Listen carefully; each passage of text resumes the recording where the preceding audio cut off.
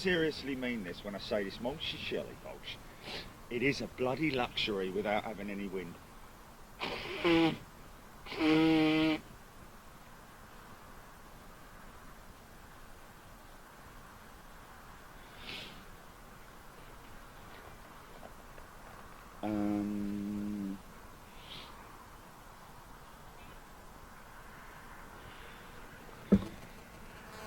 Keeping an eye on that little white light. A little white light. Okay. Now, I don't know whether you can see this or not. Let me just check this. Hold on a minute. Let me just do this. I just want to show you something.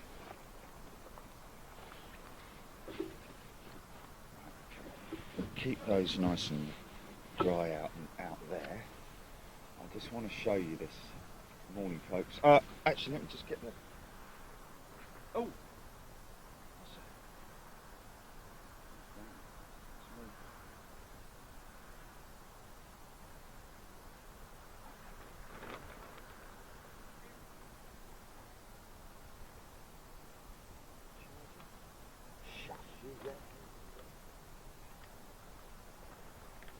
that? Who's getting a cold? Who's getting a cold? Oh, flipping it! I'm allowed to have a little bit of a sniffle. You know, I'm standing on the top of a hill in drizzly weather. You know, I'm just blowing my nose. Is that all right? Oh God, blimey! Jerry's dying of fucking. Oh, excuse me. Oh, sorry. Did I just say that? I do apologise. I'm so sorry. I'm so sorry. Sorry if that offended anybody. Oh, and I've just blown my nose on the bleeding the one that I use for wiping the. Oh, look. Shall we start again? Hold on a minute. Sorry, folks. Sorry, I do apologise. If that's offended anybody, I do apologise. Now, in my pocket here. Right now, folks, good morning to one and all. Apologies for the little outburst of bad language there. Just one little swear word, little cuss word, sorry. Say it back then. Oh, they didn't hear it. Oh, they're all going to rewind it now, aren't they? Quickly, rewind. Didn't you? Oh. Oh, okay. Now, we might have some sheep.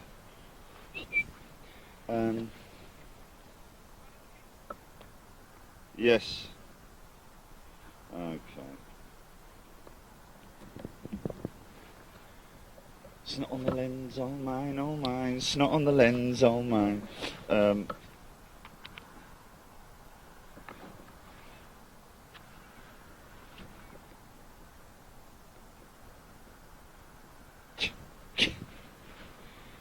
Okay, so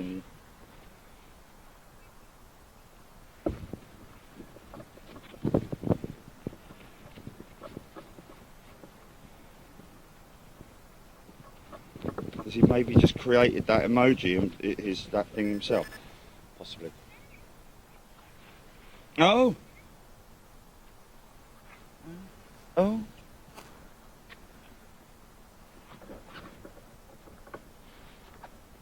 Okay. Good morning, everybody. God, blimey, O'Reilly. Right in.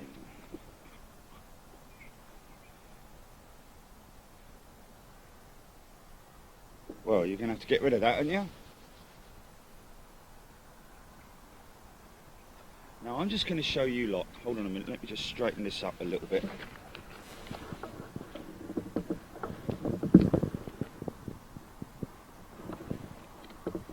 What's that?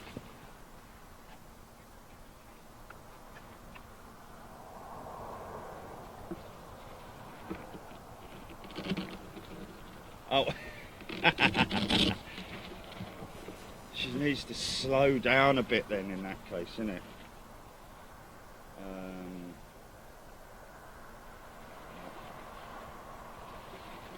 Right, I just want to show you this, ladies and gents, which I saw when I turned up. I don't know if you can see because of the bleeding clarity at the moment. It's just absolutely zero visibility, but look at that off in the distance there. Now they've just opened the doors again, so whether they've just wheeled her out or oh, she did have her anti-collisions on a little while ago. But yeah, I mean that isn't the one that, you know, the last one. That's the sort of like, you know, I mean there must be a few still in there, I'd imagine. But interesting all the same, because I know a lot of you guys and girls were desperate to see an A380. So now what I need to do is I need to probably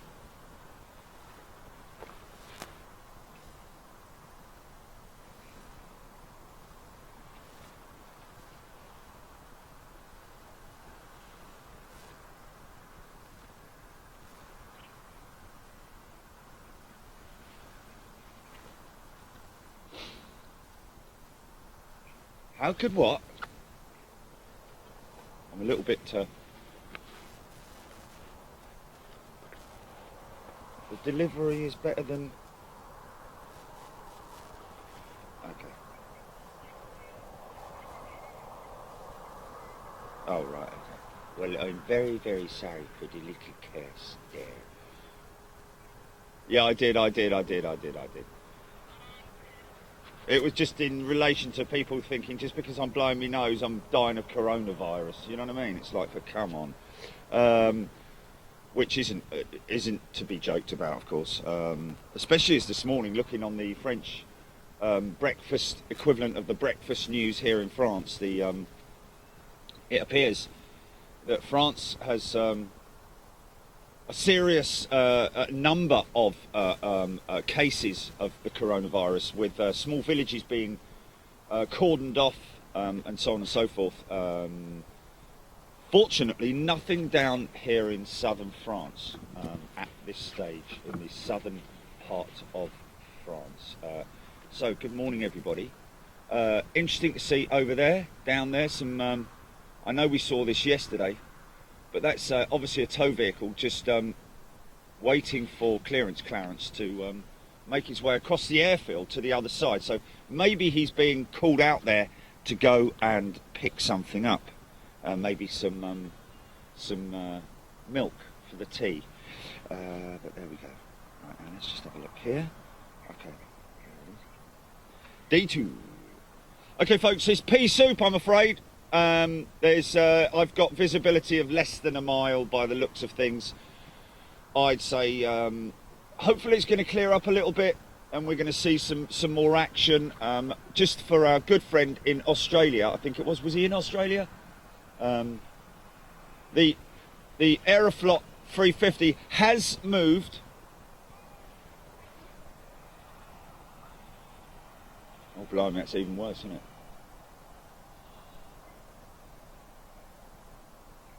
Ah, look at the shit. Look at that. Did you see that when I went like that?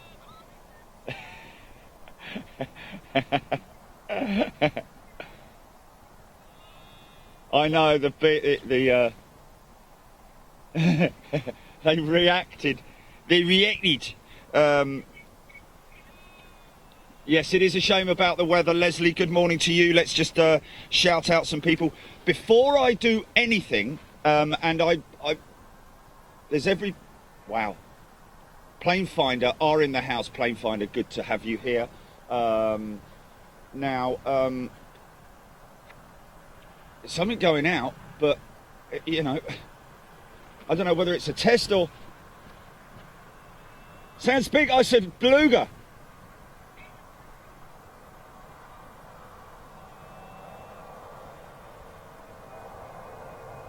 Oh, I can't even zoom in on it.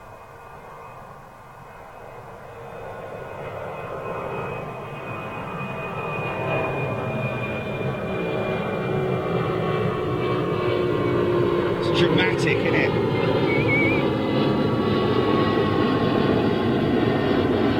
Oh, poor little lambies.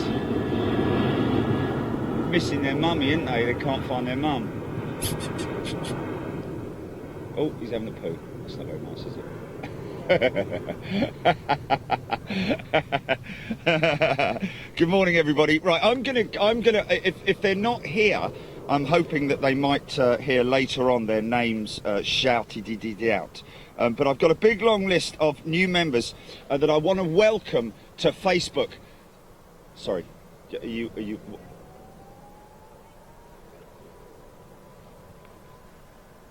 Okay. Do you want to add to that then? Is this something else going out, or is this just a, is this a? Hold on.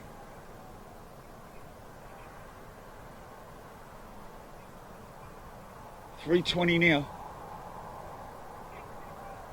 Rejected takeoff test. RTO test. Trust me.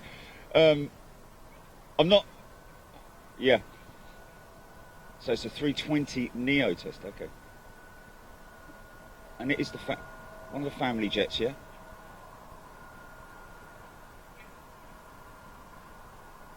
Wow.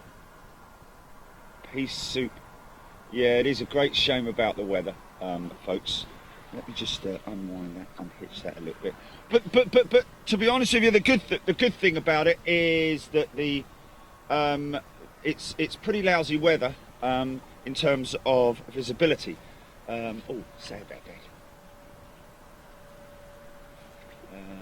So those guys going off now. What you got? What? Okay. Okay. So I'm hoping that tow vehicle, that tug, should I say, has gone off to. I'm hoping that he has gone off to bring that 380 over. Okay. So, oh look, what's that? What's he carrying? That's a piece of wing or something, isn't it? Look at that. Wow, that's a tail plane. Is that, wow, look at that. We've never seen that before. That's a tail plane. Or is it, no, it's a tail plane. It's not a set of wings, wow. Yeah, that's like a 350 tail plane. Wow. Yeah, I know. I don't know if he's actually got anything on there, if it's just a bed. No, it is. It's got something there. Wow. Look at that. I don't think so. It would be a lot thicker than that. No, it'd be a lot thicker than that. Maybe that's the elevators. Maybe it's the trim stabilizers. Maybe it's the trim stabilizers. Look at that.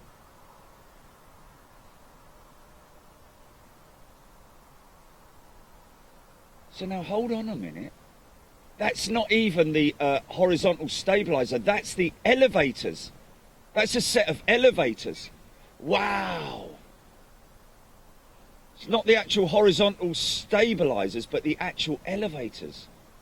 That's so cool, man. I mean, for a lot of people, it's like, what, why is that so interesting? Tell you, mate, it is. For me, it is. That's really, really interesting to see. Is that moving in the? It is moving around, isn't it? It's on some kind of a.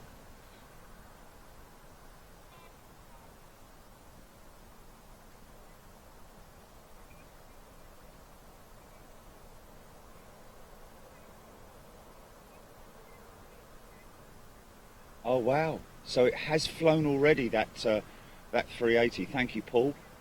19th of February. So 19th of Feb, she's flown on a test flight. That is pretty amazing. That is.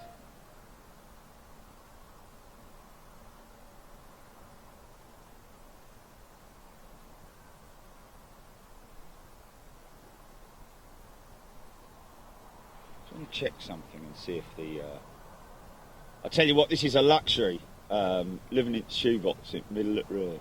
I want to see if the no, the APU is not running on the but there you can clearly see a much better view now.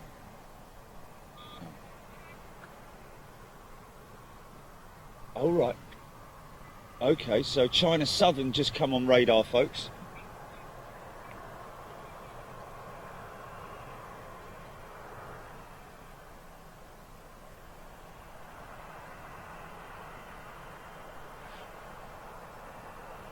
Yeah, they are. Well, let's face it, at the end of the day, it is just a giant model, isn't it? You know, but they're not going to be using Yoo-hoo for that lot. But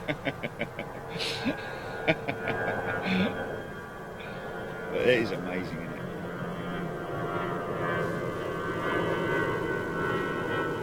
So they're the trim stabilisers, I think, that go basically. They look too long for that, for the end of those though. So I'm imagining that they may be for another. Maybe they're the ailerons. Maybe they're the ailerons. I don't know. Might be the ailerons because they've got trim stabilisers on them as well. So maybe even though they're going out, it's just interesting to see those parts being delivered across to there, because I was under the impression that all of the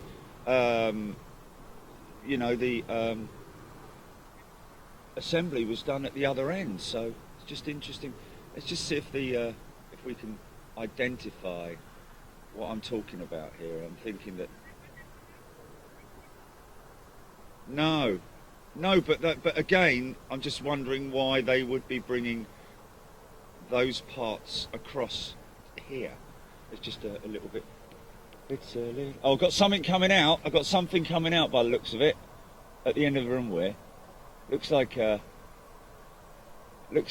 one of the test aircraft. Is that the 319 possibly again?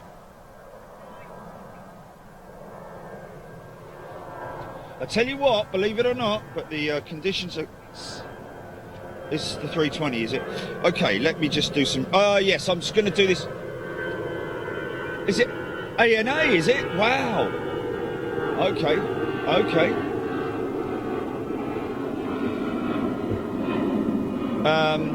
I will get to those Facebook members shortly, folks. Just don't want to obviously miss any opportunity today to film. So this looks like ANA going out, possibly an RTO test.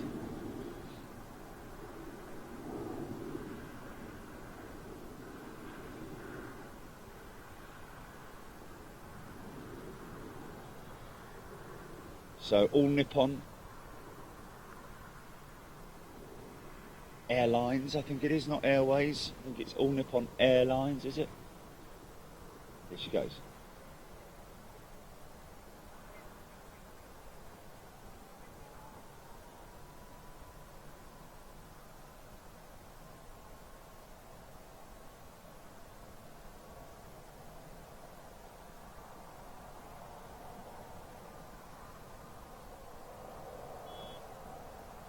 Wow, that shows how low the cloud is.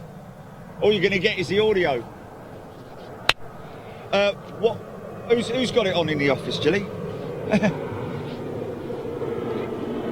Oh, Plane Finder, hey! Okay, we're going to give a lot of love to Plane Finder in the upcoming weeks and months,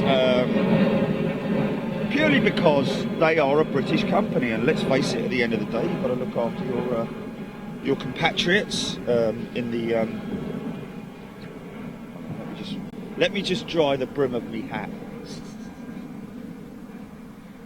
because it's dripping now. Dry your eyes, mate. Okay, here we go. Going to come to our. Okay.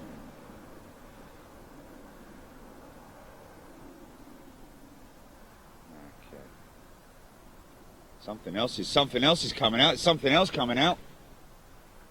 Hold it right there, Shim.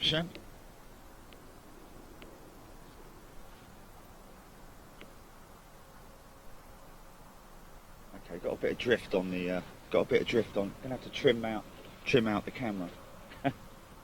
Put a bit of trim on it.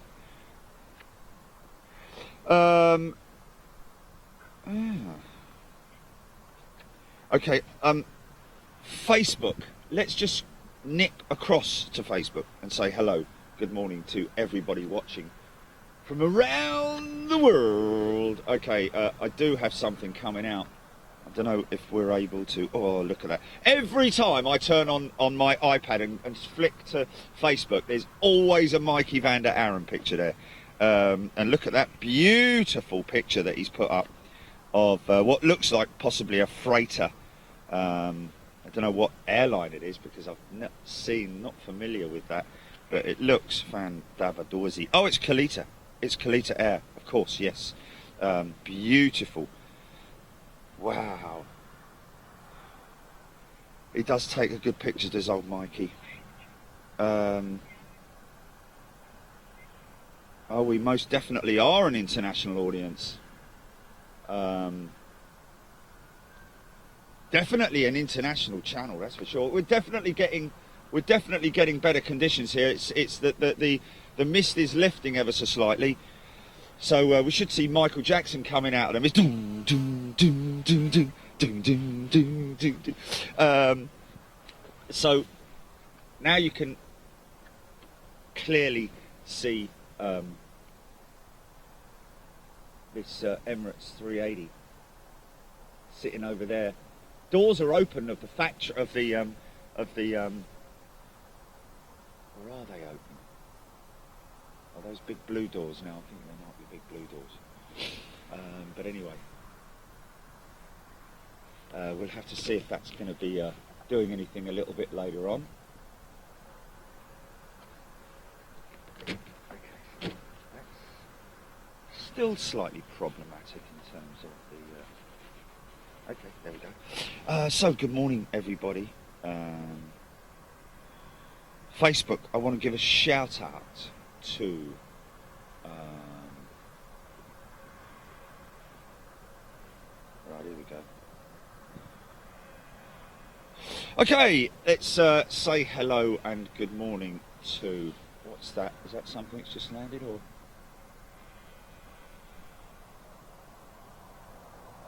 Oh, I was going to say, is it BEA or is it, no, Aer Lingus Retro.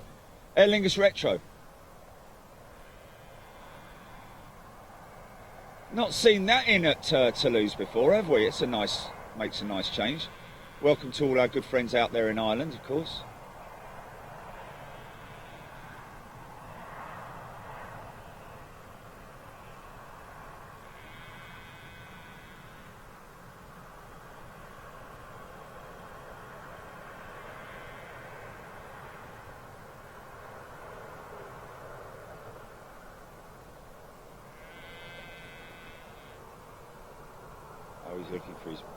She's looking for her babies and shit.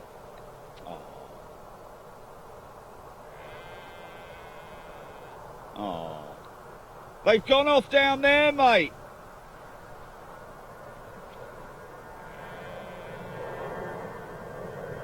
Couldn't even get that. Whatever that is, it's just gone up. Oi!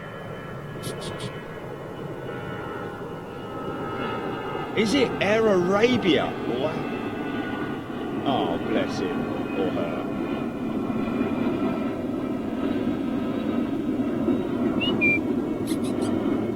Oi! Oh, here they are. Here they come.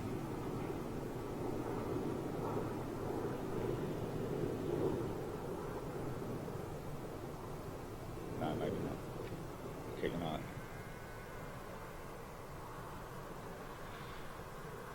So something lining up. Brian Crawley, good morning. Ayrton Beattie, Mark Sinclair, Paul Hodgson, Andrew Gates, Ryan Davies. Just like Britain there today, soaking wet. Yeah, I'm hearing that conditions in London are pretty lousy. But it is definitely, come on guys, let's just all sort of like, get together and suck hard so that we can suck all this moisture out of the air, and definitely something coming out.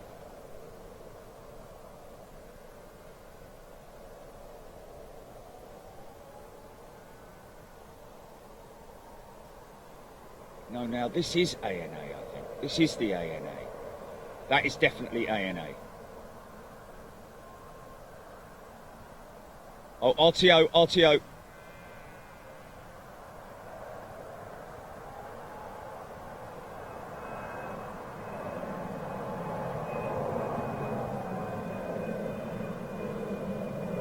Look at that. That's great to see, isn't it? Now, that's what we were talking about yesterday, folks. You know, the fact that we come here and we get to see these international, sort of like Eastern Airlines with their small jets.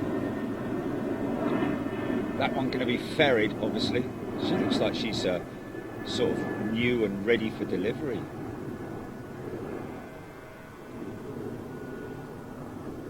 Masts. Looks like she might have Pratt and Whitney's on it. Let's have a little look. They are Pratt and Whitney's. And does she still have her test reg on her? Yes, she does.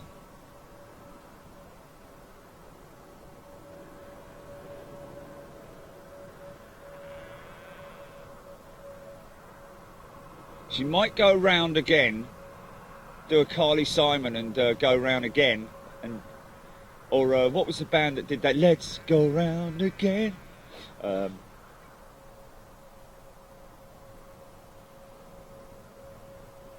Maybe we'll bring back the hands of time. No, it's not. It's not. It's old. I'm telling you, that's an old song. Anyway, there we go. Donna O'Brien. Good morning. No. It's an old disco. It's an old disco song from the 80s or whatever it was. Patricia Ann Jones. Good morning from Chesterfield. Joyce Stanford. Ayrton Beatty. I think Ayrton Beatty is, of course, a highly knowledgeable lady on. I hope you don't mind me calling you a lady. Girl, a very knowledgeable girl. Ayrton Beatty is on the A380. Hence her saying, "There's my baby, my bird." Scott Feltham, he's not in Feltham, by the way, folks. Richard Keynes, Jeff Hughes, Warminator, good to see you, mate. Hope you're settling in well to your new job. Jeff Hughes, Sarah Pass.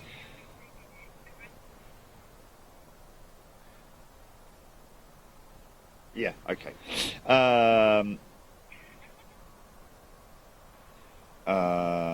There we go. Harmick, good morning to you.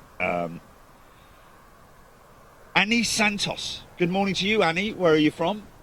Possibly a relatively new member there. I'm going to read out some names of folk who've just recently joined us on Facebook as new supporters. Conditions definitely clearing up. You can see it visually there, folks. So hopefully the cloud will disperse and we will be walking and rolling.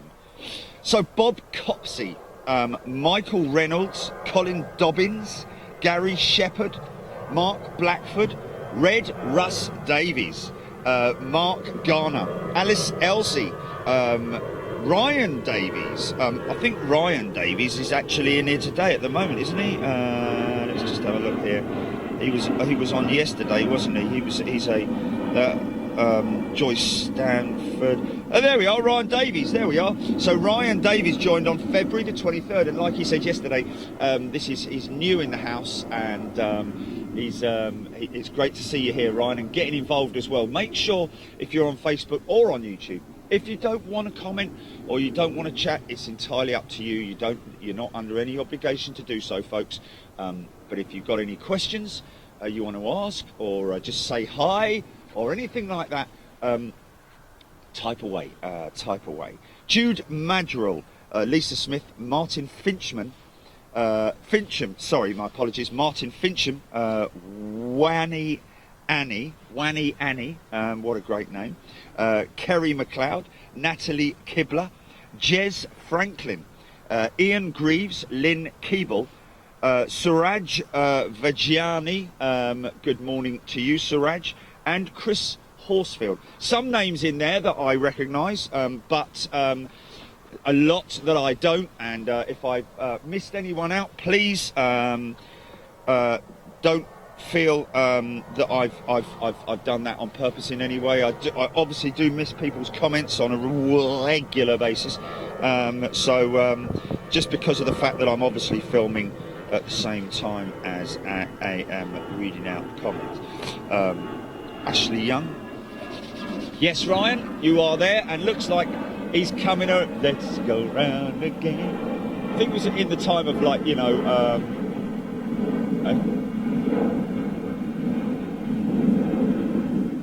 Average White Band. Average White Band, that might be it. Yes, yes. Back in the classic days of discotheque. I love those days, I have to be honest. Flares and everything. One more time. So good morning. Peggy Ashby, good morning to you on Facebook. So we got ANA's A320 Neo.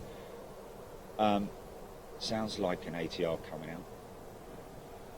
A320 Neo with I've got someone landing. This might be. Need to be vigilant here because it's Air France, is it? Bonjour. Yeah. It's clearing up, isn't it? It's lifting, definitely.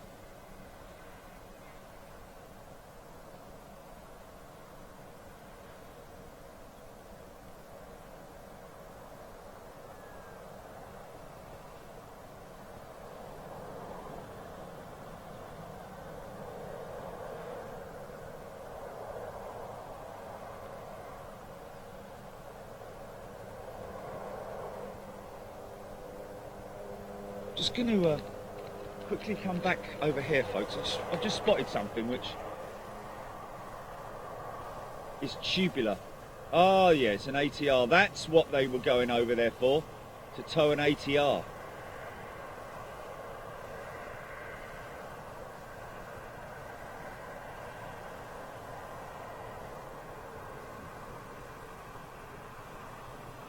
Yeah.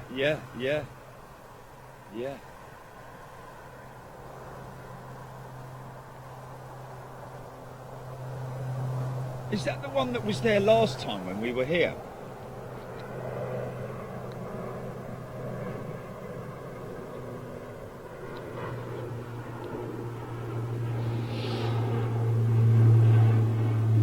Oh wow! Oh, I missed that. That was a, whatever that is going out now. It looks like a C-130. Can you hear it? It's four engine prop. That's for sure. Missed that because of the bleeding. It's gone out of the other runway, isn't it?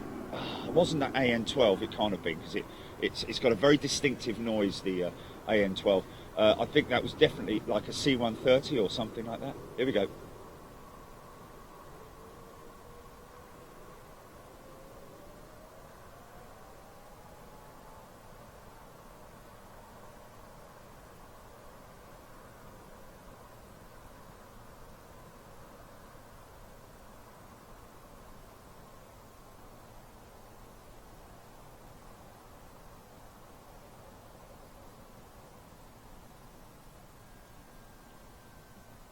So I'm wondering whether what is the cheaper of the two variants of engine.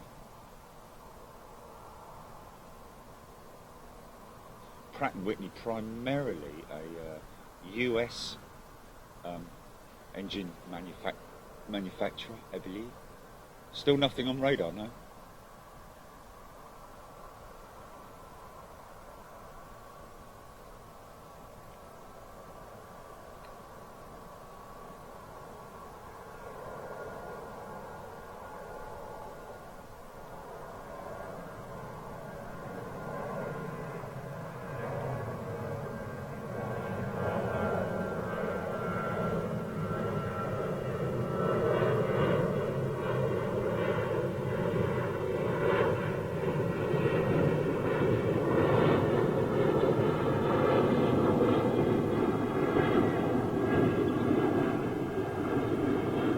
$12 million, what, for an engine?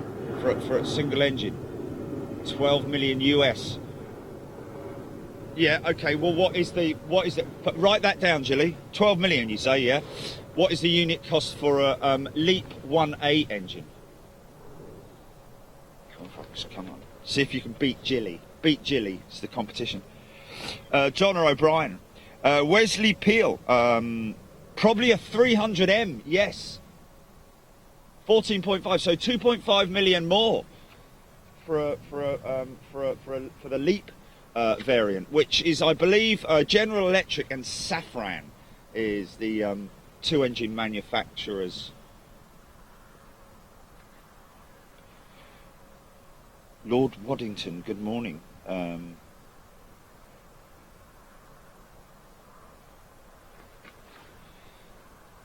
Okay, Ayrton saying Louise Redknapp covered it back in the 80s, in the 90s. Yes, Ryan, London Heathrow will be on the cards this coming weekend. Looking like we are in probably for an afternoon show at London Heathrow. Heath McKnight saying when, hold on, let me come to that in a minute, Heath.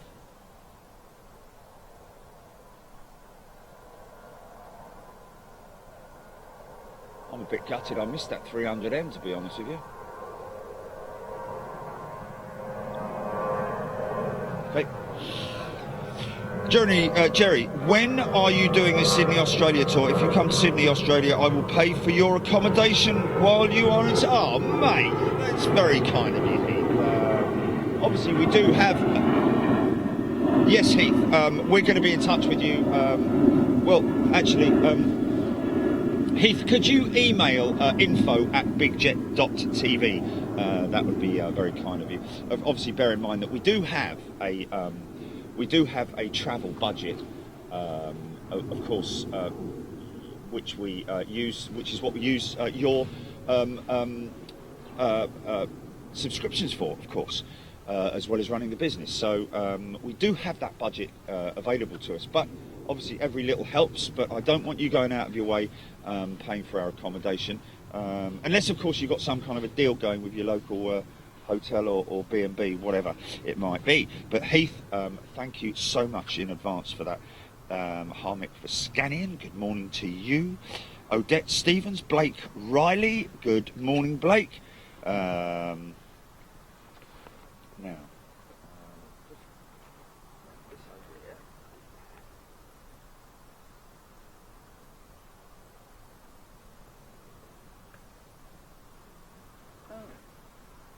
how's that suddenly gone to 99% then?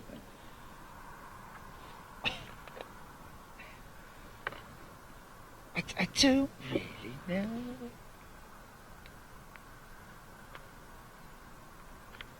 Mick Print, good morning to you. Michaela Marshall, good healthy contingent in on Facebook this morning. Okay, that doesn't appear to be. Is that charging that? Yeah, Neil's there. Uh-huh. Okay, there it is. Can be a little bit temperamental. Yeah, that's not. Doesn't seem to be working. That shashi. Okay, Aeroflot. Let's all.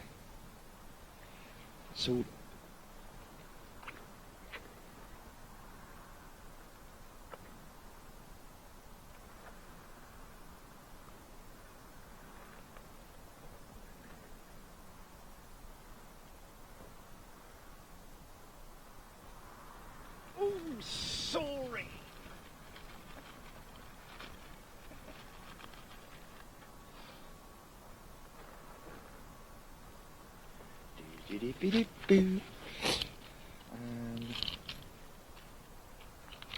So yes, indeed. Looks like we can. I mean, obviously, my only concern with an Aussie trip right now would obviously be, and I don't want to be all sort of like, you know, make it sound like I'm all paranoid about it, but obviously travelling through Asia can obviously be would obviously be slightly problematic at the moment, I believe, you know, especially the more sort of like, you know, the more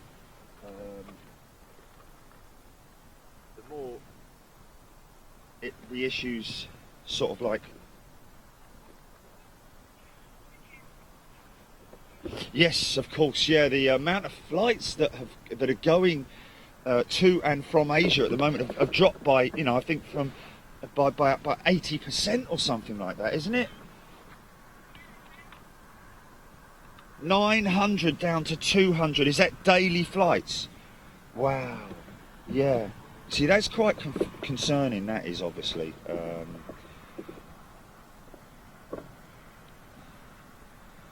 just going to quickly. Right. So what I'm going to do is Facebook is on there. Donna O'Brien, Mick Print. Good morning. The A350 Carbon has just turned its transponder on. Wow. Thank you, Ayrton, for that. That's quite interesting. Oh, sorry, folks. Sorry. How long's that been like that for crying out loud? Say it again. Okay.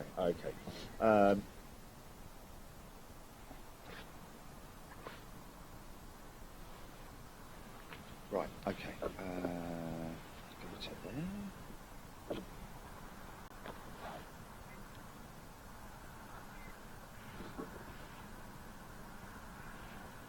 Oh, is that an engine start up? Oh no. Thought I heard a doom. Oh.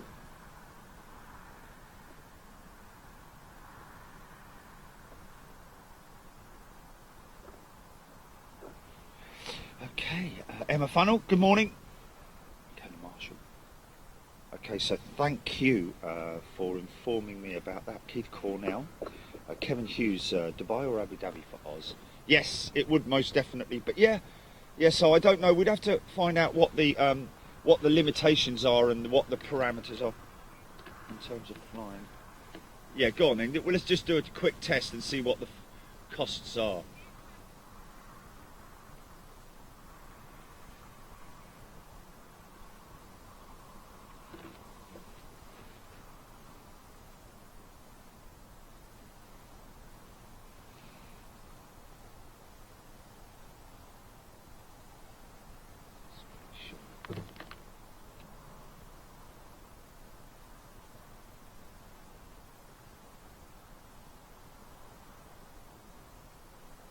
Is it? Wow.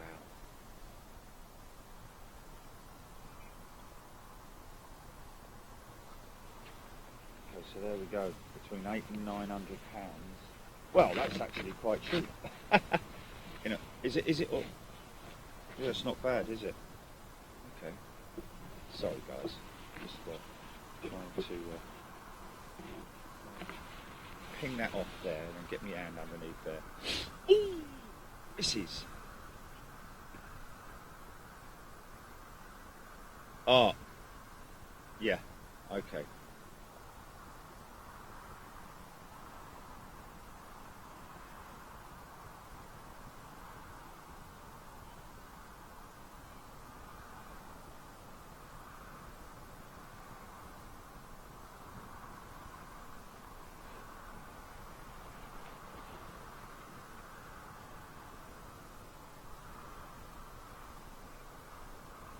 Yeah, that's probably why they are cheap at the moment. But the US are only asking on my check-in, have you travelled to mainland China in the last 2 weeks? So if I go to Hong Kong, if I stop over in Hong Kong, that's not a problem, is it? I just have to face mask it up. So they're de-icing boots on the leading edge. Heated boots, I believe, or they have an expansion system. It's either heated or an expanding boot, one of the two. Obviously, something that was devised many years ago. In fact, the first Halifax bombers that were produced by de Havilland in order to reduce or stop ice build-up on the leading edge of the wing, which obviously, as you can appreciate, is the most important part of the the aerofoil, so to speak, to guide and direct the airflow across the wing, over the wing. In order to reduce that, the Halifax actually had, I think it was heated leading edge anti-icing boots on it.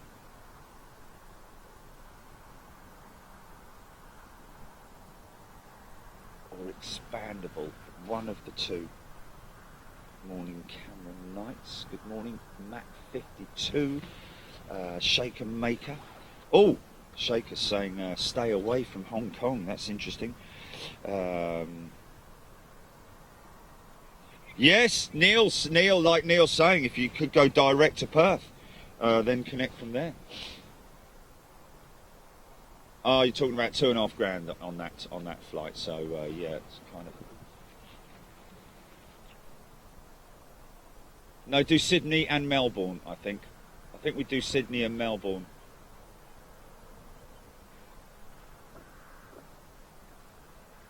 Oh my good God, right, okay.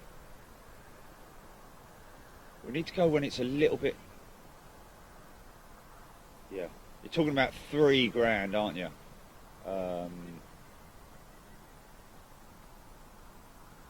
Yeah, yeah.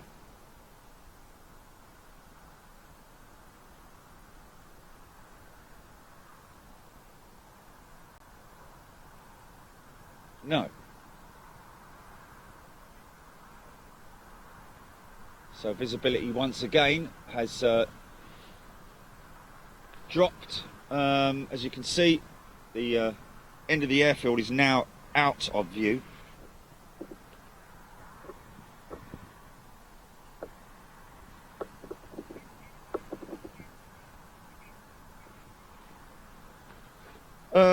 When they order the basically the whole package, it will be a package deal basically, and the airline is obviously given the option. I mean, we're only talking about the A320 single aisle variants here. With the 320, 321 and 318 and 319, they get the option of the Pratt & Whitney power plant or the LEAP 1A. Obviously, as we've just found out, there's a $2.5 million per side difference between the Pratt & Whitney PW1000s and the LEAP 1A engine. But that may not specifically be the reason why an airline would choose a specific power plant down to finance. It might be down to aftercare or maintenance and so on and so forth, because basically when the aircraft, when the engines are sold to the airline, the engine manufacturer actually doesn't make any money. Their money is made in the maintenance contracts that they sell to the airline. So they're not literally selling, you know, there's not a price tag on them per se. It's a cost per unit in terms of the manufacturing cost. So just wow, very, very, very murky conditions here, but we'll keep it going. 200 Kath, good morning. Gary O'Rourke, go via Hawaii and get Honolulu done while you're there, Gary O'Rourke saying. So go the opposite way round. Yeah, well, most definitely. Devon Hamilton saying, don't go, leave it for 6 months or so. What's the hurry? There's a lot to cover this. And you're absolutely right, Devon. We will just take it day by day. And that's literally what we do, is we might, I might just speak to Gilly in the morning. You know, I phone her up, say, morning, right, shall we go to so-and-so? And she, okay. You know, it is literally like that. Kevin Hughes, Mad Vetty, is that Mad Vetty or Landing Include? Not sure if I missed something there. Melvin Laycock, good morning. Ben, Question, has anyone flown Club Europe with BA? Is it worth the upgrade cost? And any info would be useful, thank you. So anyone able to come back to Ben with that information? Club Europe with BA. Sounds like something that Wham would sing.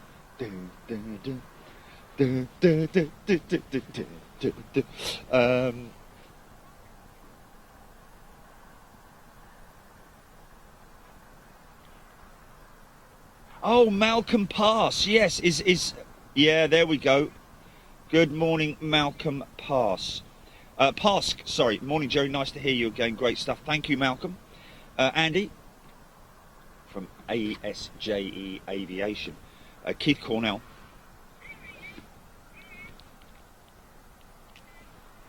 Lee, good morning. Andrew Type. You could use Emirates. Yes, indeed. Scott Good. Skycan scanner saying £676 for Emirates in March. Oh, are they now?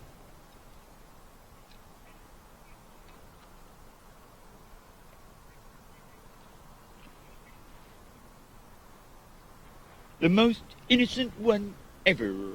John Newington. Oh, there we go, John Newington. The de-icing boots are pneumatic. Air is pumped into them to inflate them and crack any ice off. They are sequenced to inflate and then deflate repeatedly. Okay, so there we go. So I was right. It was one of the two. I'm pretty sure that at some point in time in the past they used heated boots, but understandably, inflating and deflating is probably a far more effective system. Jane Chapman, good morning.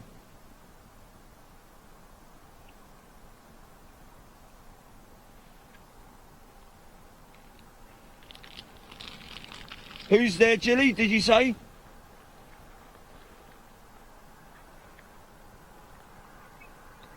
Oh, right, okay. Oh, Andy, yeah. ASG Aviation, yeah. So Andy, who was waiting all that time, bless him. And I have to say, last night when I was break it down, it was horrendous, folks.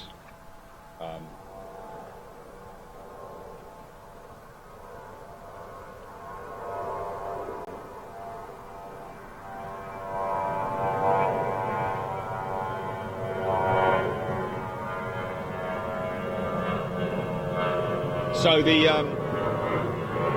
conditions are pretty horrendous. Yes, last night the rain actually got worse and worse while I was breaking everything down. Managed to get myself down the bottom of the hill. There's a little sort of like a restaurant stroke bar at the bottom of the hill, 20 L'Avenue de Paris, or something like that. And yeah, it's all undercover there. It was hammering down, but fortunately they had those sort of like those patio heaters indoors, and I managed to sort of like get myself underneath one along with all my gear and dry out quite considerably. But it was last night. You should have seen. You couldn't see the floor on in the hotel room, purely because everything was laid out on it, trying to dry it. But it was worth it. But I did look out the window and I did see Aeroflot being towed. So Andy, my apologies that you missed that. It's quite funky that they've got the inside winglet in orange, which is pretty cool, or matching the sort of like red of... Oh, Beluga going out.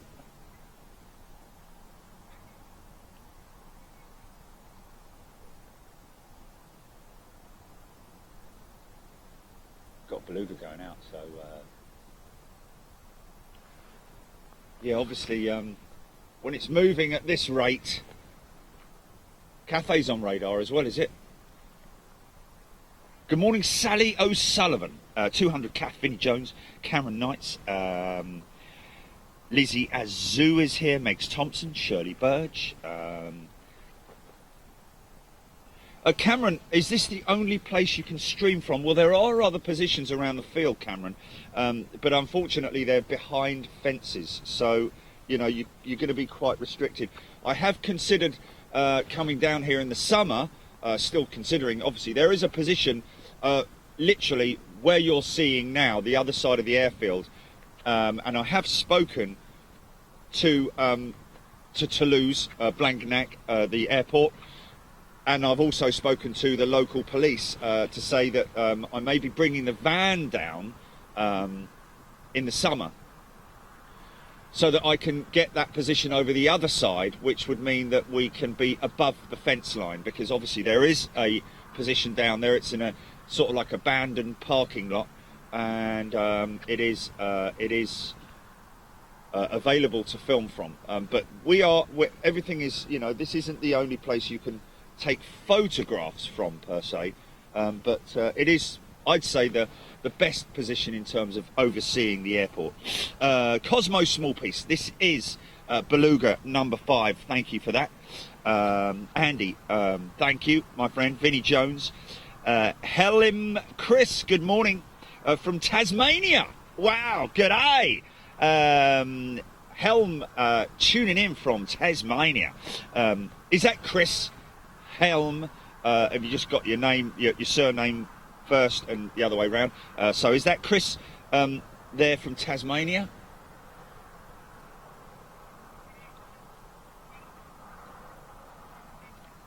Oh, sorry. Hey, I'm Chris. Sorry, my apologies. So it is Chris. Sorry, Chris. Yeah, hey, I'm Chris. Okay, yeah, my apologies. So Joe Cameron, looks horrible there. Thanks, Jerry, for braving the elements. Well, I'll tell you what, Joe, this morning it's like literally sheer luxury because the wind isn't blowing. Very, very fortunate, because yesterday I'm standing here, I'm stood standing with my, you know, not having to sort of like, you know, hold on to the camera and the tripod, because yesterday the elements were terrible because of the wind. Obviously, much better today. Sarah Purvis, Ben Dyer, good morning. Jane Yorkshire Stew is in the house. Good morning, everybody. Come on Facebook. Keep up. Chris is a new subscriber. Good morning, Chris.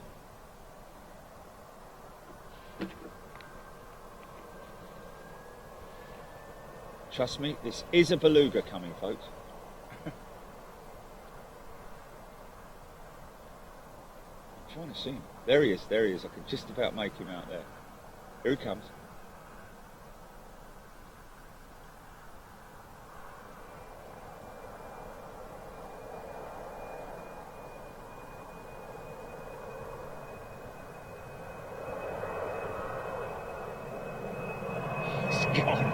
He's gone already, look at him. Oh, for goodness sake. Andy, did I find my glove? Yes, Andy, I did find my glove, my old son. Thank you very much indeed.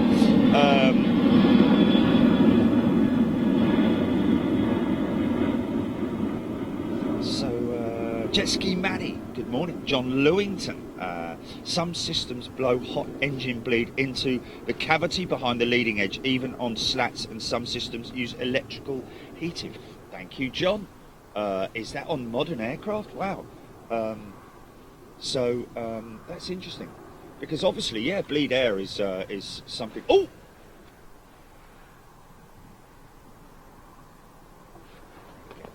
A shot here. That's quite a cool livery, actually. I like that. Now we agreed on what that was yesterday, didn't we?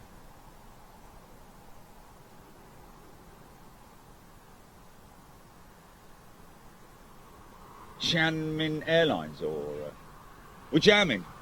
In the name of the Lord.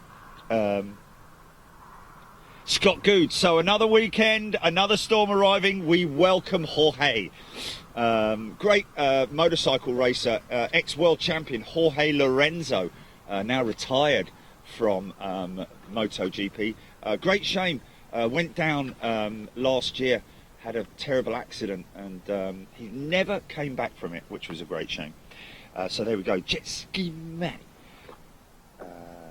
Tony Strickland, good morning. Bob of Alum. Yes, they all do have grey liveries today. It's a grey day. Shut that door. Oh yes, Andy. Yeah, I did. I managed to. I actually, at that moment in time, I braved it and sort of like, you know, tried to time it with the wind and managed to run forward and retrieve the glove.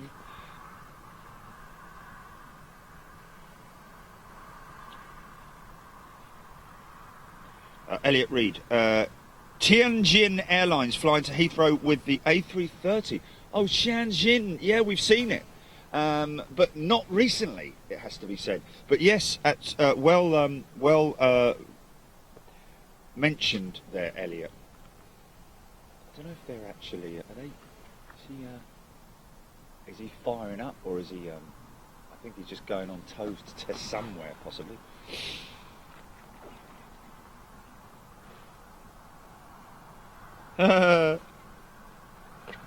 Phil Robinson.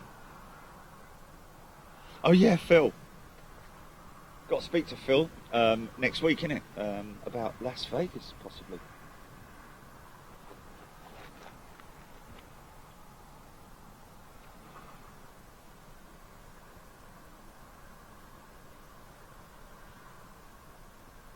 Odette, thank you. Yes, dried out enough.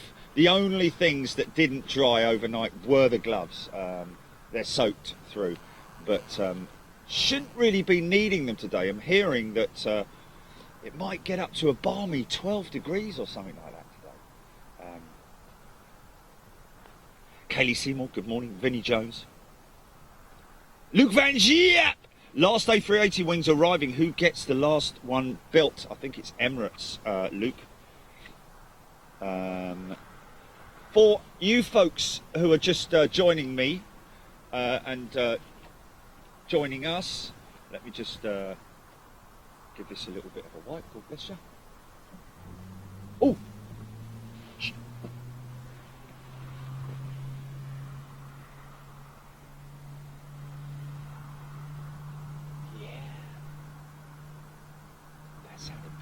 Didn't it? That sounded really cool.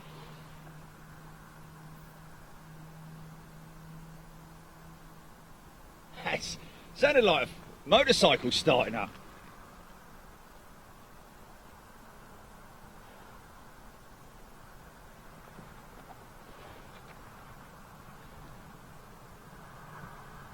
Paul Watson, no, not.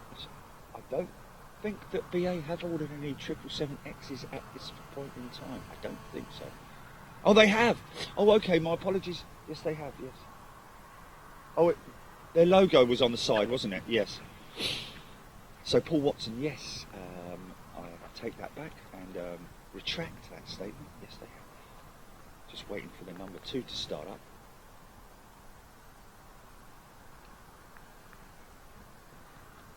Michael Digby, good morning.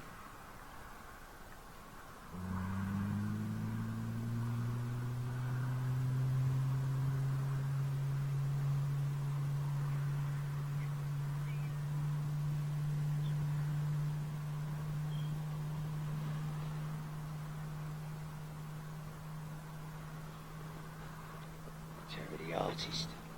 Well, there you go. Xiangmin Airlines A320 Neo. I don't know if this is a delivery or what, but hopefully the conditions will improve for her.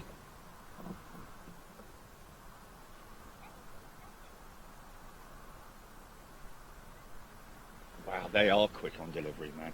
Charles Fernandez, BA have 18 777-9s on order. Thank you, Charles. Mad Vet 321 Neo test plane about to land. Thank you. Yeah, you guys really do need to keep me posted on on what's coming going out this morning, especially what's coming in, because I cannot see anything. It's pea soup down there. Visibility is under a mile. It's got to be under a mile. Struth. So it's on its way in. Alf and Sue, good morning to you.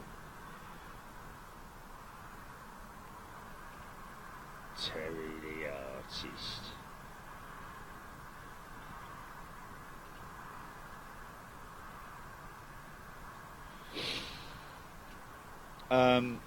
Yes, I will. I'll just pan across to the Emirates 380 that's sitting outside of the hangar at the moment. Oh, Scratch and Smith. Oh, that was nice. Yeah, nice little. That Jet A1's just blown straight. Now that's interesting. I reckon they're going to change the runways. Look. Because that's blown straight in my face, and look at the wind. That is brilliant. Okay, so we will have that. That will taxi right past us. Hurrah, say! That's good news, everybody. Mick print.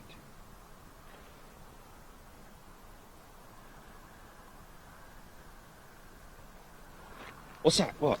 Oh, really? Oh, okay. Daniel Morgan, good question. How long does it take to build a plane? Well, obviously all the components are built by... it's interesting to see the Beluga over there. Interesting to see the in terms of building an aircraft, it's a good question.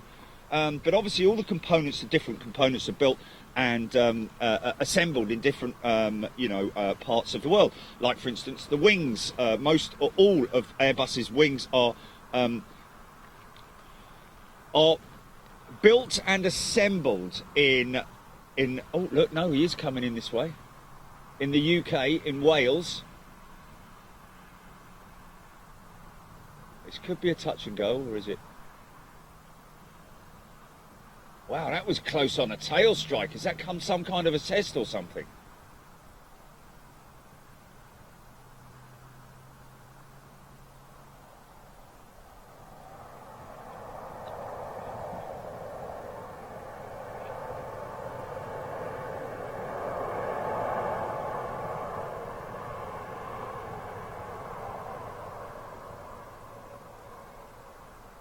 Yeah.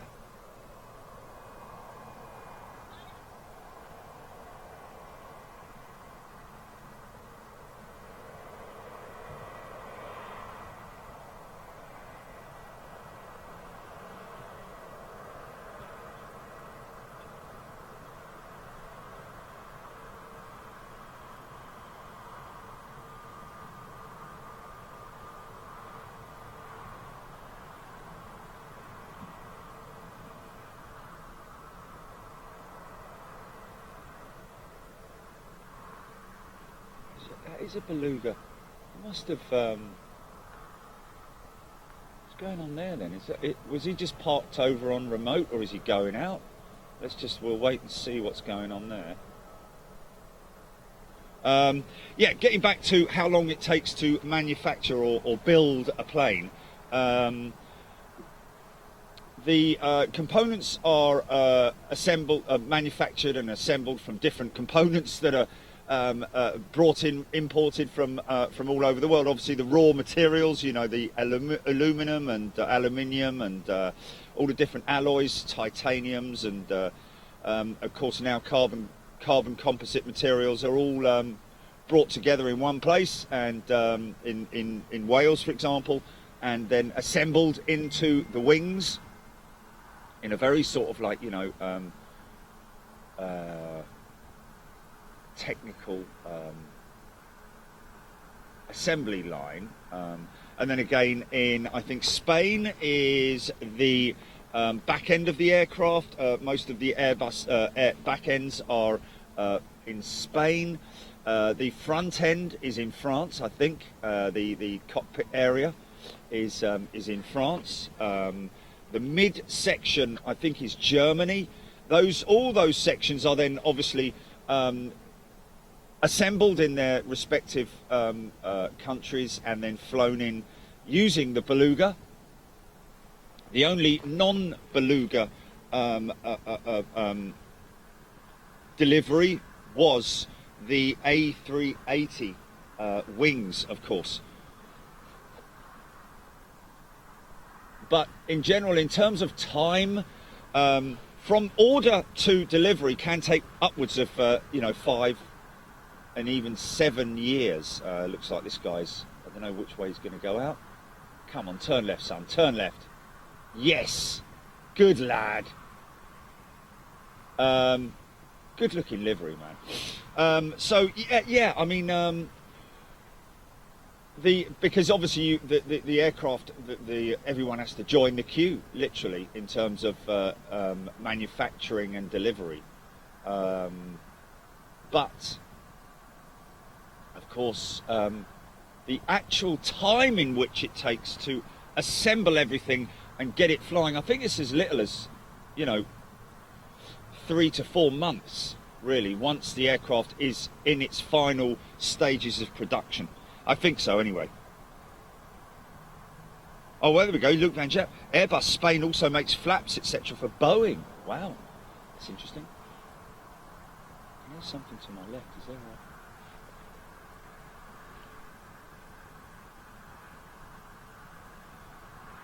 Adrian Ox. Yeah, something that somebody brought up yesterday, which was quite interesting. TTN 320 Neo. The designation of the registration. TTN, all of the A320 Neos, I believe. Is it all 320 Neos? Oh, look, see, now we've got...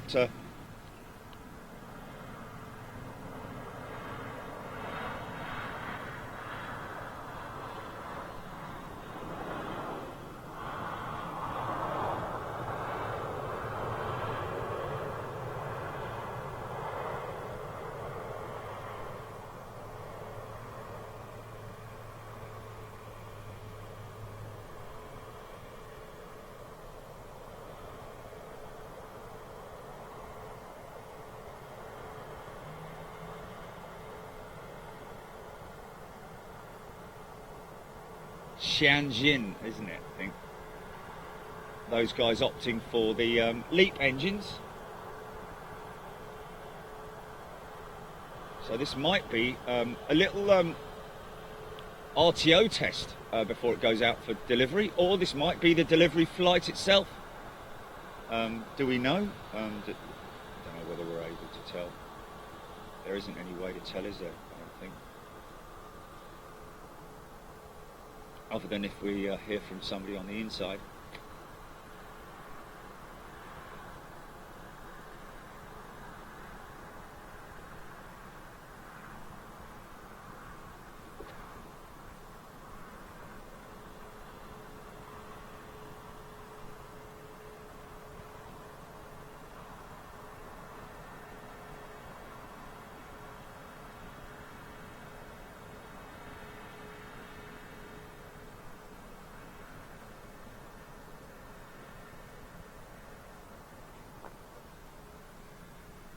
Conditions are better. Again. Oh.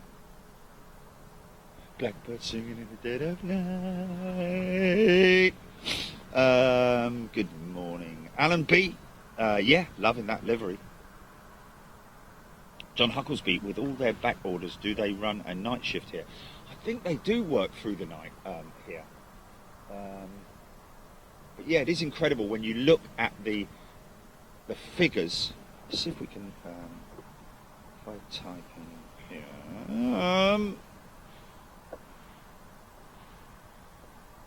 Arbus.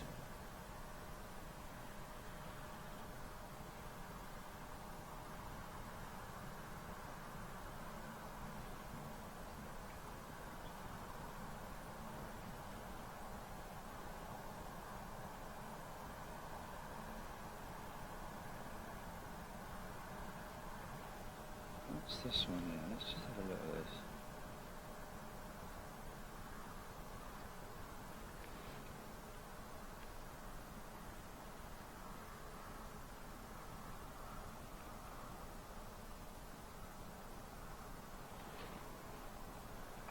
that's interesting.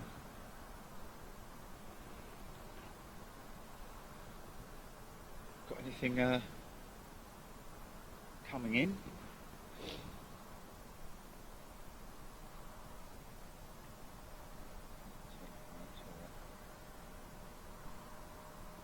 No?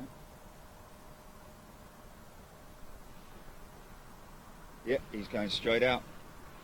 This could be an RTO, or it could be delivery, you don't know. Amazing how the wind has literally switched, completely switched direction.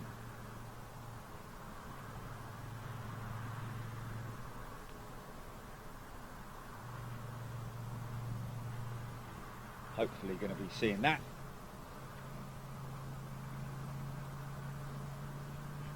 No. No such thing, I'm afraid. It's one or the other.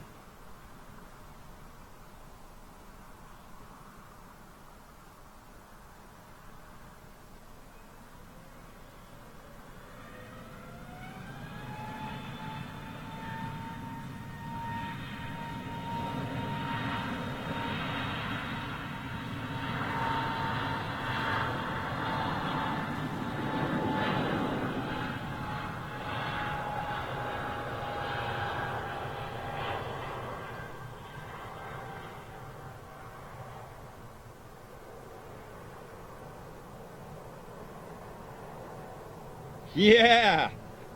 Nice auto fade for us. That was cool, man. Interesting. Singapore, Airbus. Oh, look, BA. BA, is this a taxi run test, possibly? Or is he on tow? No. Test flight. Yeah, maybe an RTO test or... Yeah, cool. So this is an interesting one, folks. I don't know if anybody knows about this, but Airbus reveals its blended wing aircraft demonstrator. So obviously meaning that the entire wing stroke fuselage is all one piece. Singapore, 11th February 2020. Airbus has revealed Maverick, a model aircraft for validation and experimental of robust, innovative controls. Is what it's meant. It's blended wing body scale model technological demonstrator at 2 meters long and 3.2 meters wide with a surface area of about 2.25 square meters. Maverick features a disruptive aircraft design that has the potential to reduce fuel consumption by up to 20% compared to current single-aisle aircraft. The blended wing body configuration also opens up new possibilities for propulsion systems type, for type and integration, as well as a versatile cabin for a totally new onboard passenger experience. Wow. So how about that? Let's just have a look, because they did send a PDF. Is there a picture of it? Nope. Let's just see if that's there. Oh wow, yeah, cool. That's the Maverick, folks. Let's see if I can bring that up for you. Yeah, look at that. Can you see this? Look at that. Hold on. Yeah, that's pretty cool, isn't it? Hold on. See it? Yeah. Yeah, man. Wow, imagine that coming into Heathrow. Okay, what we got on flight radar? On plane finder now. What we got on radar now? A Maverick. A Maverick's coming in. Wow, look at that. That would be so cool. Anyway, you had to be there. Alan B, good morning. So this is number 12, isn't it? This is number 12 in the fleet, I'm thinking. A320neo.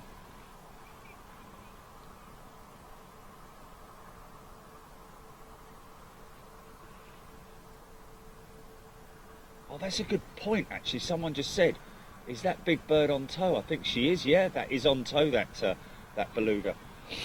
Yeah.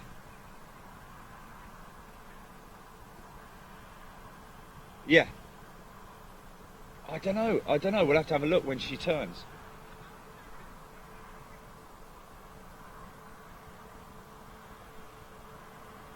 Well, it's very low, isn't it? So it looks like it's actually behind the undercarriage as opposed to, yeah. We'll have a little look at that when she turns. The sun is coming out. The sun is coming out. Hey, hey, look at this. Much clearer conditions over there, you can see. I'm going to break out the Speedos in a minute at this rate. Suntan lotion. Look at that. This could be a rejected takeoff test, folks.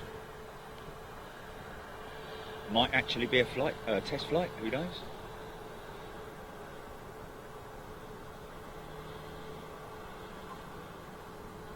That's his test reg. Flaps and slats are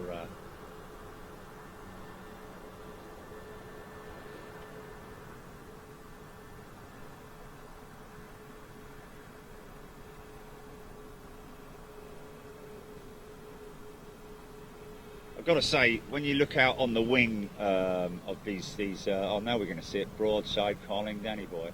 It is impressive to see these blended blended winglets with the. Yes, you're right. Look, it does push it because it obviously hasn't got the height clearance for being able to tow it. So that's interesting. So they must have obviously developed that system of tug for.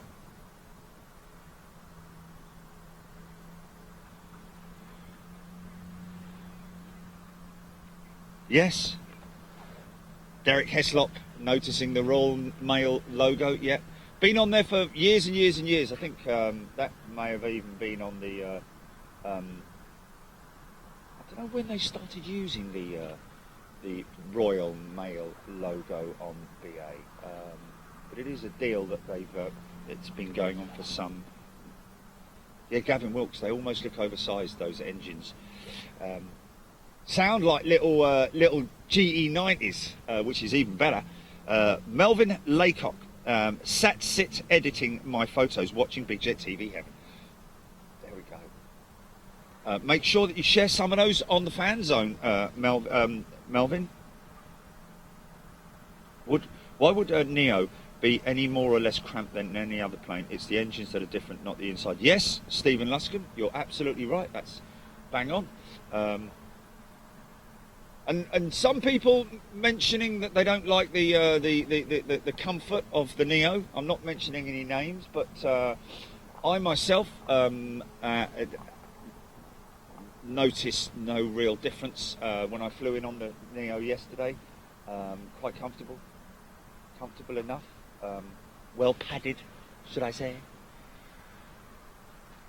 Gray Phillips, good morning to you.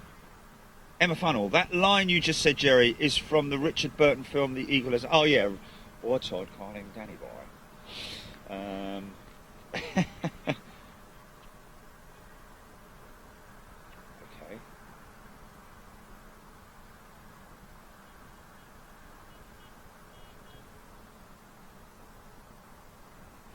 Oh, as far back as Imperial Airways. Wow. Croydon Airport, wow. Did you say 1914, Jilly? Oh, 1934, wow. I was going to say they didn't have any big aircraft of any particular. Vickers Vimy, something like that. Remember the old Vickers Vimy, possibly. What aircraft was that on? Yeah.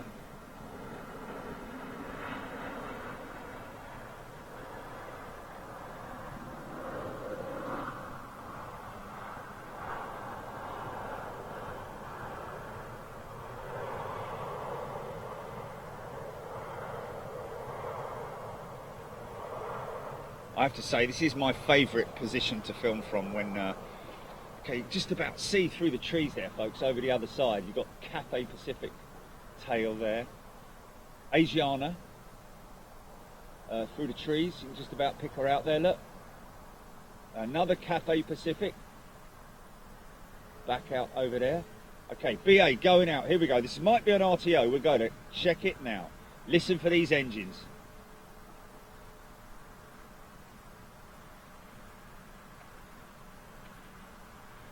Soaring.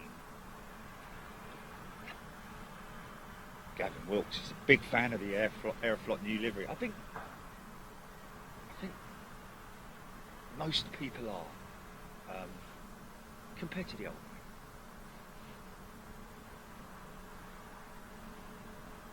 one. Only me. Stephen Oxborough. Clear takeoff. Or clear for your RTO test.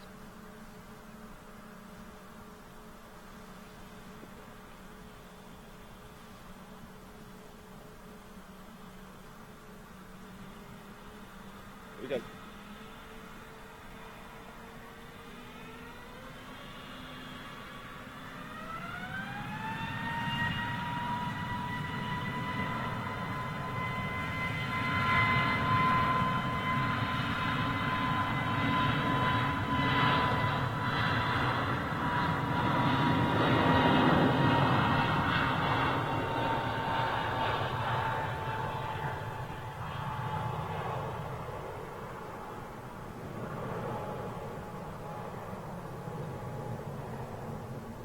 Yeah! Sorry, a bit excited, but that was really cool.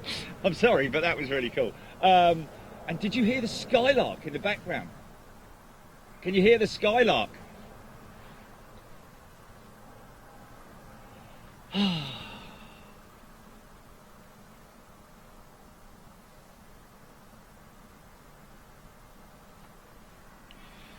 EasyJet 319 inbound from Faro. Mick Print, thank you. So she'll. That's great that they're using this runway.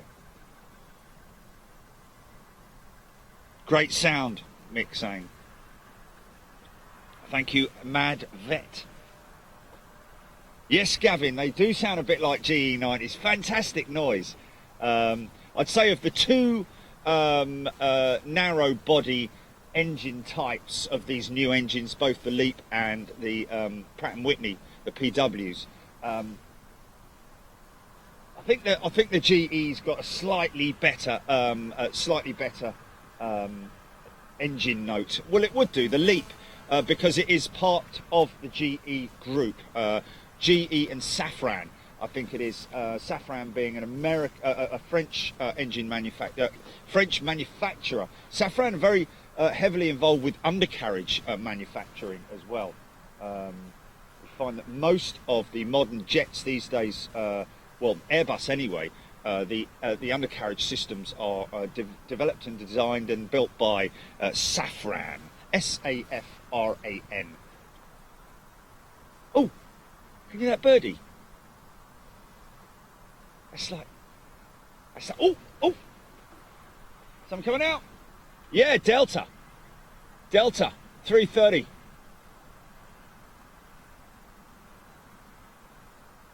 Now we saw her yesterday. Hopefully, she was only on a taxi run test yesterday, so hopefully today she'll be going out. See, it gets good, doesn't it? Steve Russell, vision is great now. Thank you. Oh, it's brilliant, man. It's like, you know, woohoo, you know, and it's warming up as well, man. I'm telling you.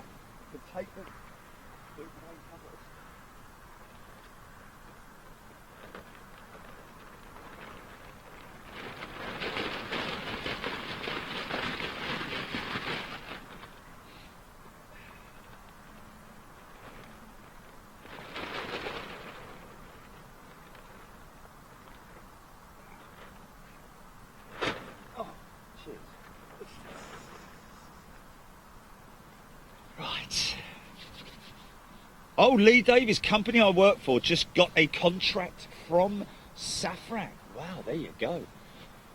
Come on, girl. What?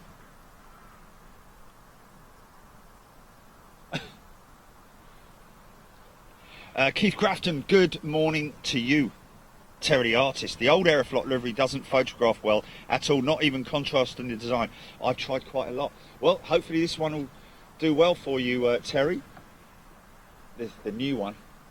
I'll tell you what is interesting. Now, let me just have a look here, because I need to prove this to myself, don't I? Hang on a second. Before I start waffling on about it.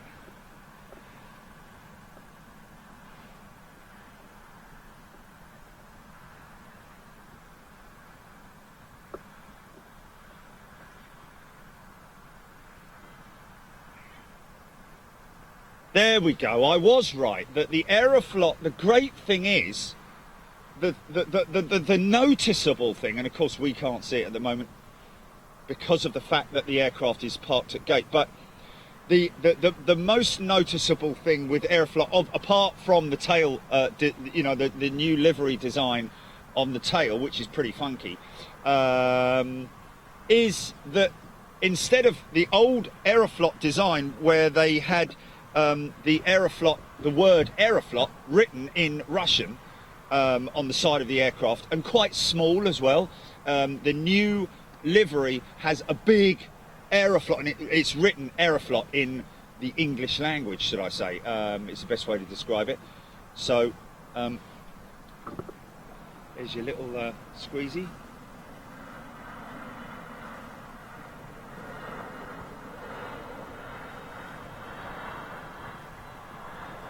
I'm so glad it's turned out half decent, you know.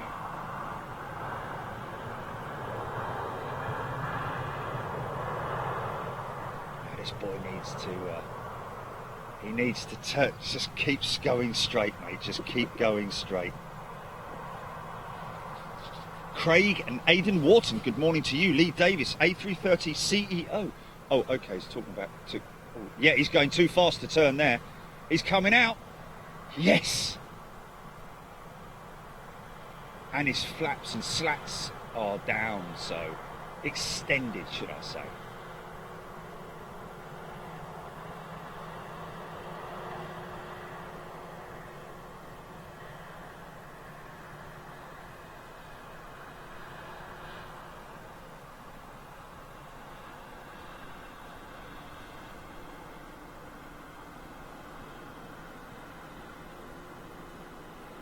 That's fast taxi.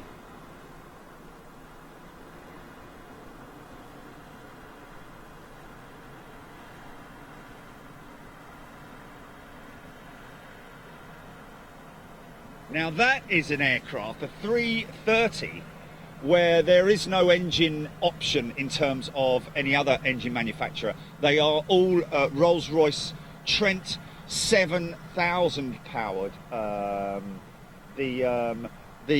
is the up-rated Trent 7 engine, very popular from the Trent family, that power the A330 3 and 200. I think the 200 has the CEO variant has the option for Trent 7 or CF6 power, and Pratt & Whitney as well, of course. The old Pratt & Whitney PW4000s, I think it was. Stevie Luscombe loving that. Adam Oakley, Gavin Wiltz, Craig and Aidan loving that. Looks like she's going to go straight out, turn and burn. Might be an RTO, we don't know. Hopefully it's going to be an actual flight test. She did a taxi run yesterday, so this could be just an RTO. If it is, then she might do 2 circuits and then fly, or it might be a flight test. We'll soon find out. Listen to these engines.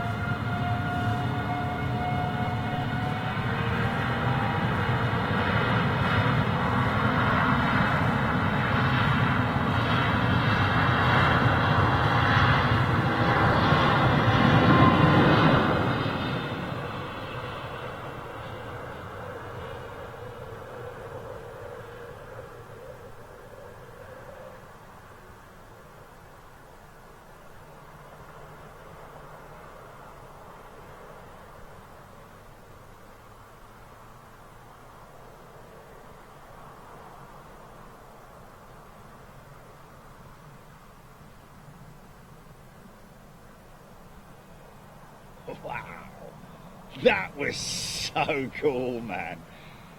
Beautiful sound from those Trents, man. So he might make a right here and come round again and do it again. Let's go round again. Good morning, Debbie Oatley, tuning in from Melbourne, Australia. Make a right, sir, make a right.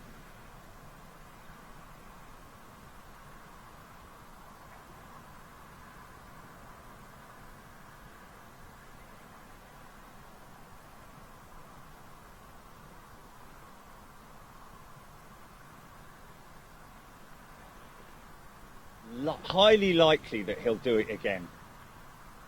Do it again, do it again. Right turn, Clyde.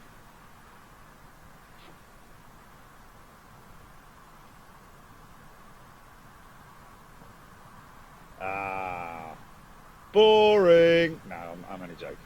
It's brilliant. That was great. That was great. Oh, that's a shame, man. That's a shame. They normally do a couple of RTO tests, but obviously happy with that. Craig Turner, no reverser. Well spotted there.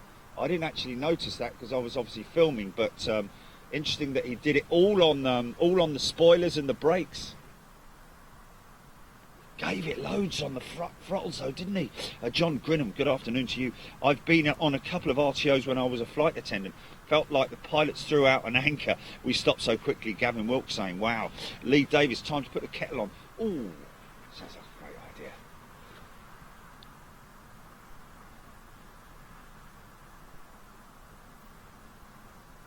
Keeping an eye on the sun is actually out in the... tell you what, that sun's quite hot.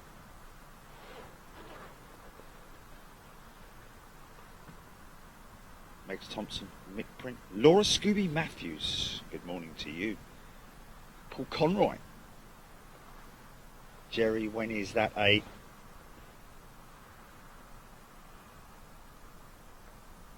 Wow, Mark EGGP saying had to rewind that a few seconds. Defo a couple of wizards going on with that RTO. Wow, missed that.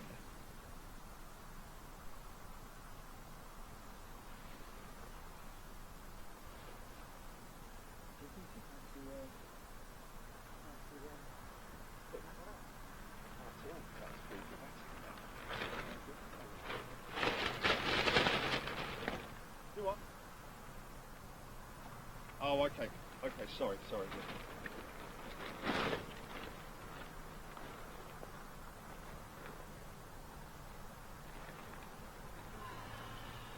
Wow. Okay.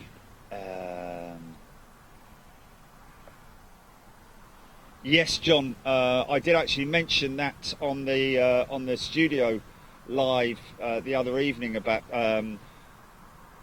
Hainan Airlines looking very, very sketchy at the moment. One thing's for sure, which is quite interesting, since last time we were here and the few times before, we did see a lot of Hainan aircraft parked up here at Toulouse. No sign of them at all this time around, so it seems that those aircraft have possibly been cancelled, or just what the commitment is from the airline and from the group. Of course, Hainan is part of a huge group of companies. Hearing that apparently it's there is word that a lot of it is down to bad spending and frittering their money by buying groovy hotels and stuff like that. So I've taken my jacket off, ladies and gentlemen. Treating myself to another saurine. Banana flavour. Yes, indeed. Hainan government is planning to take over the debt. It's an escalating debt that is apparently due to come to fruition in terms of, like, you know, they're forecasting huge debt there. So maybe the government is possibly going to take that over. There's something over the top of me at the moment. I don't know what that is. That's possibly that Delta 330.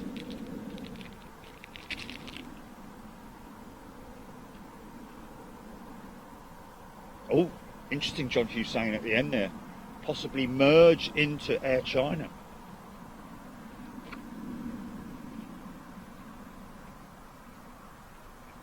Wow. Mike George, good morning to you.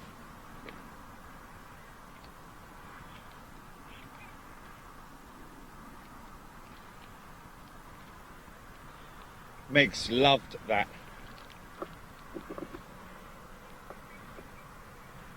Oh, wow, yeah. Wow, those fridge magnets are cool, man. They're like giant badges. Wow. Just to let you know, guys, we took new badges and fridge magnets. 70 mil in diameter, the fridge magnets, and Gilly's just sent me a picture. She's putting them up on the store. Look really cool, man. Really good. They're not just, they're quite thick as well, aren't they? They sort of like got a rounded edge to them as well. Yeah, really cool, man. Yeah. Good quality, yeah. I've got to get a couple myself because I've got nothing on my smeggy fridge. Elaine Bird, Paul Hodgson, they are all stored at LDE Lords, 9 A350 Hainan Airlines and 3 Hong Kong. Oh, look at this. This looks like a one of those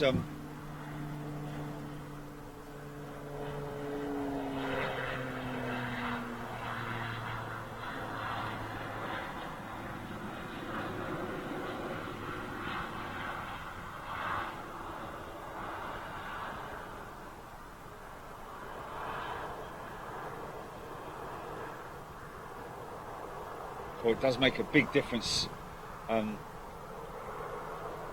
filming in still conditions, so I can hold the camera still and it's not all like this.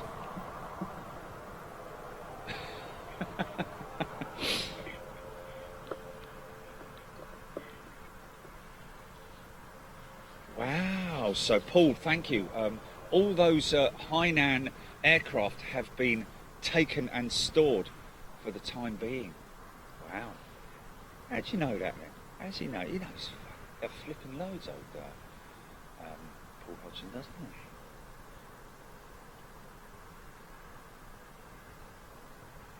John Grinner. Beechcraft 900, that. Thank you, John. Oh, something's coming in. Something's coming in. Oh, do they? Yeah, but you've got to be careful with key rings. People don't use... The cloth ones are good. If you can do a cloth one. Key rings are quite clumsy and... A remove before flight tag style would be good, yeah. You know, cloth type.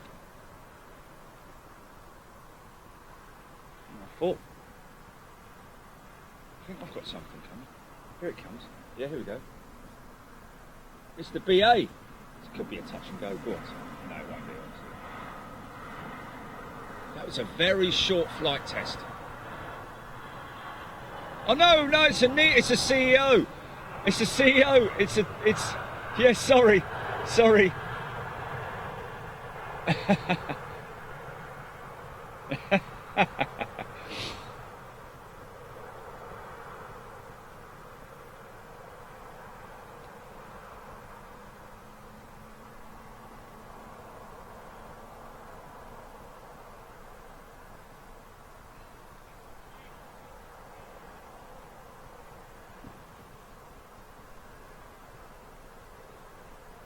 Aviation.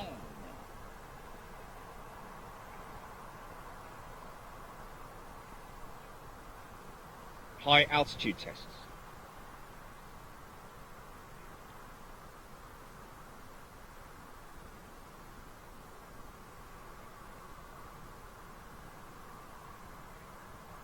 Yeah.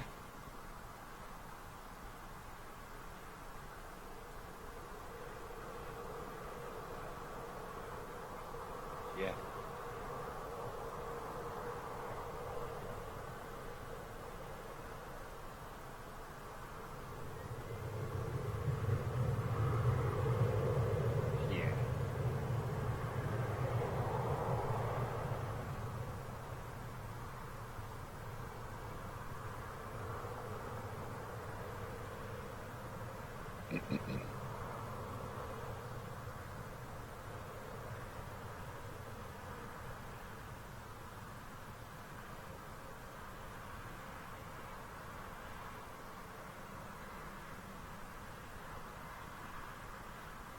Cool.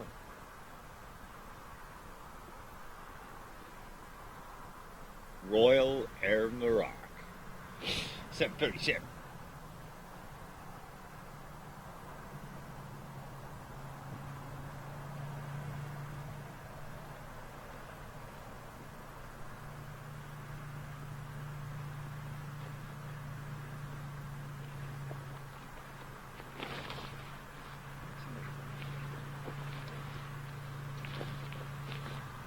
Robert Smith EasyJet coming from London. Wow. Shirley Birch. Jeremiah Bullfrog. Thank you, Jeremiah, telling us that that is off to Dublin.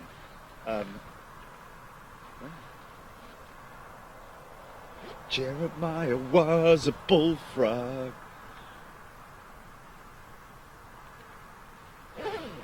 Michael Marshall. What plane just took off? A320 to Dublin. A320 Aer Lingus retro livery. That one, Michaela, sorry. I called her Michael again, didn't I? I called her Mike. It's just because I'm glancing. I glance, you see. Lee Smythe, Phil Robinson. Shamrock looking great, yes.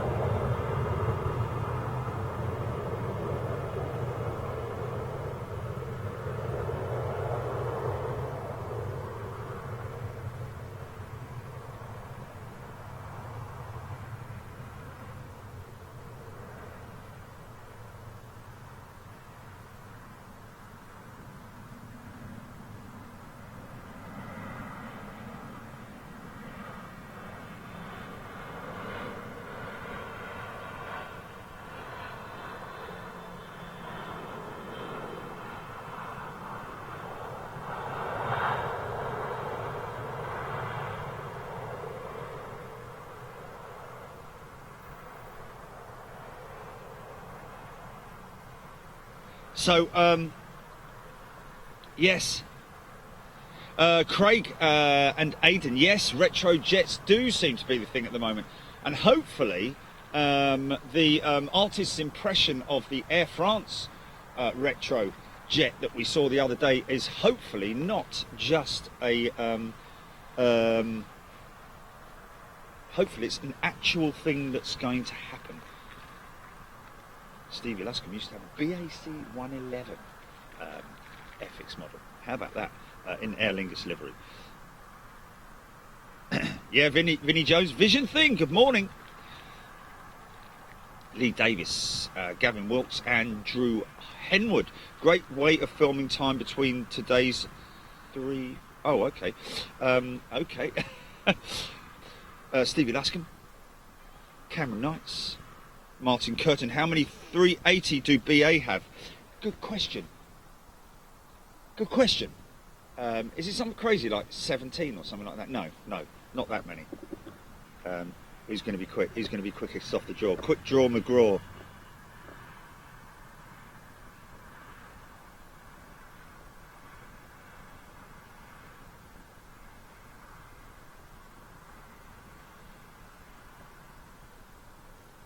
$12 is the answer. Pa-ding!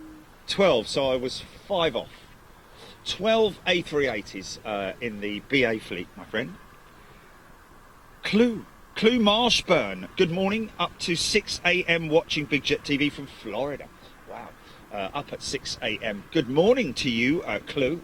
And hopefully going to be making our way out to do you call it the Panhandle? Is that what it's called? Florida, the Panhandle? Is that, or is that somewhere else? Is that? Yes? I think it might be. I don't know. But anyway. Yes, Lizzie, it does. Toulouse does run as a normal passenger airport. As you saw just now, the BA flight that's just come in. As you can see, Lufthansa there, EasyJet, Royal Air Maroc, Aer Lingus, Ryanair, quite a few operators. Air Serbia, got a couple of freight, a little bit of freight section here as well.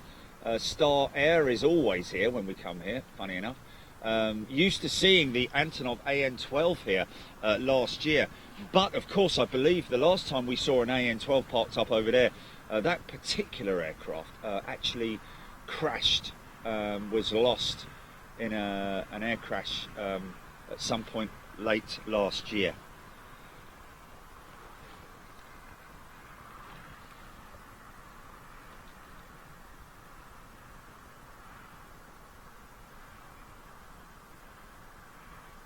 Good morning, Frank T. Just started watching. Weather looks the same as here in Buckinghamshire.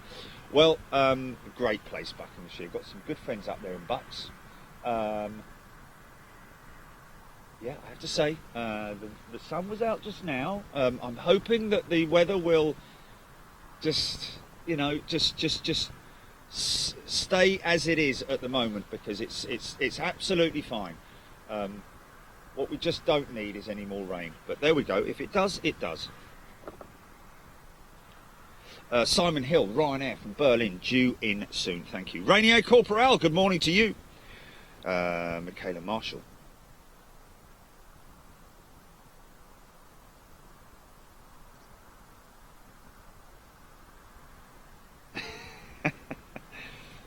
Paul Hodgson on Tuesday, and AN124 was in. Wow. 124. Wow. That's something we hadn't seen there before. Was that Volga Nepa per chance?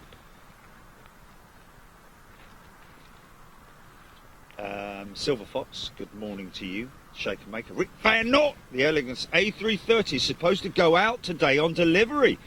Apparently, the last built A330-300. Yes, CEO, of course. That is designated, obviously, with the 300 and the 200 is a CEO.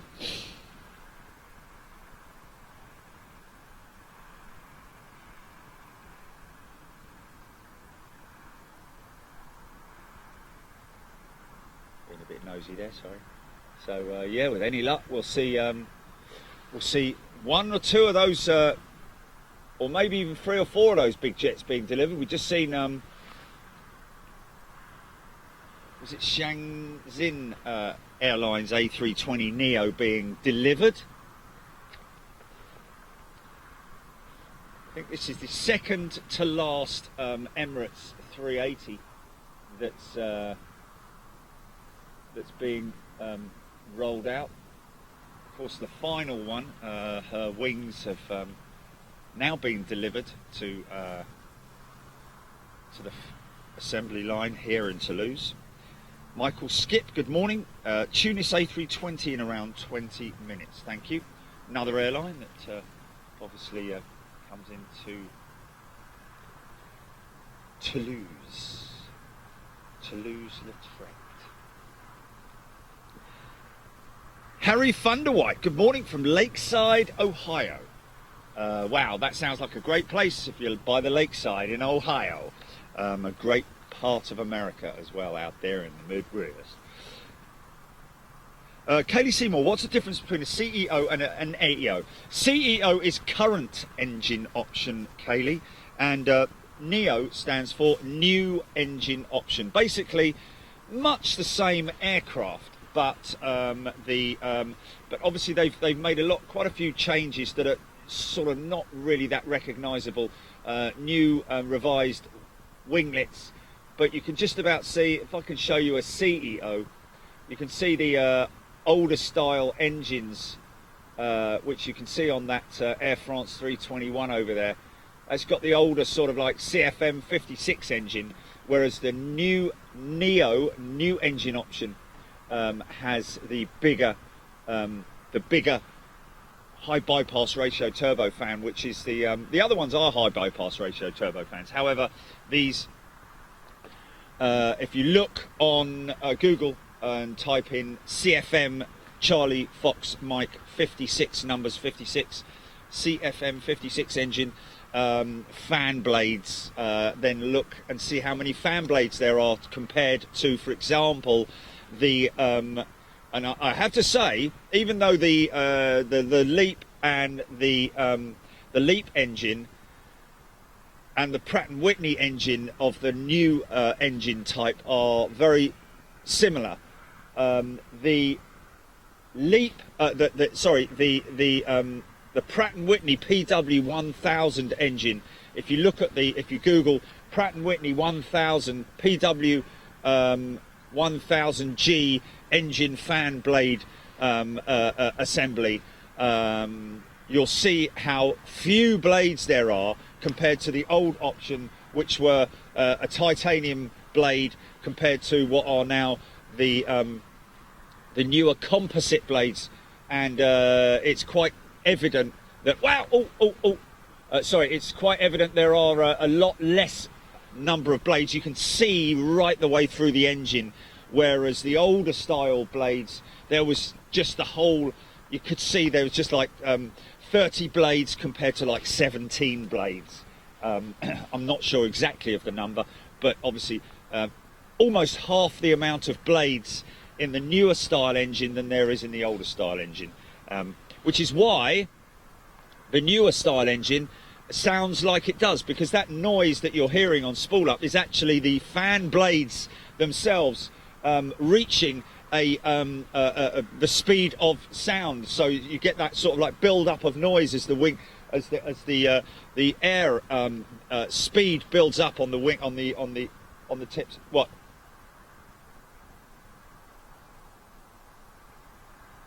Oh yes.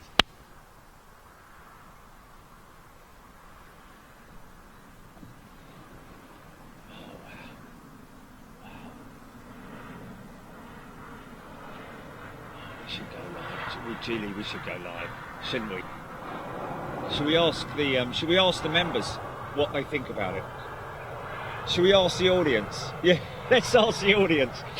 How do you think about this, folks? And literally, honestly, if you say no, I will honour whichever decision you make. But is this their first one, Gilly? How do we feel about this? Letting the delivery of the A350 going out to the global audience, but we keep the comments with you guys on Facebook and YouTube, just with you members. But we will the Aeroflot. What did I say? Sorry. Yes, the Aeroflot 350. Just itself, because apparently it is definitely, someone has just tweeted that apparently there's a big hoo-ha going on around it. So how do we feel about letting the world audience see it, and then once it's flown and gone, we'll go back to member only stream. Plane finder, go for it, go live.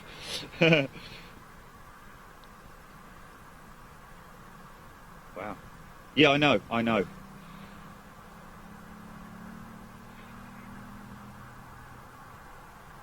Danny S, absolutely, share the goodness. Go for it, Jerry. Go live. Russ White, Gary Morris, Kaylee, Danny S, Vision Thing, make it public, man. The more the merrier. Oh, thanks, guys. Absolutely, yes. Okay, so looks like it's a unanimous decision on YouTube. How are we doing on Facebook, guys?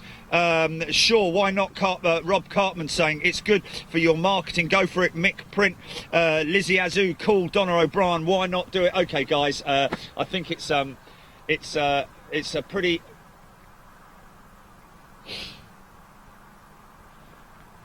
So this is the Neo. This is the NEO Neo variant of the 330, folks.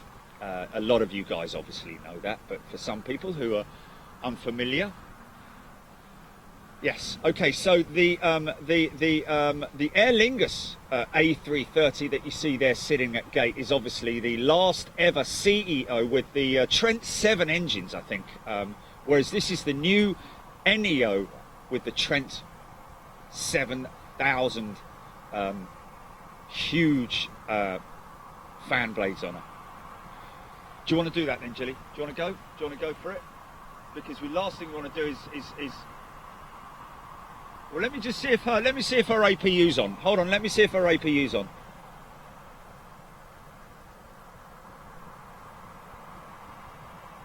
No.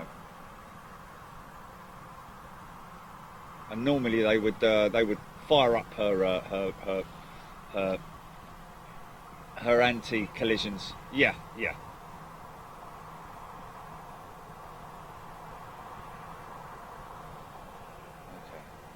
What are you? What? Delivery. Yeah.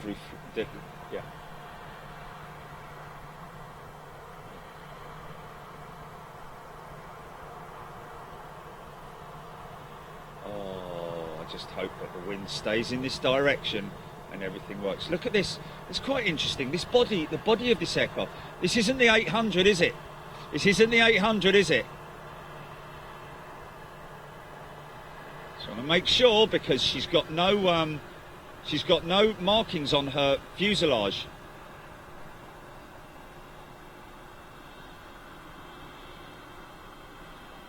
Come on, Hodgie, get with it, son.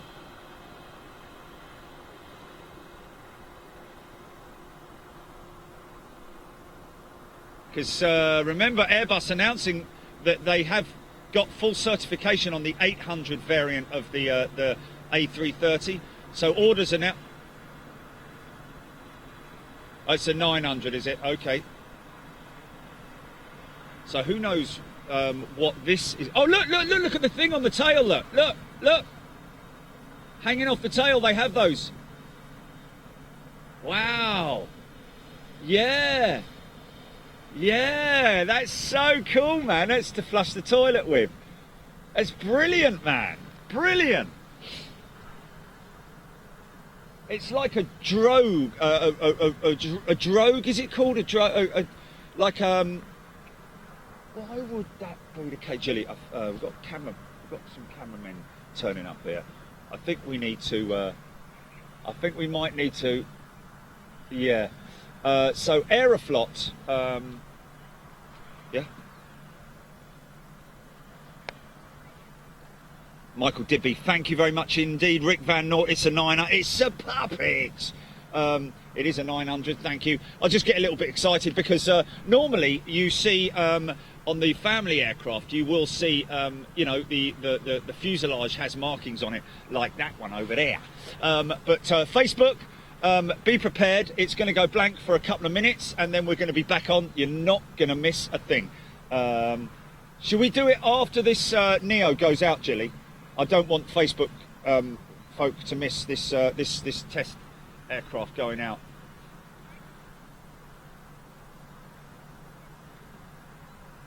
Okay, stand by, folks. Andy Allgood, hi Jerry, first time message. Love you to say hi, Andy Allgood. Good afternoon to you, my friend, and welcome to Big Jet TV, and welcome to this wonderful family that we have here.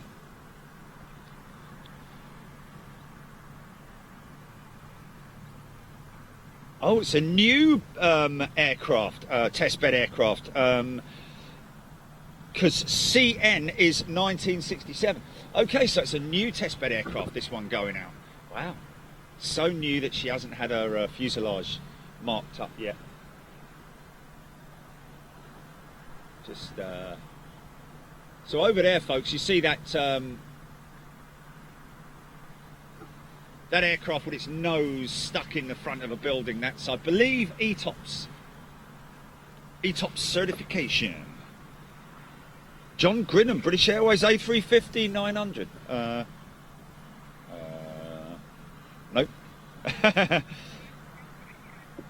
No, they haven't got 900s. They're thousands, aren't they?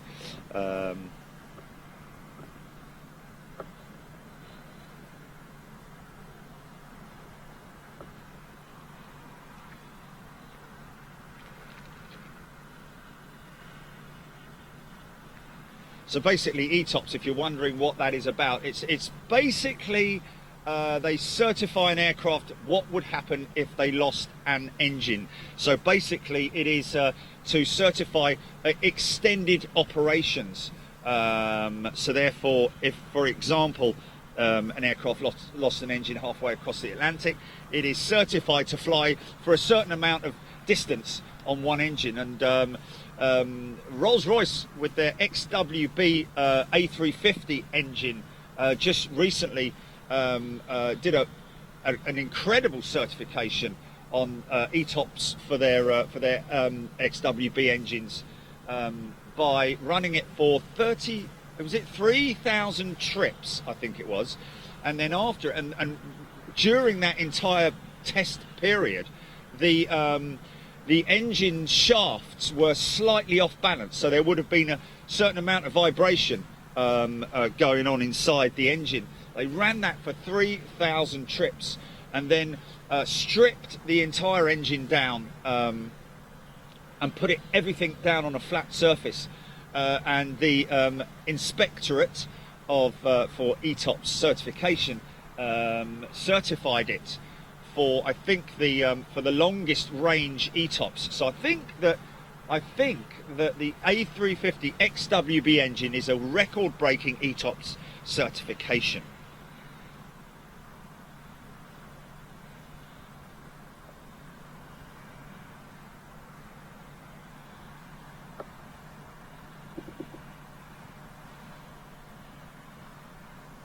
Martin Curtin, good morning Martin, on Facebook. First time seeing it on today on here, looks amazing. Wow, thank you. Jeremiah Bullfrog saying that Neo, that maybe possibly the 330 that he's talking about, is not on radar at the moment. So folks, thank you very much for supporting us on this whole exercise in terms of letting the world see the Aeroflot A330 Neo, A350, sorry, the Aeroflot A350.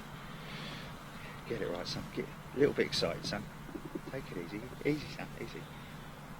Extended range. Oh, here we are. Extended range twin engine operation performance stand. Gavin Wilkes confirming that. Thank you very much indeed. Now, I believe that is what that shed is for. Quite how it is, maybe the instruments are installed inside that shed, I don't know.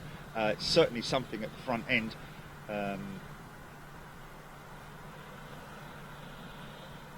Gary Watson, China Eastern brake test that failed. Oh, very funny, mate. Gary Watson saying that. That's funny. Yes. It's quite a good one, actually. I quite like that. Gray Phillips, info for you. Emirates have 150 A380s in service. That's insane, isn't it? 115 A380s in service. Wow.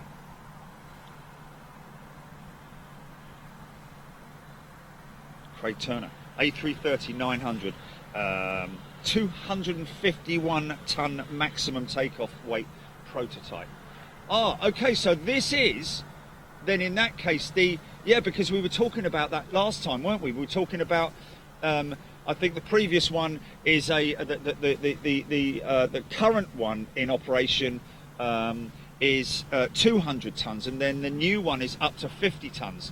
So perhaps that's extended range for fuel, I don't know, but thanks for that, Craig. That's very interesting.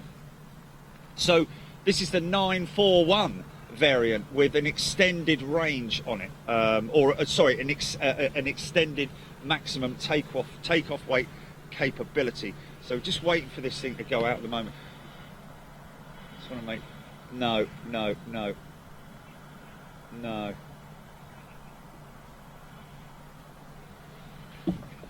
Sorry about that. Oh, okay. So you might be able to do it. You might be able to do a clean break.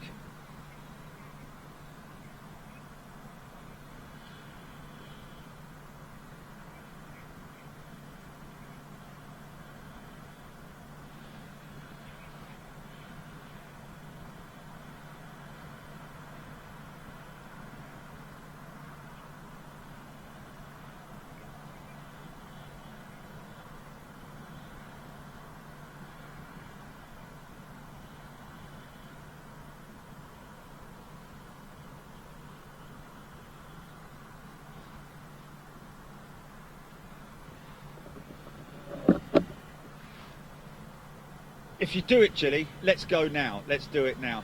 I just worry about missing something. So yeah. Michael G. Kelly, yes. Storm Jorge on its way, and we will be there, of course. You bring on a storm, it's sort of like we're a bit like flies on meat. We will be there for a storm. Jeremiah, Tunis Air 320 inbound. That's what this 330 Neo is actually waiting for, I believe.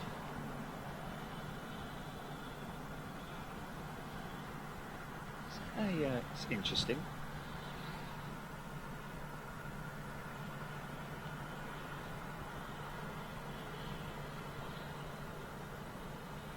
Jilly, we should go. We should go.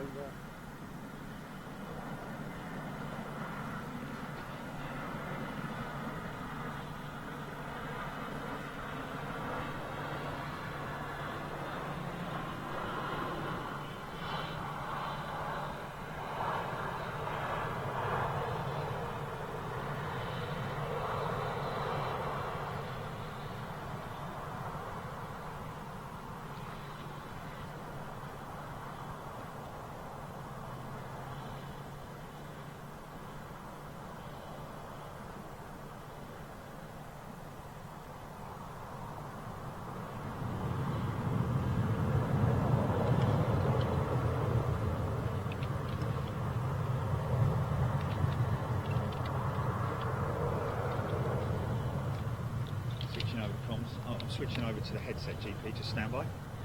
Staying on.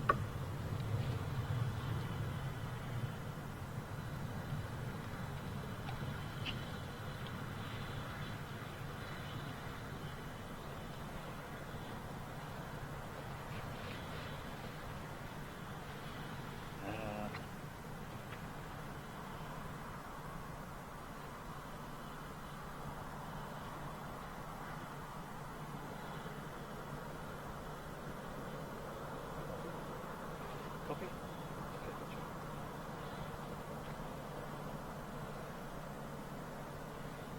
Yeah. Okay.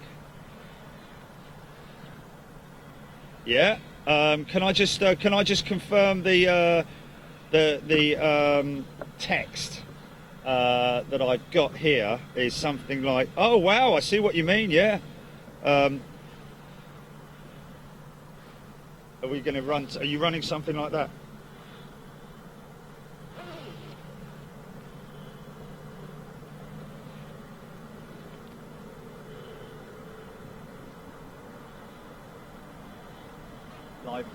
Live Airbus, got to get Airbus in there, haven't we?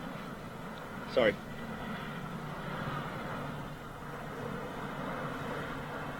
Okay. But wouldn't you want to put live at Airbus?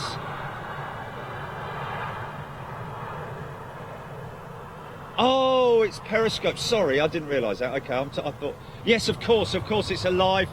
I do apologise. Yes. Yeah.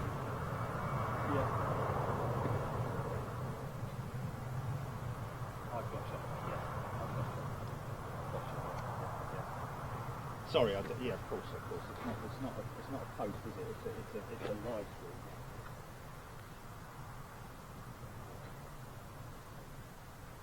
No, that's fine. Okay. So there's it's a shame that Indigo 320 Neo is where it is, folks, because there's this. So we're going to be coming back to you in a bit, folks. Michael G. Kerry is the Aer Lingus A321 Neo. 330 Neo is the Aer Lingus 330 CEO. It's not a Neo, it's a CEO. Just stand by.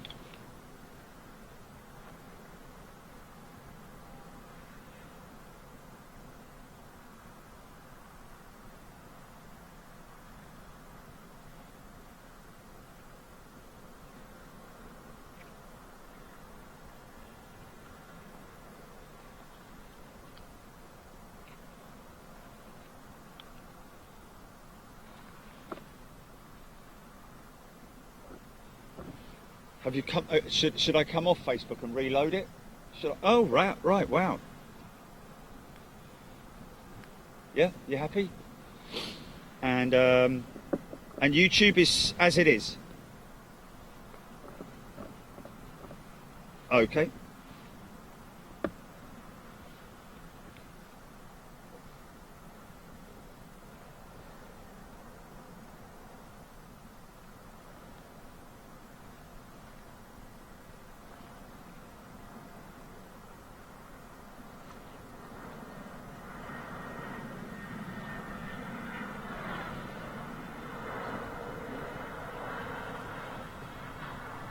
Really? How's that worked out? Oh, brilliant. So they can chat amongst themselves and wow, excellent, excellent. Okay, okay. Let me just check this. I want to find it. I want to find it.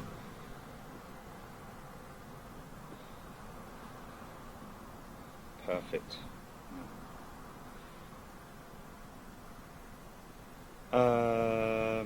One question. Oh no, there we are. There we go. There it is. There it is. There it is. Okay, we've got you back, Sasso and Seki. Oh no, am I reading? No, we've got Donna O'Brien, Emma Funnell, Sam Reed. Let me just get. Okay.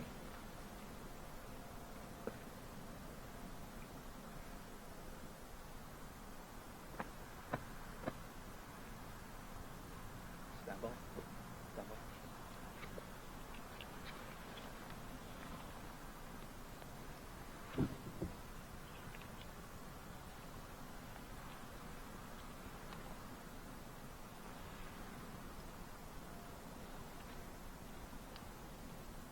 Copy?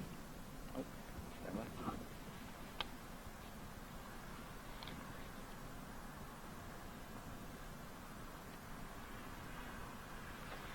Just going to go PTC, GP. Going to do PTC? Quick one.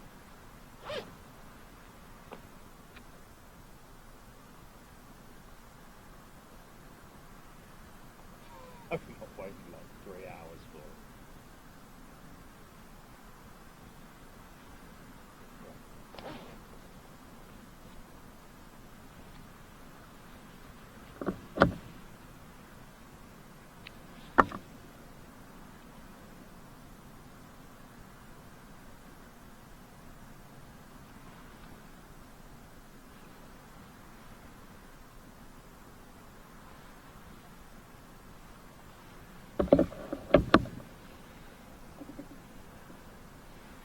There we go.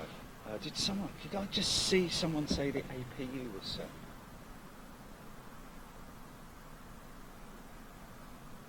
No, it's not running at the moment. Okay. Oh, we got something coming out on test. Okay, looks like that 330 Neo is moving into position now. And here she goes. Okay, folks, so just going to do a little intro in a little bit, but what you're just about to see, if you're new to Big Jet TV or if you're new to aviation, we are at the assembly plant for Airbus in southern France. This is a test aircraft that's going out right now, and this is actually a brand new test aircraft, one of the new variants of the 330 Neo, with the up-rated maximum takeoff weight capability. So you're going to hear these beautiful Rolls-Royce Trent 7 engines, Trent 7000 engines, should I say, here we go.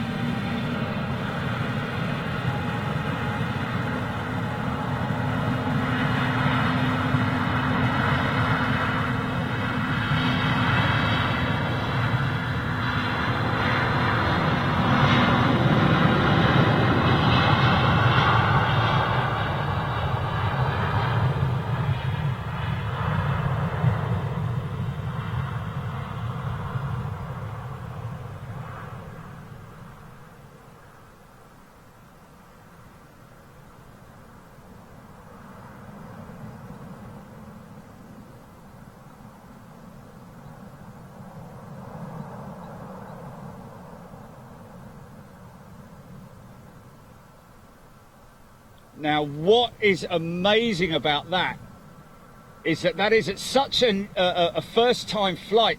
That may even be the first ever flight of that particular aircraft. I don't know. I know that a lot of our members are very knowledgeable. However, she was running the drogue behind the tail, but also the gear were remaining down on that aircraft. So that may be a first time out. Now, we are, of course, waiting. This is an operational airport for commercial aircraft as well, folks. So passengers flying in and out of Toulouse. As you can see, Lufthansa. Yeah.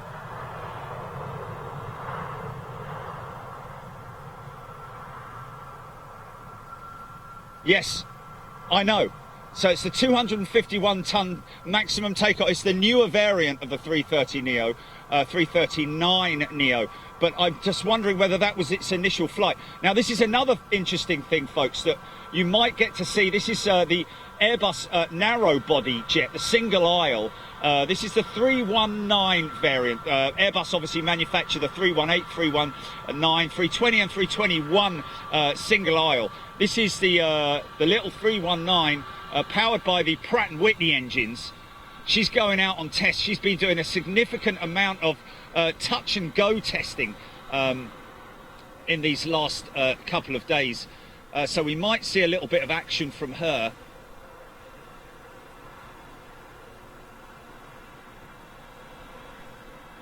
And of course, a lot of people probably asking, what does NEO stand for? Well, it's very simple. There are two variants of the aircraft in production. Well, actually, I think the last CEO, which is the current engine option, which is kind of what you see over there.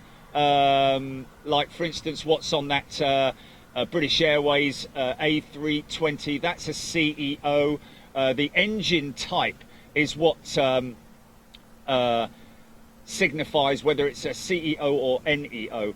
That's a CEO over there, powered by the very popular and very successful CFM 56 engine. And these are the newer engines, the big carbon bladed high bypass ratio turbofans, which have, like I say, carbon blades. The other engines, the older engines, had titanium blades. So, as you can see, we are at the. This is the A380 manufacture assembly line that you're seeing over there, and there is one of the last ever A380s. To go into production with Emirates Airlines. Currently around about 115 A380s in service. Wow, look at that! Look, look, look!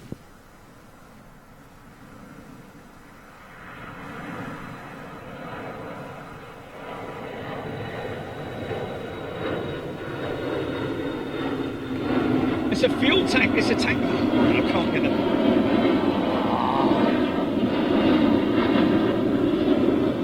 That's a fuel tanker. That was a fuel tanker, wasn't it? Oh, you know what? That was really disappointing. It was really disappointing. The whole thing hooked up on me. Oh.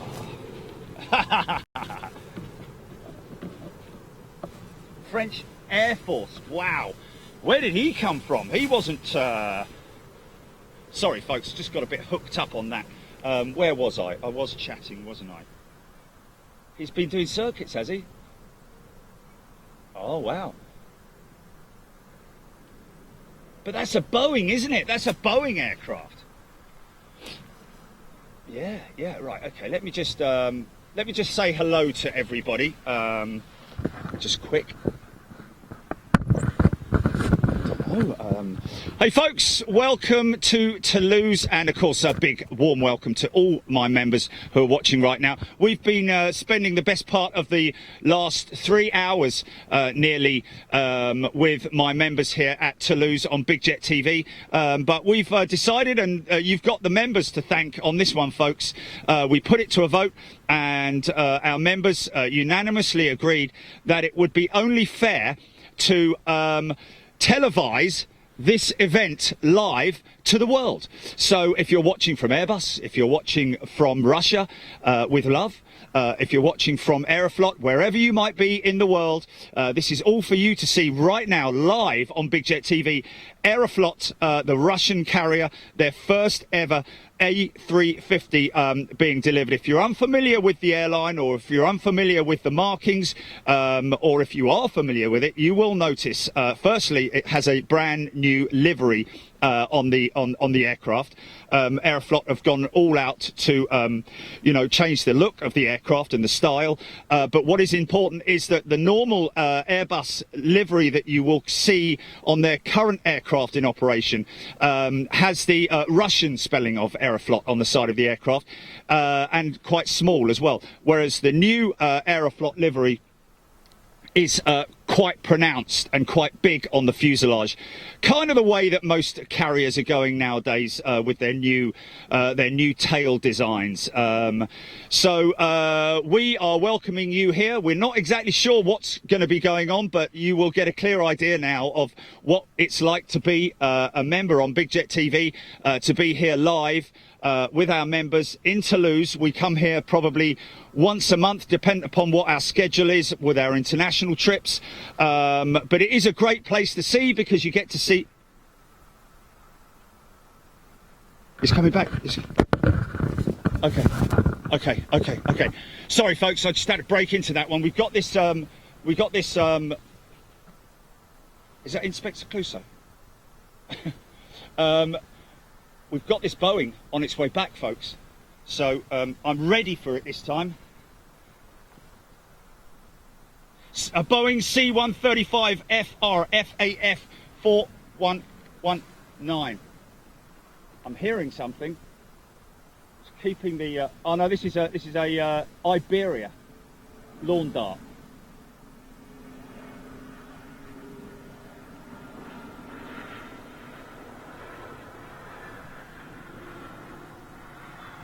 That'd be great if it is.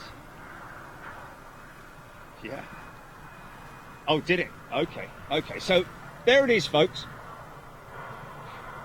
Okay, so we've got the little Neo just about to go out. So there is the Aeroflot right there. They've got a ceremony going on down there on the. If you look on Twitter, what was the Twitter feed, Gilly? Whose Twitter feed was it that was showing the that picture? Shall we give them a shout? So with the sun comes the. Of course, I'm only reading out comments from my members, folks, by the way, so if you are watching this around the world on Freeview, you are more than welcome. Talk amongst yourselves if you're keen aviation fans. Of course, we do have a high number. And now you can just see inside the engine casing, inside the nacelle of the engine. That's the Pratt & Whitney large engine. Listen to this when she fires up. Sounds like a little mini GE90 or what have you. Airbus A380. Now you can see, not a lot of people get to see this in this state. Look at the aircraft before it's painted. Already conducted flight tests with that A380, but that's before she goes either to Hamburg for paint. Here we go.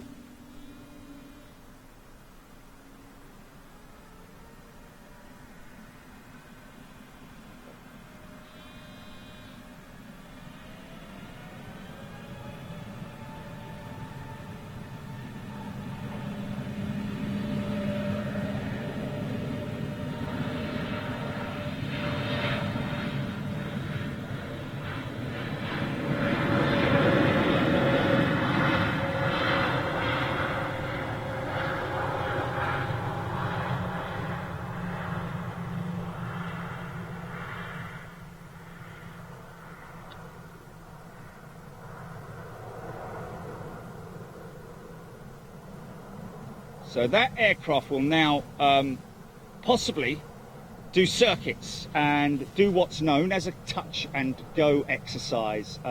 Whether that is flight crew training or engine or system checks, testing, we don't know, because we obviously like to get as much information.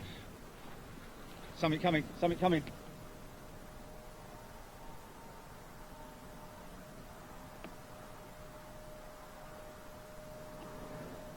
Oh no, no, no, no, it's a little, wow, he's quite high.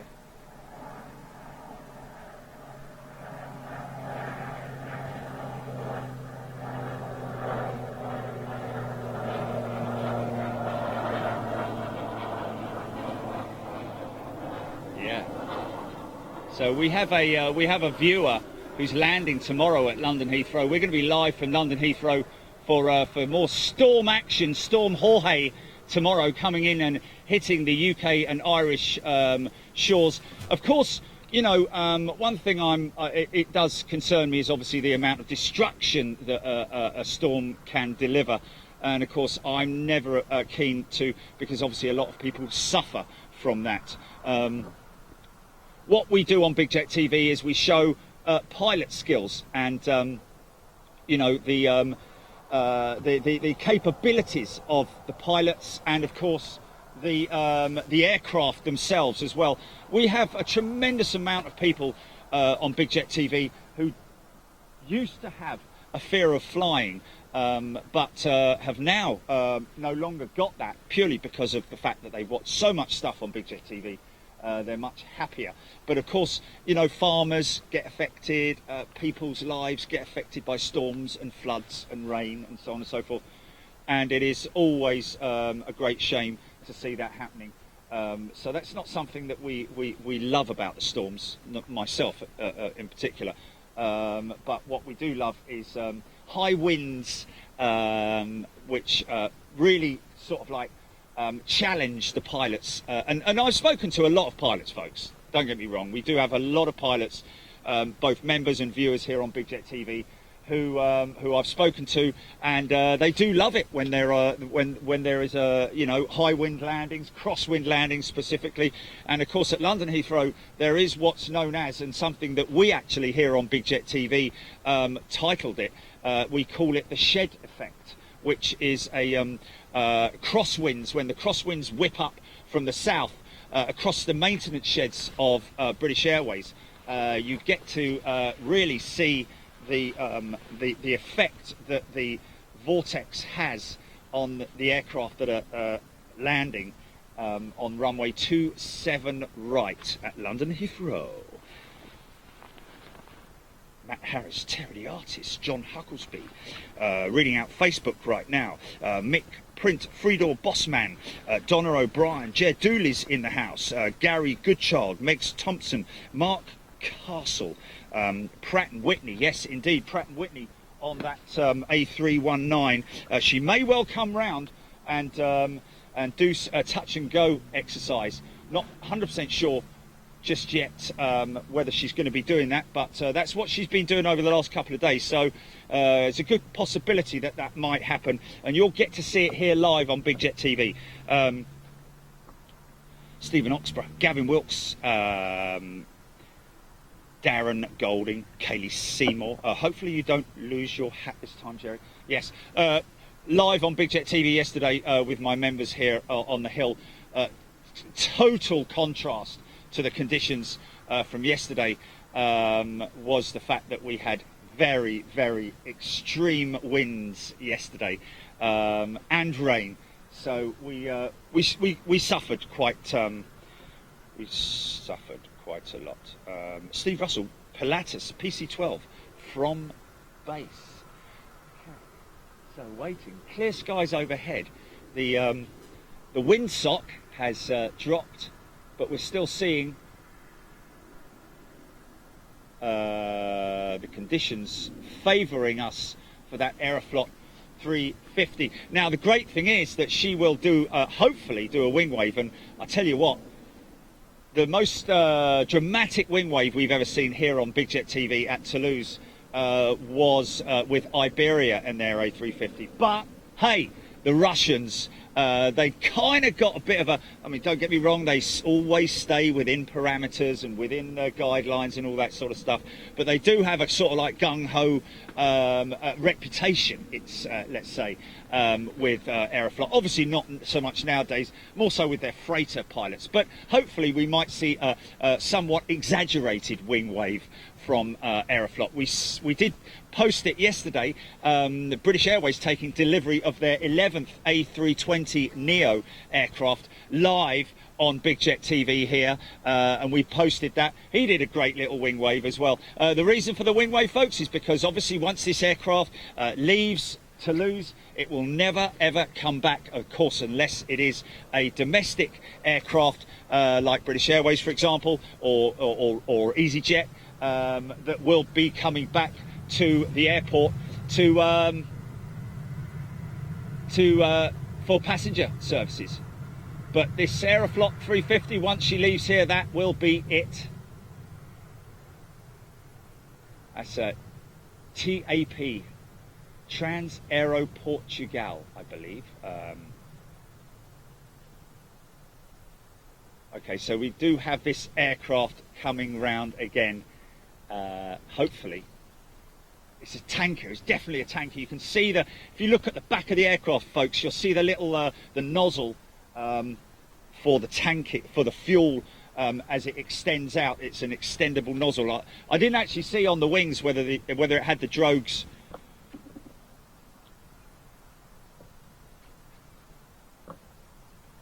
Okay, so this is apparently done exactly the same at Bordeaux this morning. So there's British Airways taxiing out. This is a scheduled passenger service, folks. British Airways CEO, that is, running the IAE engine. All of British Airways A3 narrow bodies running the CEOs running the A. Here she comes. Something coming. Something coming. No? Okay. There's something. Okay, it's EasyJet. Okay. Not that there's anything wrong with EasyJet, but not as exciting as a KC-135 or whatever it is. KC-12, is it? Is it KC-12? Oh. There's your 2 hours.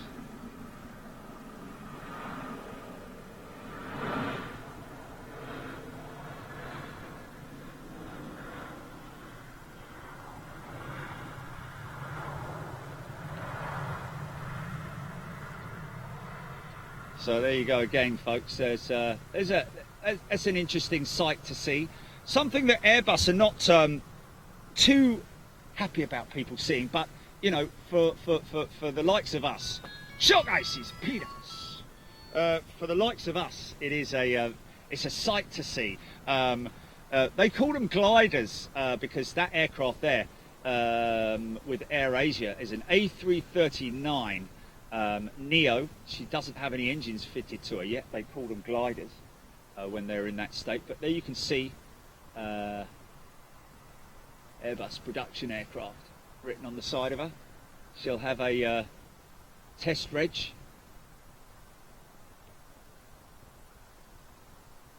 And of course that is again the bare aircraft without any paint on her at this stage. No primer, no nothing. That's interesting. Seeing that 319 over there, or is it a 320?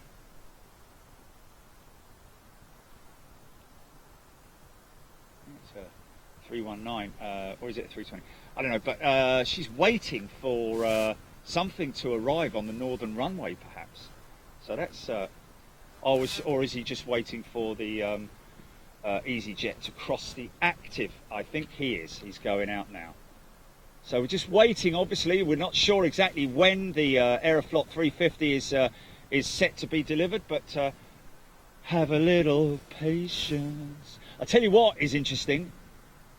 You got a little ops vehicle down there. May signify that she's just update me on that KCGP. Still not running the APU, auxiliary power unit, 2 to 3 minutes, yeah? Okay.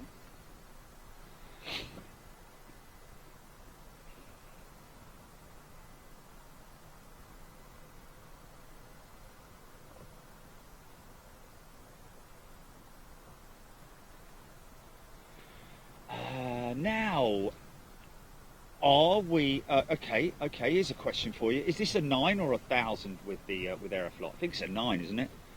Yeah. So what is interesting, and I did write about this the other day,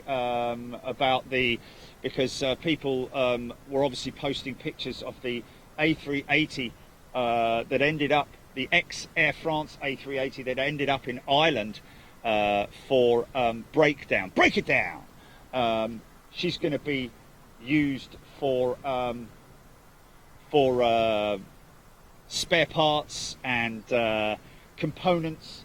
The engines will obviously be used as well as other things like seating, galleys, all the internal bits and bobs. What have we got here? What's this? Is this a commercial?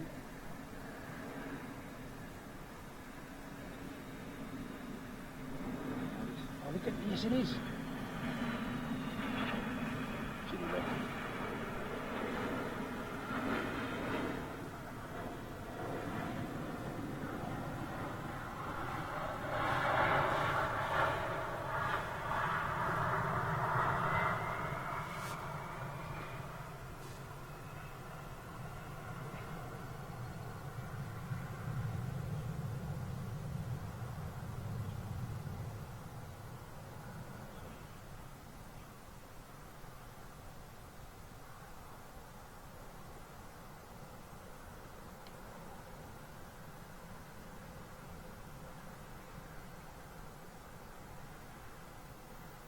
Wow. Wow, just flipping wow. Flipping heck. I mean, what are the chances? Guys and girls, what you have just witnessed is probably as rare as rocking horse poo. A Boeing, a fueler, landing at Toulouse. I mean, what it's for, we don't know. We have no idea. Anyone can. Oh, wow. That is absolutely insane. Wow. So thank you to everybody watching right now. You have just been given probably, if it's your birthday today, what a birthday present to see a KC, was it a KC-12 tanker? That's an air-to-air tanker, 135, is it? KC-1. Okay, KC-135 air-to-air tanker with the French Air Force doing a touch and go. I mean, what are the chances of that happening here live on Big Jet TV? I think they were the CF6 engines on board maybe, but my nipples have gone hard. It's official. I am extremely excited. I mean, come on, man. If you're an av geek, that is just the ultimate, isn't it? Hey? Oh, flipping heck. Right, so there we go. Oh, my goodness me. Right. Oh, yes. Oh, yeah. I mean, Jilly was like, hold on a minute, what's he doing? 500, 400, 300? It's like, oh, man. I mean, and now it looks like we are getting ready for something's going on here with this 350. Oh my goodness me.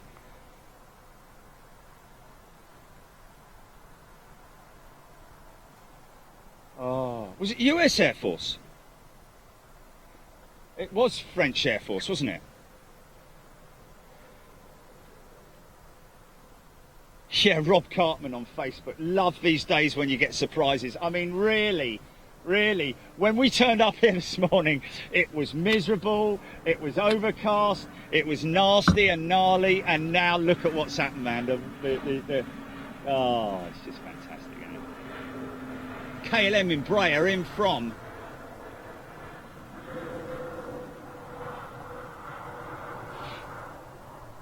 The only one negative thing with is the flies, but I can live with that.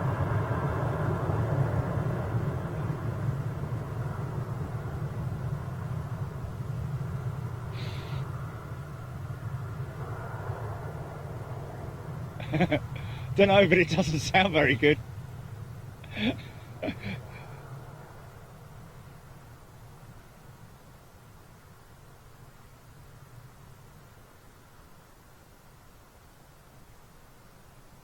Yeah.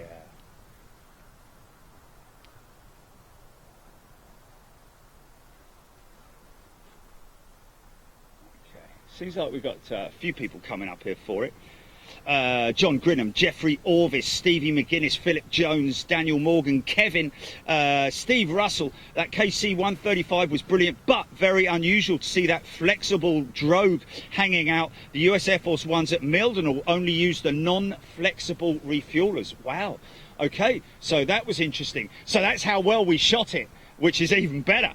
Darren Golding, Ben, French Air Force wanted some TV time. Well, they got it, mate. They got it. Welcome to everybody. You're watching Big Jet TV live from Toulouse in southern France, folks. And we're getting our, we're really getting it today. And thank you as well, again, to all of my members who unanimously agreed that we should let this one out to the Freeview audience. Just make sure that this fella's not coming in. Whatever this is, don't want to miss anything. This isn't that 339, is it? The 250-ton max takeoff weight, or it might be the 319 on a touch and go test, or it might just be. Sounds pretty big. Oh no, it's an EasyJet 320. Oh dear. Okay.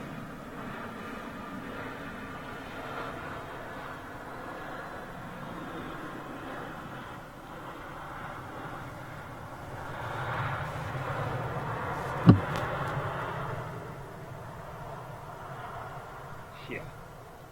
Okay. Wow. What a day. What a day. Thomas Van Haglow. Last week I saw a KC-135 AWACS observer at Luxembourg Airport doing a go-around. Wow. That kind of trumps it, doesn't it? AWACS. Yeah. They're still in use, I think. Wow. Go on, son. Flipping it. That's how powerful the CFM56 engine is on that Ryanair 737.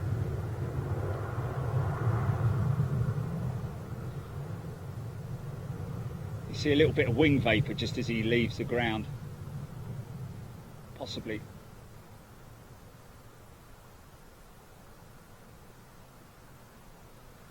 Got a bit of brake dust. Wow, steep climb out.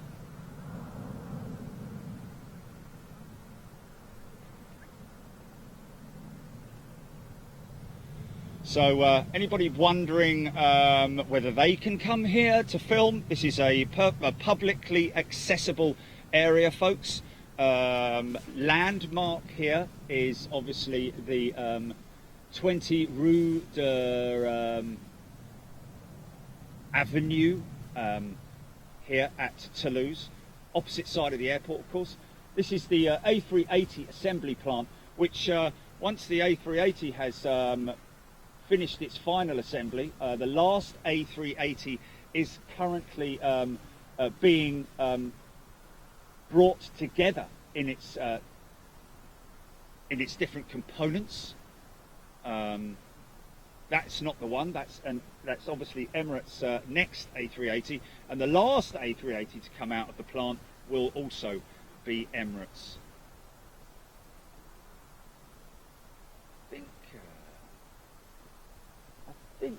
I think they might be paint sheds over there. Just check that on Google, Gilly. Satis. Just check that on Google. SATYS. I think that might be, because looking at the shape of that shed, obviously, is it an air livery? Yeah. Something coming in. Something done. What's this? What's this? Is it standard? What's this?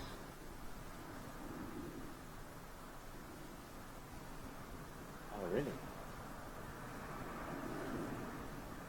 Oh, it's again, it's a Hercules. Let's keep what see.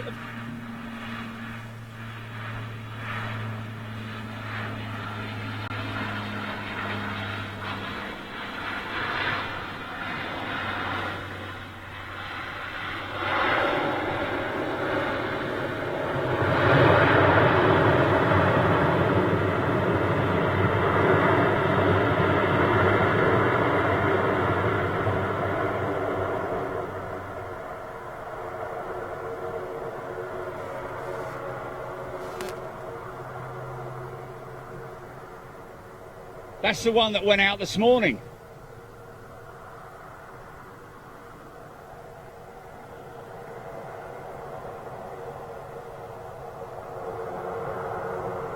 Wow. So there are extra tanks slung below the wing there for long range extra fuel tanks. Of course, she's a military transporter. Personnel and tanks, trucks, etc., etc. French Air Force. Wow, getting a little bit of an air display today. That's insane, man.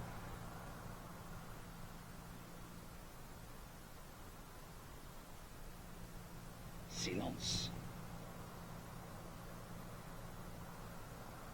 I'll tell you what.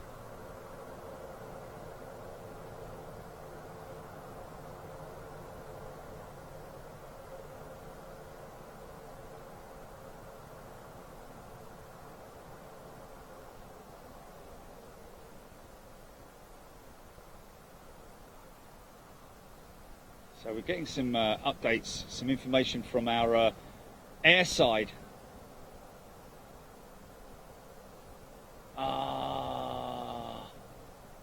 No!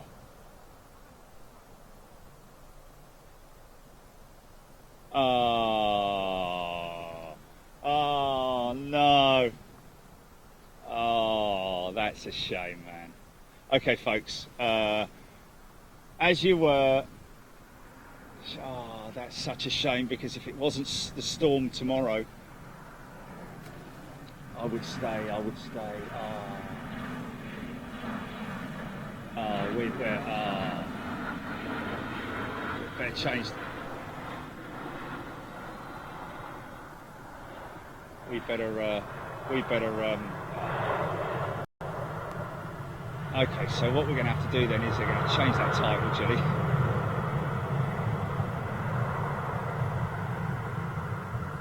Okay, folks, well, we were under the impression that Aeroflot 350 was actually going to be delivered today. As it turns out, it's just a ceremony. It's a ceremony. It's a puppet. Oh dear, that's a shame. So, well, stick around if you want, but apparently that 350 is going to be going out on delivery tomorrow, Saturday. Now, I have to be honest with you, if it wasn't for the storm coming in tomorrow to UK shores, I would have stuck around and stayed here for that delivery flight. But I think the weather tomorrow is going to be pretty bad anyway.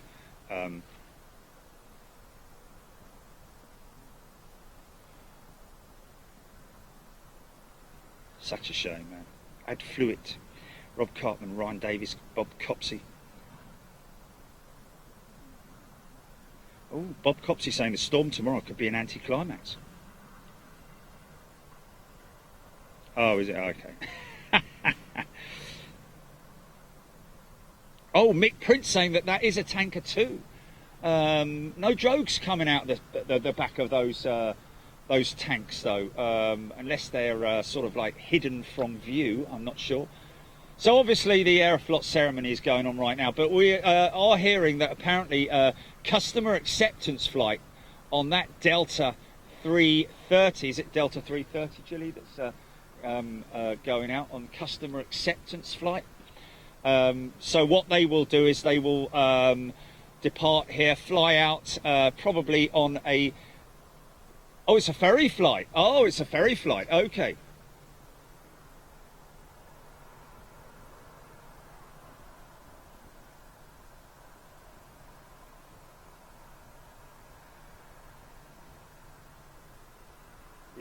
So conflicting reports coming from different sources. Obviously, we did get a little bit excited, which is why we put this out on to the public domain, folks. But as it stands, it is not going out today. It's going out tomorrow. Oh, Steve Littler, let's show the public the Beluga 4, apparently, on its way in. This should be interesting. So this is the aircraft that they transport the wing and fuselage components and everything that go towards assembling these Airbus aircraft here at Toulouse. I don't know which one this is or what this is. This might be it or not. Sounds quite decent. Oh no, Air France 3.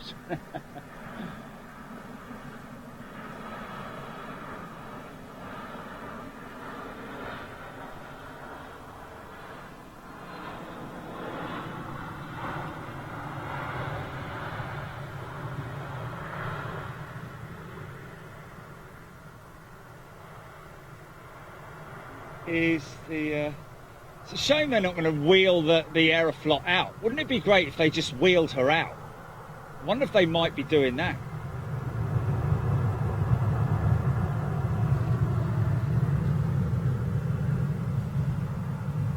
Stevie Luscombe, Cameron Knights. Yes, Cameron, you're right. We did have 2 military aircraft land.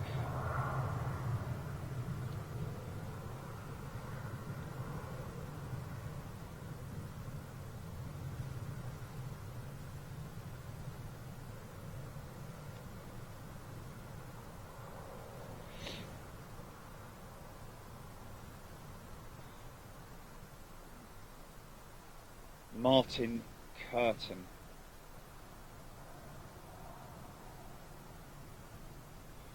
So we are definitely getting conflicting reports here, folks. What was that one? Who's that? Where?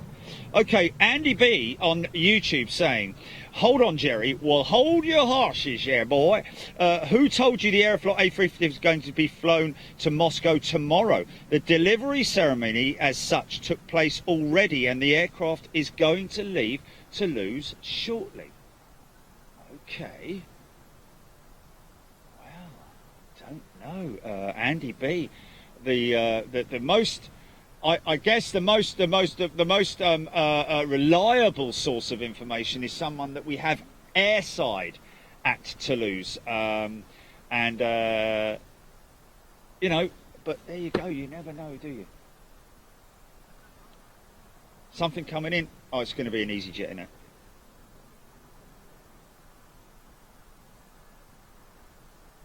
Devin Hamilton. I don't care where this show comes from. It's still magnificent, even if it's from Jerry's living room. Charchie.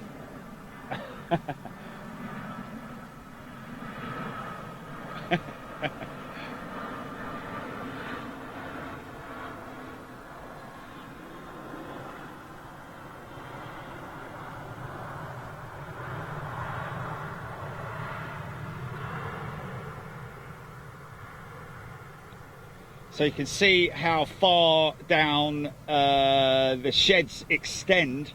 Of course, fitting out the aircraft with their seating, the cabin,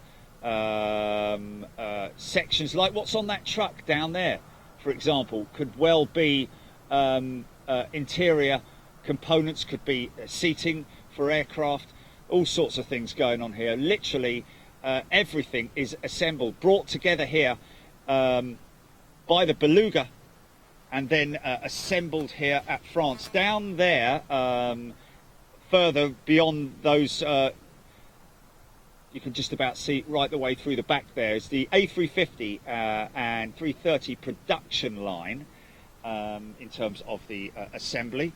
Over there on the other side is, I think, engine fit out. ETOPS is there, which is, we've discussed all earlier, which is basically the certification for an aircraft if it loses an engine, how far it can fly on one engine, or for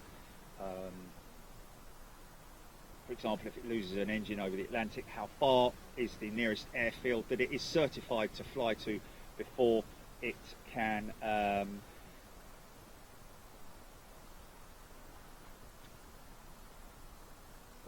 just the nearest airfield that it's certified to fly to.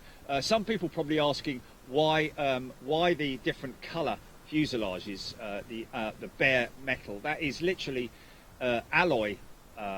The fuselage of that A330 is alloy, whereas the A350 over there that you're seeing is carbon. So the carbon fuselage is obviously a brown colour. So that's all, or a brown finish. As you can see, the empennage, the rear section, the lower part of the tail plane there is carbon on the A380, and all the forward section is aluminum or aluminium. So a good little bit of information there.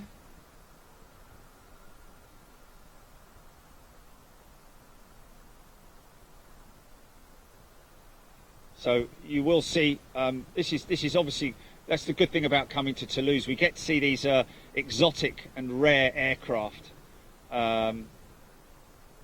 like these two Chinese carriers.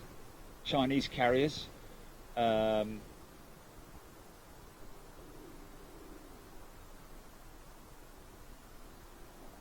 why would the flight crew be there?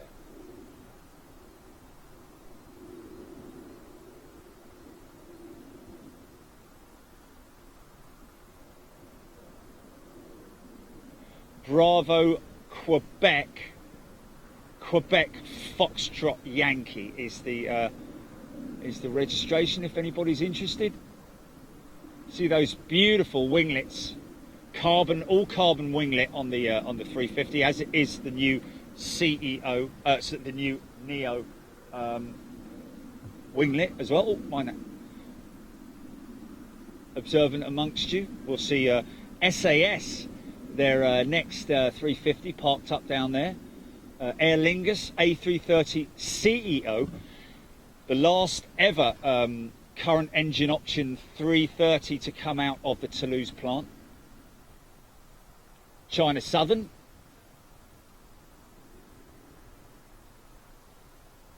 Cathay Pacific. Delta Airways. Apparently due to go out on a ferry flight. Lufthansa 350.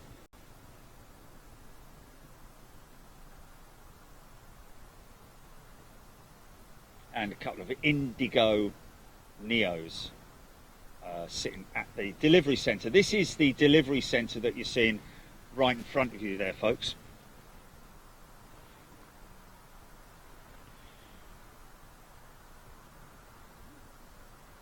Ryan Davis, no, Big Jet TV wasn't actually going at that point in time when that 777 belly flopped over the fence at London Heathrow.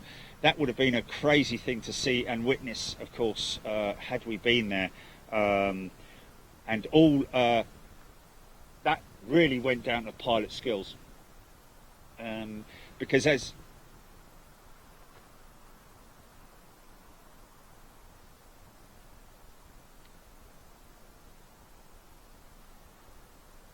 Okay, apparently that to Narita, what the Delta, why would that be going to Narita? Apparently that that 330 there, folks, is due for delivery to Narita. Most interesting.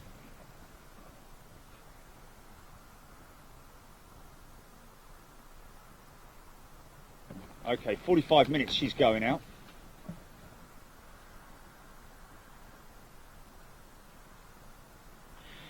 Nicholas, Beluga inbound. Thank you, Nicholas, on YouTube telling me that. Keith Cornell, Jerry, there is a Velop 350-900 showing on flight radar 24 by the Aeroflot.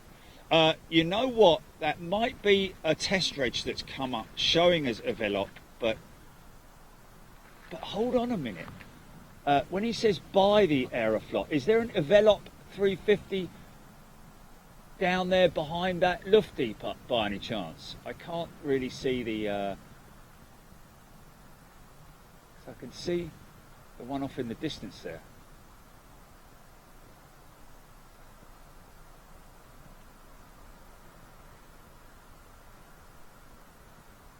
Oh, it's down at the other end. Okay. Okay. So it's on radar, apparently, we're hearing. So, folks, hang around. Don't... Oh, has it? Okay. Don't go anywhere just yet, folks, because you're going to see a very strange aircraft appear on your screen in a couple of minutes. This is the Beluga. Is it the XL or is it number 4? It's number 4. So this is the Beluga aircraft, which is the aircraft that they use for delivering the components, the individual components of the aircraft. The new Beluga XL, literally XL extra large, is now capable of carrying 2 sets of A350 and A330 wings, which is quite considerable when previously it was just the 1 set. So obviously, managing over a year, you're going to be speeding up production quite considerably. Keep cool now. Is this the Beluga now? Is this the Beluga now?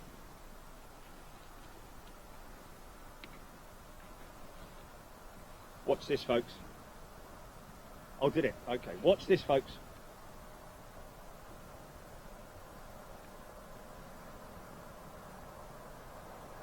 Here she comes. This is crazy. This is a crazy looking aircraft. If you've never seen it, tell your kids to watch this. Or if you're a kid like me, you're going to love it. Where's she at? Here she comes.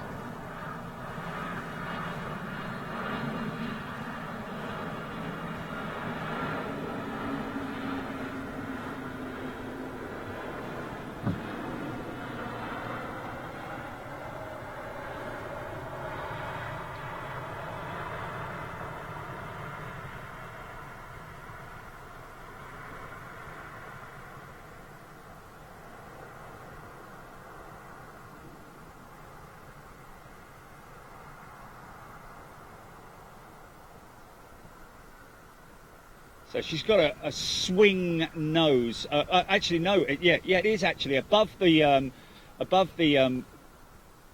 cockpit area. That's based on the A300 airframe. The Beluga, the original. Because if you remember, if you're a big aviation fan, you'll of course remember the Guppy and the Super Guppy. That was a prop aircraft. Based on the DC-6 airframe, I believe it was, or DC-7, one of the two. But you can see just above the cockpit area there, that nose section opens up vertically, giving them a huge amount of capacity.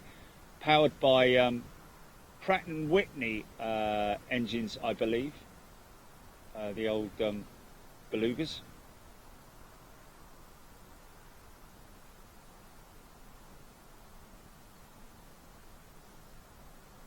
Oh, right, okay, so Queen of the Skies on YouTube telling us that she's going to be positioning to Narita, the Delta, and then going straight from there to, where? Detroit. Okay, so straight into service, possibly. At some point she has to be.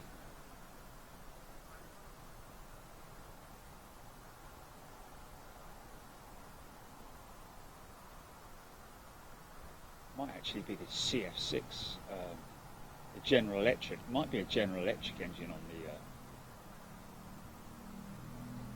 yeah, I think they are. GE's. GE CF6 power plant on the Beluga.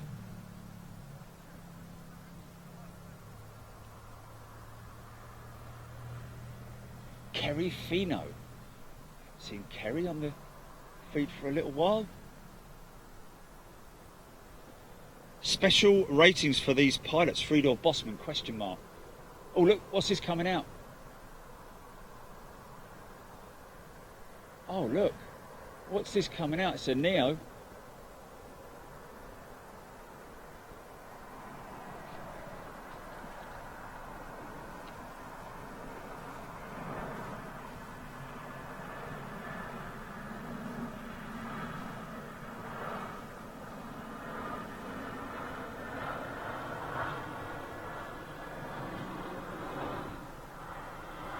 Oh, Vistara, yeah. Okay, yeah, Vistara. I saw this yesterday when I arrived. She was doing taxi tests. Yeah. So this might be a flight test now, because the normal procedure is a standard, read all about it, it will do taxi tests, then it will do an RTO, rejected takeoff test. She'll then obviously go back to her hangar and just be checked over, make sure everything's okay, brakes are all okay, oil levels are good, everything's working okay with the engines, no issues there, and then she'll go out on a flight test for Stara. Thank you, Keith Cornell. Sammy Shaw, good afternoon to you. Ian Shakeshaft, Daniel Morgan, Devon Hamilton, I think he's off. Hi Jerry, could you give my girlfriend Nikki Clark a shout? She is she's sitting sat watching, but doesn't know the difference between a Boeing and a Bentley. Oh bless. No, well, you know, we all have to learn, and so there we go. Craig and Aidan Wharton giving a shout out to Nikki Clark.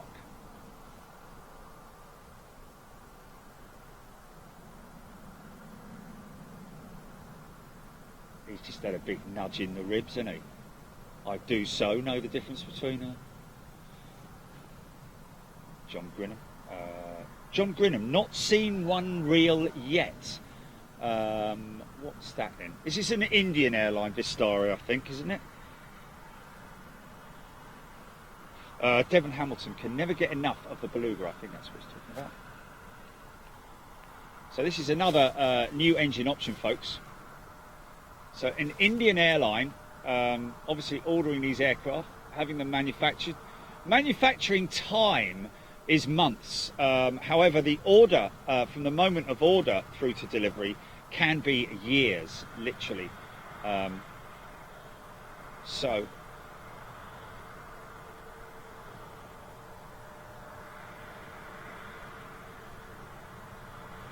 Oh, okay. So that means that they're like British Airways' fleet are all IAE. Thank you, Queen of the Skies. Vistara's fleet of current engine option aircraft running the IAE International Aero engines, changing to what looked like LEAP-engined, LEAP-powered. What's interesting is that seeing on the news yesterday that Vistara have a number of Boeing 787 jetliners mothballed at the Boeing field facility. So whether that's something to do with the fact that they are having financial difficulties, or whether they're going to lease those aircraft on, we don't know. Still looking out to see whether there is any exhaust heat coming out of that APU on the Aeroflot 350. We're expecting the Delta 330 to be going out at some point.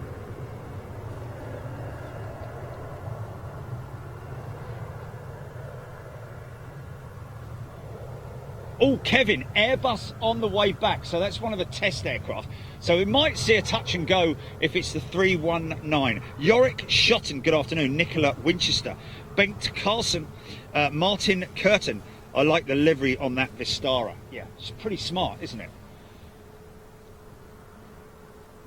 Justin Waddington.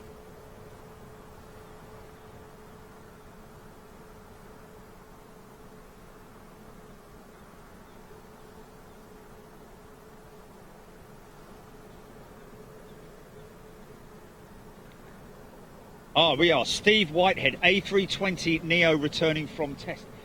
Okay. Was that the one that went out earlier this morning? David Hamilton. Wow. Big Jet is an education. Well, learnt so much since joining in November. Well, that's great to hear, Devon, because obviously, you know, I myself am learning things from the viewers as well all the time. So we basically are one great big learning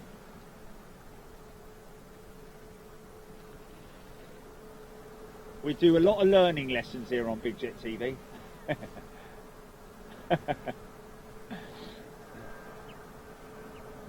This is the, okay, so this is the family 319, isn't it? Is this 319? Now this might be a touch and go. Here we go. There's a 320, is it?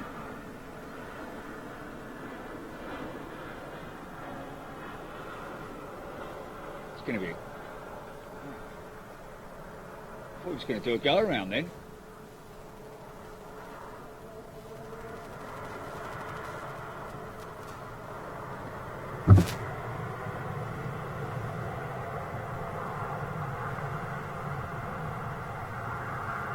Wow. So that's gives you a very good idea, a good impression. It's great when the runway has got water on it, because that gives you a great idea and a good example of the reversed thrust action of an engine. They're the Pratt & Whitney engines, no doubt about it, I'm pretty sure, just judging by the sound of them.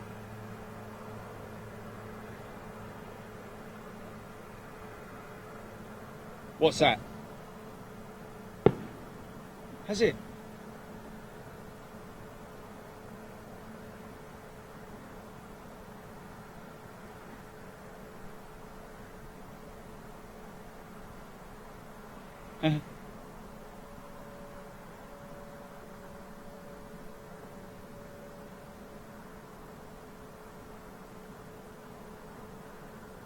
Well, it would just be a great thing if that Aeroflot 350 was to go out today, but we don't know. We could just change the title to Aeroflot 350 Ceremony or something, GP, can't we? Yeah, yeah. Who knows the... Okay, we're just waiting for that Vistara to make a move. Peter Steerhauer, Shirley Birch, Emma Funnell. Oh, okay. Yorick. Thank you, Kerry McLeod. Korea. Kerria. Is that the correct pronunciation? Kerria. Hello to you.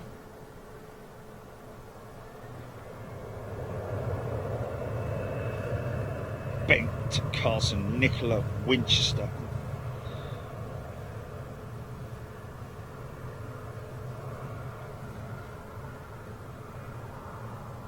John Grinham, yes, full bananas on the thrust. Reading out comments on both channels, by the way, folks, YouTube and Facebook, where our members are very patiently sitting there waiting, chatting amongst themselves and also chatting to me, keeping me company.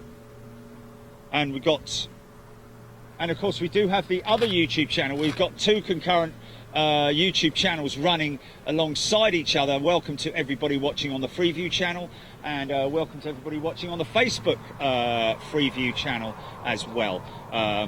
Just a quick reminder. Oh, hold on.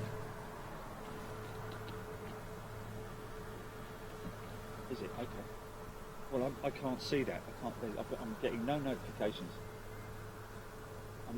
I'm not getting any notifications. Can we get a list?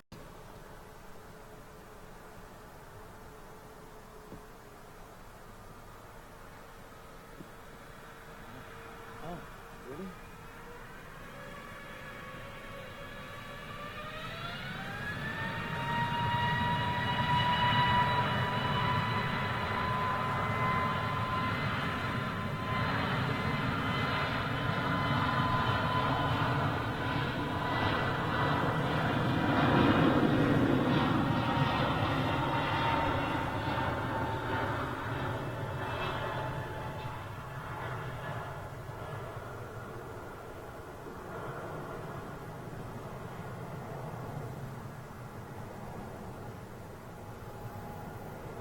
Yeah. Cool. Just have a little nose over at the 380 just to make sure she's not so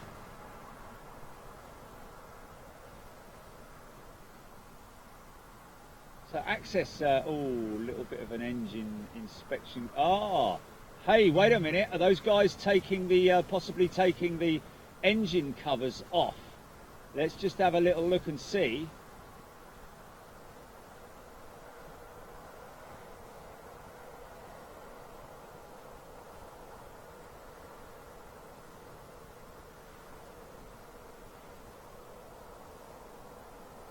Folks, I don't know, let's just keep an eye out.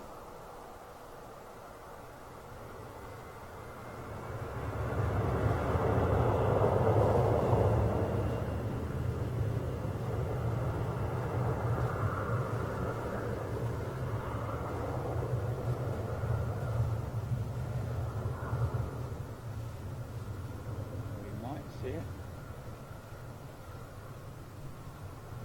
Might see it.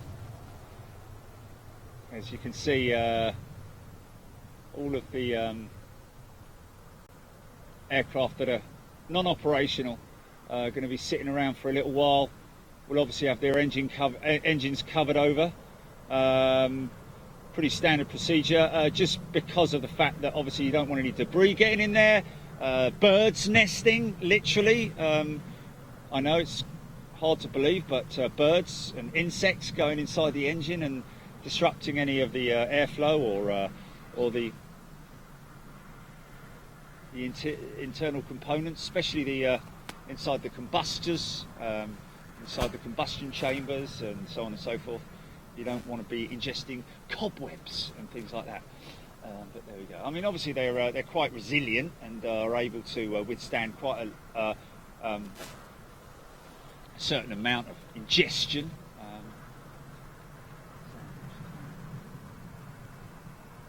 Cheese sandwich.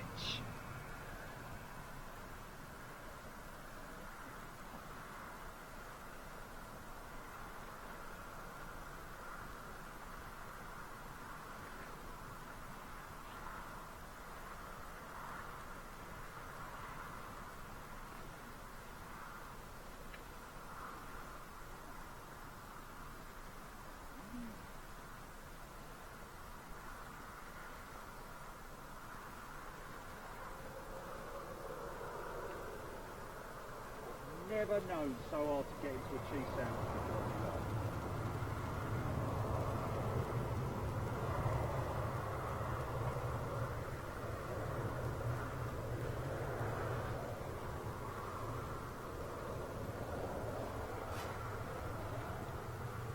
Sammy Shaw, my thumb is firmly up. Oh, okay. Sounds great.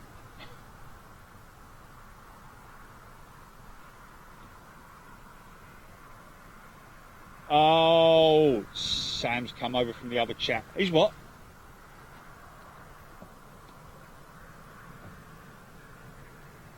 Oh, am I missing things here? Am I missing super chat and stuff?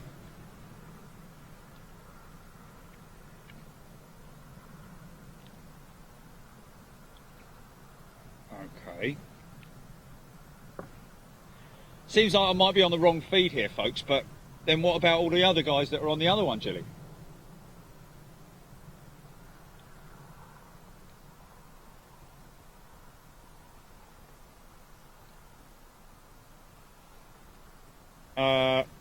How do I go to the other one, though?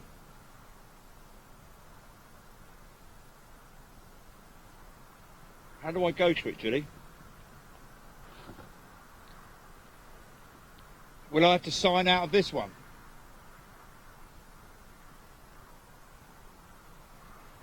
I'm going to go to the iPad now.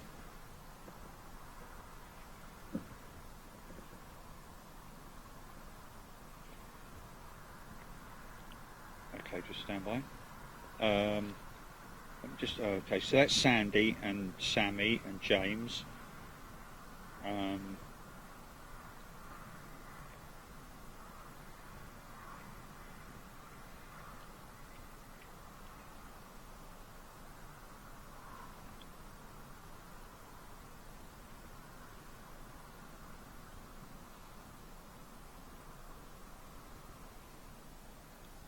Hold on.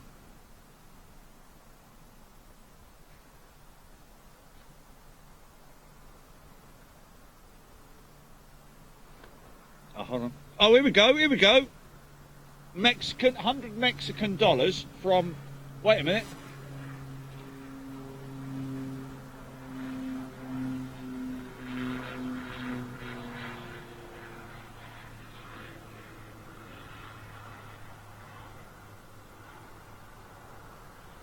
Hey, is that military? No.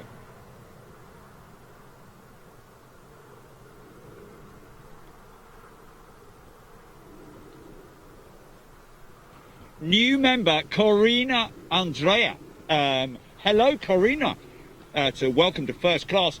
Jose Gabriel Duna Villa throwing 100, I think that might be Mexican dollars at me on Super Chat. Thank you, Jose. Sean Cousins, Valerie D, Craig Whitmore, Hilary Todd, Caroline Blair. So now I'm reading out all these ones, Julie. Are they on the...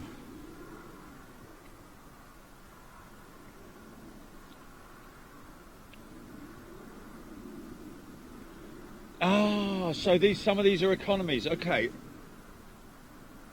Like Benny Banks, Derek Cohen, Caroline Blair, Hilary Todd, Craig Whitmore. So these are mixed in with first class, super class, economy, executive, etc. Okay.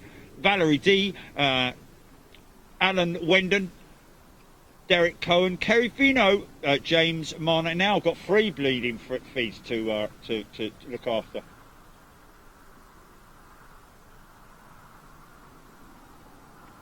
Good morning to everybody watching right now. Sandy Humby, G. Lee Davis. Yes, once again, good morning and thank you, Corina Andrea.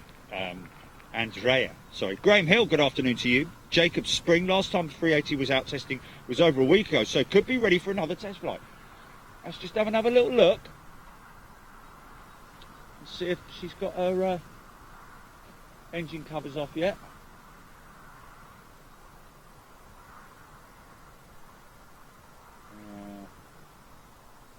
I can see red.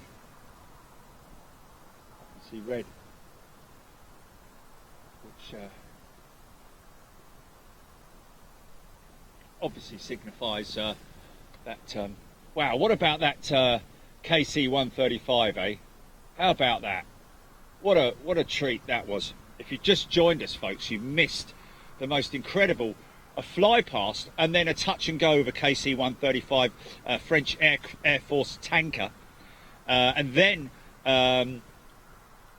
C-130 Hercules coming in. Shelley Atkins, did you get my message I sent you above? I tagged Big Jet in it. Shelley Atkins. Okay, we're on that, Shelley. N-Team GT, good day to you. Quite a few people just joining the feed now. New members and current members. You need to rewind this one, folks, because this morning, when you play it back, it looks pretty miserable. You couldn't even see over there to the to the A380 facility. You couldn't see the end of the runway. It was shrouded in mist. It was drizzling. It was pretty gnarly. And I thought, my goodness me, we're going to be in for a bit of a miserable day. But the skies have cleared. The visibility has increased to sort of like 2-3 miles, 4 miles even. And of course, we've had quite a lot of stuff. What we did have, you might want to look back on, folks. I think we witnessed the first ever air test of the 359 250 ton max takeoff weight variant of the 339. Sorry, 339. Gear down.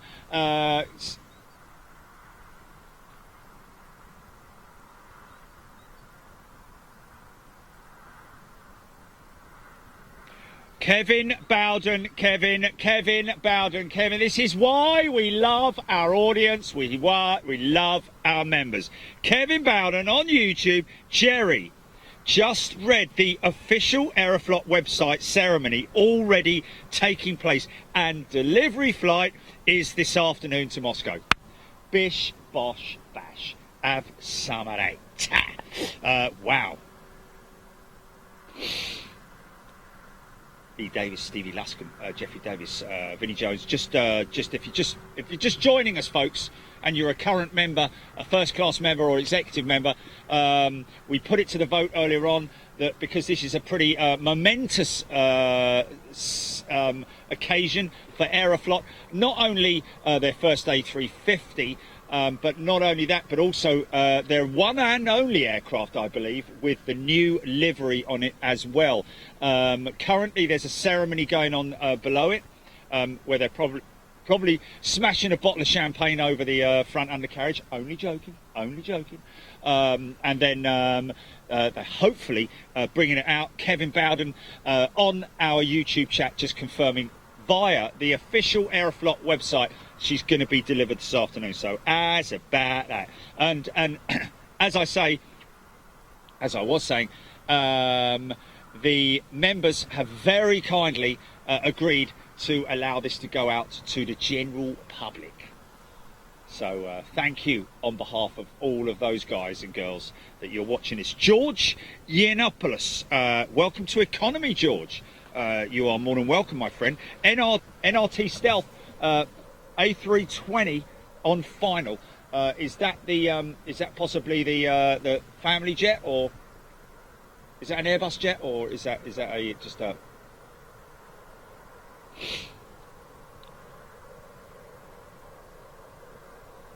Yes, of course, Wade Perry, vodka, and Nick Roberts wearing. Yes, Tony Walker. Yes, of course, it's what a vodka, and not.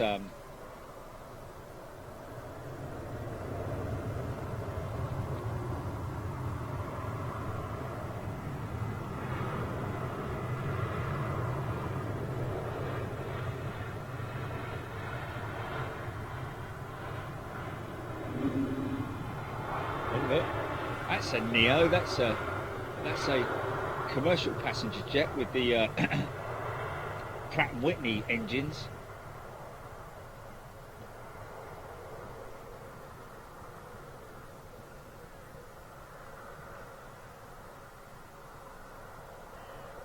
Yeah, this is folks. Just in case you're a little bit confused, some people saying there's a lot going on at this airport. Well, the main, it has two uses here at Toulouse. Of course, you've got the airport, which is for passenger jets, of course, control tower looking after both the test aircraft and also the commercial flights as well.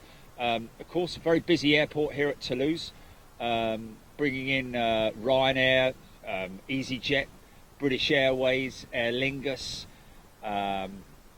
amongst other airlines as well, Air Serbia, and other carriers. Alitalia come in here as well. So all the major sort of like European carriers use this airport because obviously it's a very popular tourist destination. But also at the same time, Toulouse is the assembly plant for the Airbus aircraft, and why we are here today. We're not here today. We weren't here today to witness the delivery of this Aeroflot 350, but it just so happens that it is marked to go out today, which is great news for us and great news for aviation fans around the world. But if you're a technical buff and you love your aviation, then this is a great show to join us on, because you get to see aircraft like that in their pre-paint state. Just going to lock that out for a second, so that I can.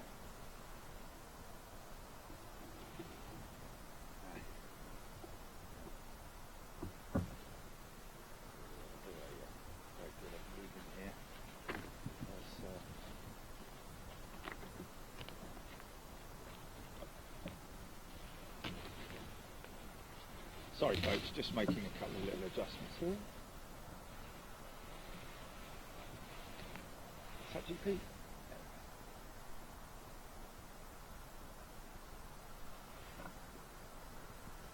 Oh, fantastic. Chris Webb upgraded his membership to first class. Wow. Chris, of course, you and all our other first class members are going to be joining us in Los Angeles next month. In March, we're going to Los Angeles and then linking up with San Francisco. So you will be able to join us there for 2 international shows next month on Big Jet TV. Probably more than likely hooking up with another one. Also in talks with a couple of manufacturers as well about doing some shows. One in particular is a brake servicing company that services and maintains brakes for these big jetliners.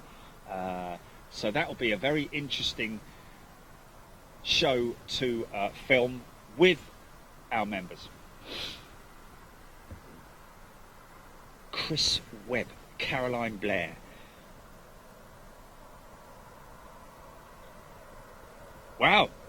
Kevin Bowden, a little bit more information is that particular A350 will be commencing services into London Heathrow from July, was it June? June 2020.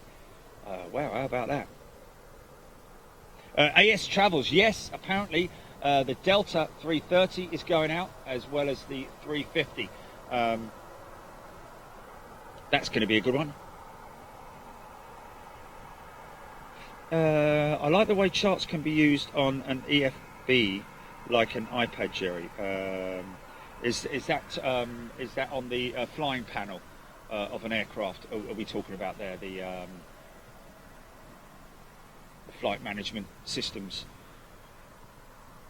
Okay, Stevie Billings, wind variable 2 knots, 2 EasyJet going out, 1 to Paris, the other to Berlin. So these are internal European flights with EasyJet.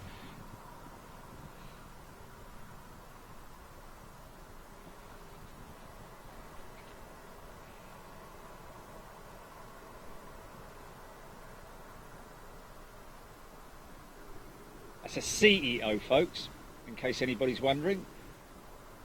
As you can see, the slightly smaller engine than the current, the new engine style. Still make a proper racket, those little CFMs though.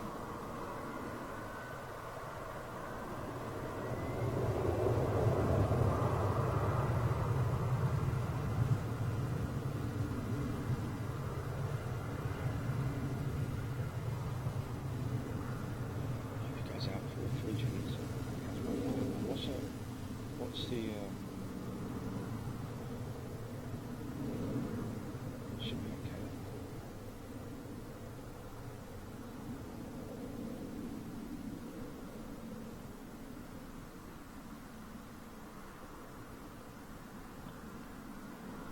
What's that overhead then? I'm hearing something overhead. Yeah, can't see it, but I can hear it. Oh! Something just...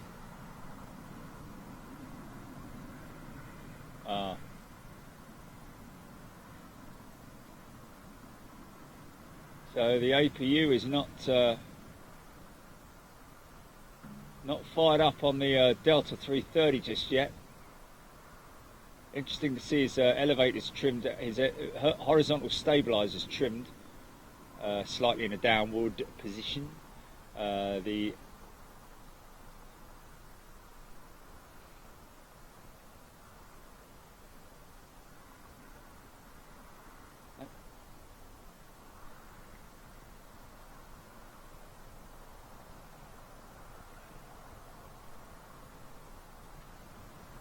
What's it? Which one are you looking at? I think it's Chinese, isn't it? Or Hotel Sierra LAQ, yeah, Lima Alpha Quebec. Something on approach. It's just a little hot Embraer.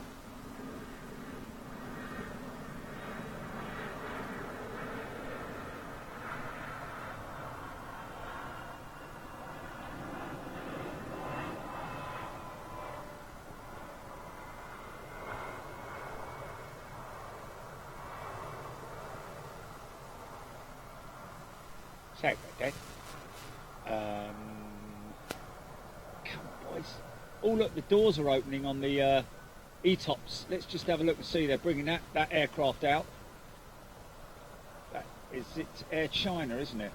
It's Air China, isn't it?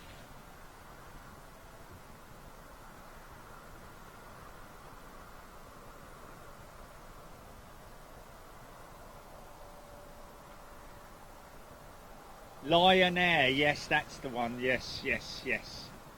We've got on the on the top right, GP. We've got the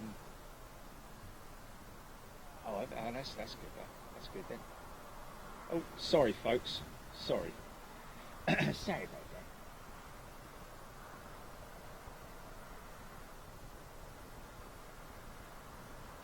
Is that a new member there? I'm just seeing there a new member, Hex Trasher. Welcome to first class, Hex. Hello. How's it going? Fine. Good. Professional media? Just live streaming. Oh, or? Big Jet TV. You here for the Aeroflot? No, for everything. Oh, Will it be delivered? apparently the Aeroflot 350 is going out today, and the Delta 330 is going to Narita. So, Narita? Yeah, I know. And then on to the US. So whether she's going to carry out a passenger flight from Narita, I don't know.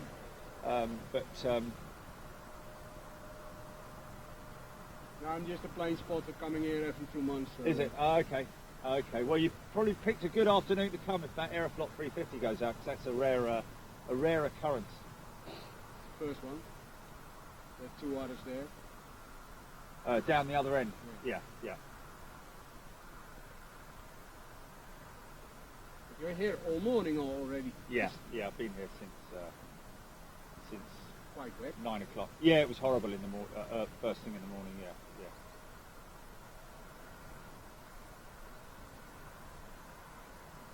You don't have times of the deliveries. No, they very rarely have a schedule. I mean, they will down there have a scheduled time, but they don't normally.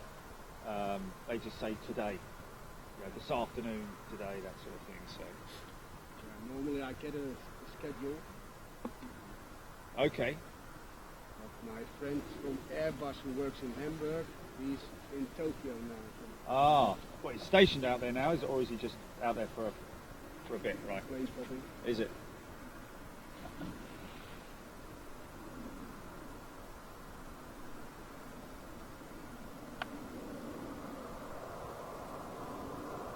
No, his engine covers are definitely still on. Don't think we're going to see that guy going out today, unfortunately. Well, you never know. You never know. But we need to sort of get a move on with these boys. Come on, fellas. Let's go. Let's go. Let's go. Let's go. Let's go. No, don't say it. I know.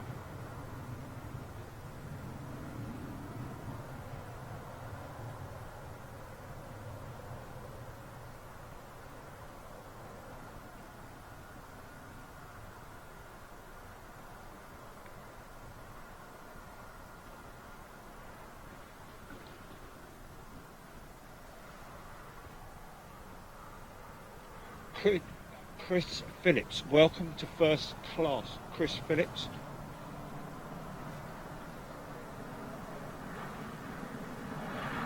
Is it?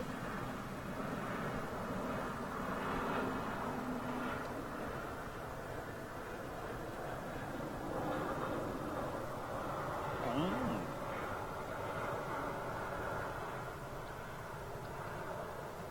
Well, it could be 3 hours late for all I care.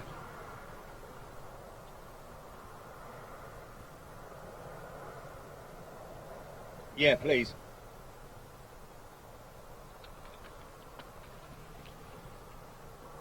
Yeah, China Eastern. China Eastern, yes. I always get my Chinas mixed up. Thank you, Andy. That is indeed China Eastern. Blimey, Riley. Ryanair 737.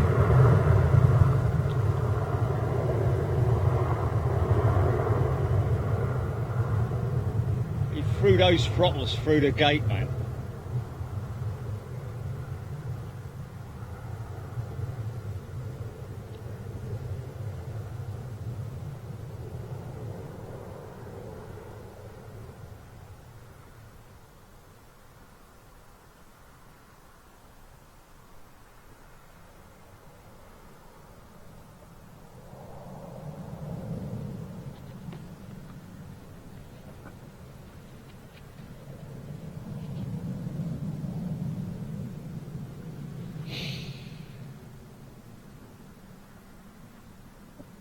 Yale Hanning, a new A330 on taxi.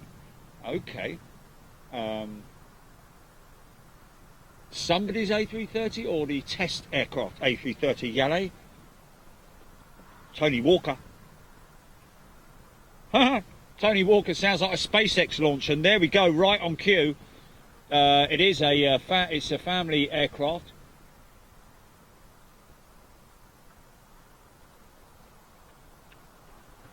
Oh, is it? What?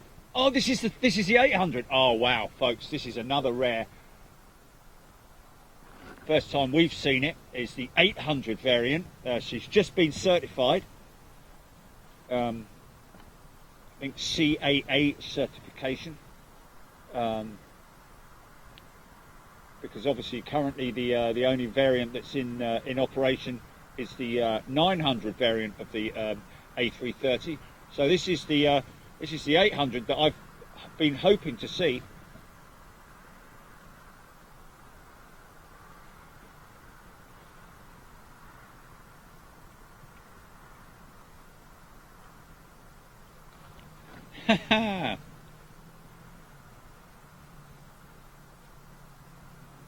NRT Stealth A330 841. Thank you.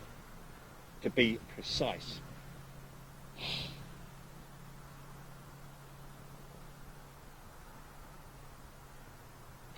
Russell, is that a rare Lockheed Jetstar parked all the way at the furthest end of the general aviation side past past the 737? Yes, my friend, well spotted. That is something that a lot of people have spotted in the past.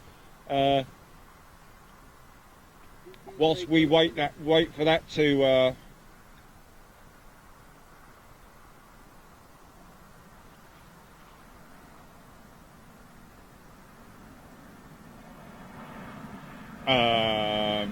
yeah, that'll be fine. Yeah, thank you. There you go, folks. Doesn't matter.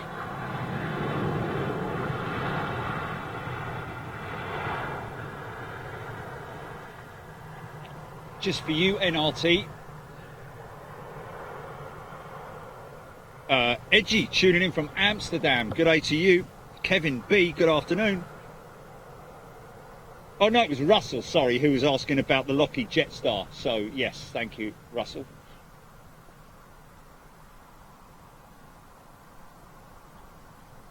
So the only noticeable difference between the 800 and the 900 is just the length of it, I believe. Other than that, same empennage, same wing, same engine, maybe slightly down-rated in its thrust capabilities on the 800, I'm not sure, but sorry about that. David Mitchell, yes indeed, a beautiful Trent 7000 engine. Up rated from the Trent 7, which was one of the most popular engines that powers the current engine option, and which powers that Aer Lingus A330 CEO as well.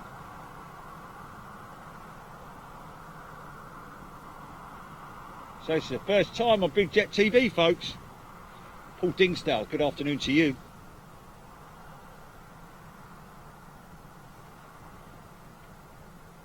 Yeah, just saw somebody mentioning a BAC 111. I used to live 20 odd miles away from Gatwick Airport, but used to hear them going out. You knew when they were coming, that's for sure.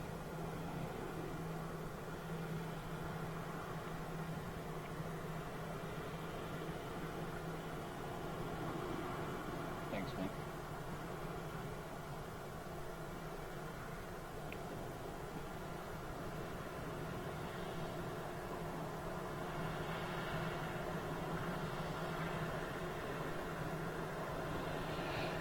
all carbon composite wingtip. No changes per se to the front end of the aircraft, only the aesthetics, using the eyeliner style.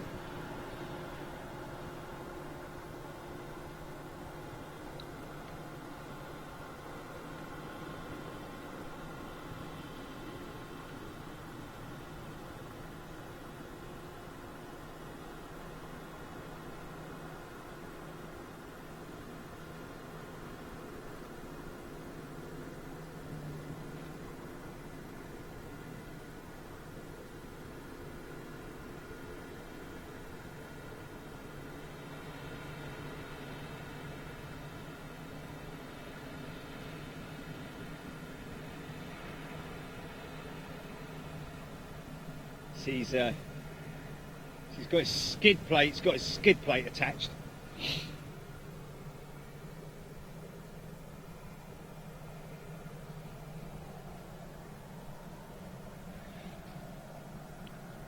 Oh wow! Andy says the first 800 Neo to be delivered to Q8 Airways has already been painted in the Q8 livery and is sitting at the flight line on the opposite side of the airfield. Wow! The other side being that side, I'm guessing. In a hangar. It's in a hangar, is it? Wow.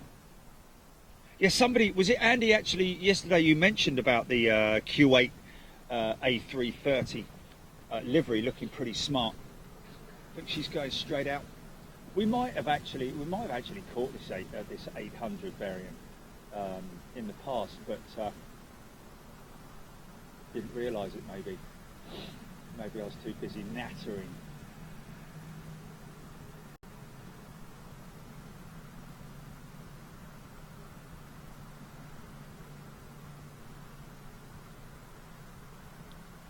Listen to these things power up.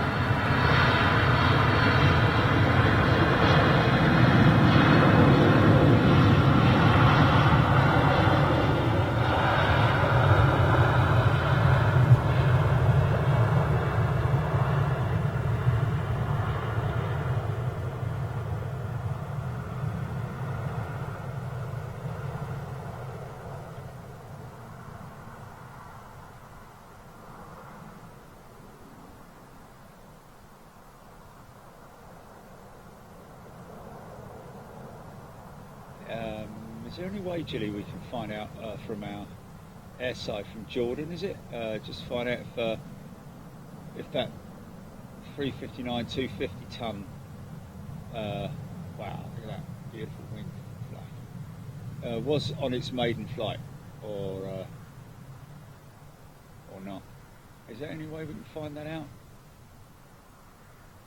Okay, yeah, okay. Cool.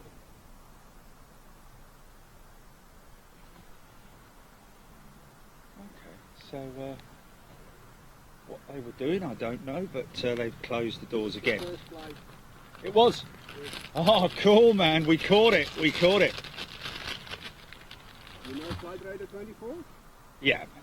And you know how it works with the flight numbers? I don't really use it to that extent, no. WW Charlie Echo, it's on Airbus Industry, Flight 01 and Charlie Echo.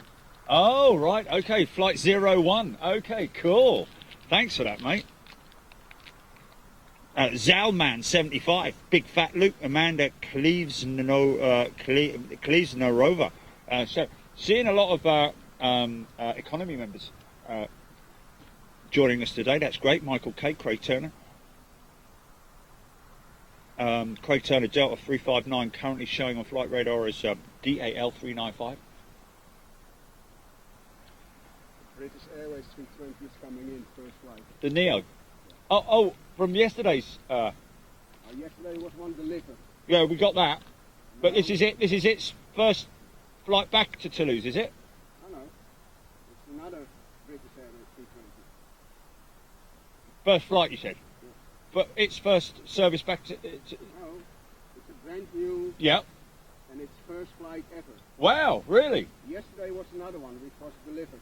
Yeah, no, I know we got that one, but Yeah. you're saying that this one that's coming in now is Yesterday its it was- first. TT and K, Uh-huh. and this will be TT and L. Yeah, but this is its first commercial flight. No, it's Oh. first flight ever. Test flight, first flight. Oh, first test flight. Oh, yes, the one we caught going out. Sorry, I thought you meant it was a commercial flight coming in from Heathrow. Right, okay, we got you, yeah. Yeah, that went out quite some time ago, actually. 2.5 hours. Yeah, this is the, I think this is the possibly the 12th or 13th, the 12th 320, with BA, I think. And that Vistara, the Indian one which went out, was also first flight. Yeah.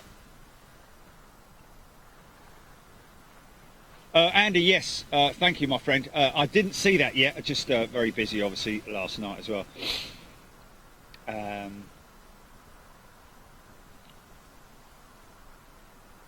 Oh, okay, Gordon. Thank you very much indeed for that. Appreciate it.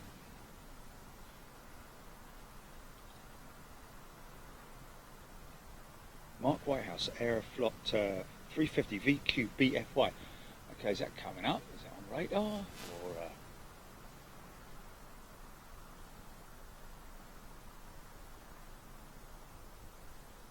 Yeah, she went, this BA coming in now, she was undergoing a taxi test yesterday morning and RTO test as well. So still no APU action from that Delta and still no APU action from the... Oh, that would just be the worst thing, wouldn't it?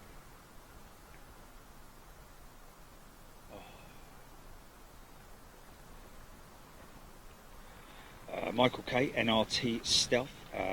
Derby County, good morning to you.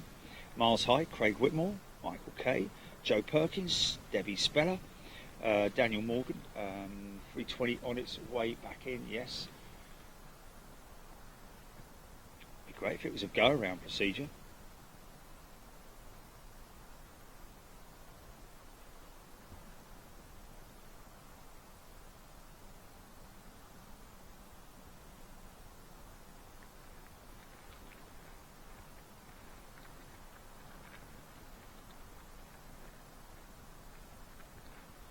Thanks, Craig Whitmore, for that. 4 positions on the throttle. I'm imagining you're talking about there, Craig.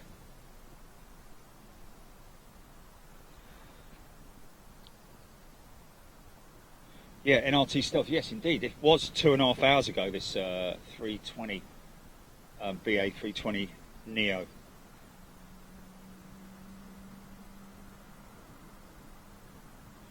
Mark V8 man. There we go. Is Qatar Airways due to take on any new A350s, flying them in a couple of weeks? And brand new one would be awesome. Chris Phillips saying. We had one going out yesterday, didn't we? We have. Didn't they deliver one yesterday? I'm sure we did. I'm trying to think now. Guys, help me out here. Jilly? Qatar 350 1000. There was a brand new one yesterday. We saw it moving. Yeah, it was. We caught one yesterday, Chris. So there you go. Is Qatar due to take on any new flying them in a couple? Okay, flying them as in flying them or flying on them. But be great, Chris, if you are. I think that's Chris. Our Qatar man. That's Chris, our Qatar man, who did the go-around at Heathrow last year in the 350-1000, the very smoky go-around in the 350-1000, and we caught him landing in the 900 a couple of weeks back as well. So, Chris, there we are. I think that is Chris Webb with Qatar. Yes. Climb, power, descent stays in the same position right until touchdown, Craig Whitmore saying. Oh, thrust lever settings. Thank you, Craig. So that's interesting. And of course, yeah, Yeah, so he doesn't have to fiddle and fart around like in the old days with the throttle, the engine power. Okay. So keep your hand on the side stick, and the systems do everything for you. Mark DeBrino tuning in from the good old US of A. Good day to you, my friend. Sergeant Grash, I think that is, upgraded membership to first class. You're going to be joining us in Los Angeles and San Francisco next month. Sergeant Grash. Jimbo PC, welcome to economy, my friend. Miles high. And welcome all our new members who have joined up today. Jimbo PC, Sergeant Grash, and Mark, V8 Man, as well as all the other ones as well. You are more than welcome. Darren Golding, N Team GT. And of course, all our great friends out there in Facebook land as well. Ryan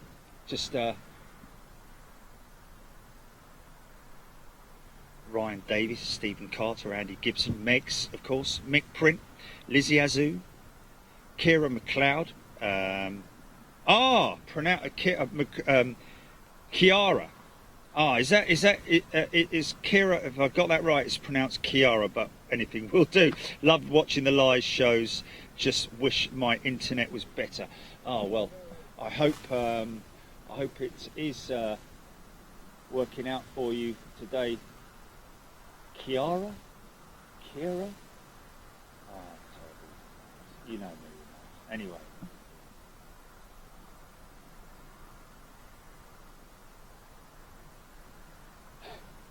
Yes, ladies and gents, we will be live tomorrow for Storm Jorge at London Heathrow. We will be live tomorrow. Looks like we're going to have a lot of people watching tomorrow, live on Big Jet TV.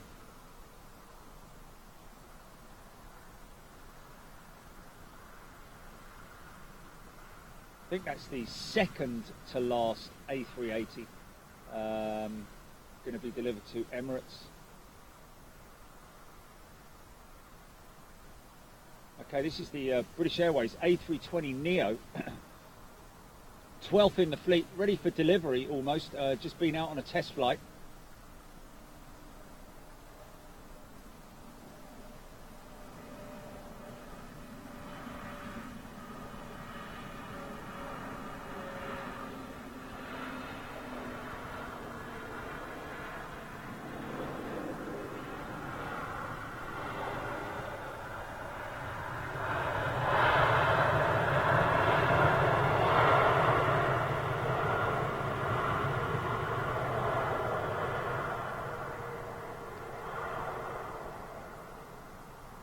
Tell you what is interesting, you never see that kind of reverser action at London Heathrow. Ha-ha, folks, here we go, look at this. What's this coming out? A330 CEO. Is this one of the air tankers, possibly? Delta transponder has come on Flight Radar 24. Things are hotting up, and they blooming well need to.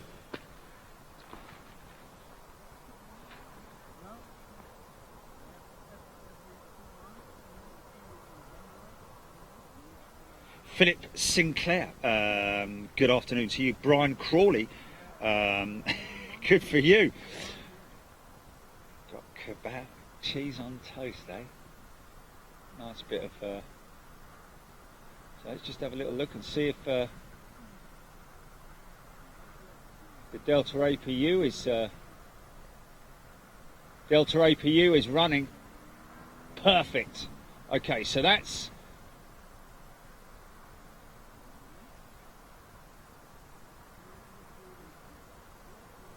Nothing as of yet from the Aeroflot. Would be great to see that going out, obviously.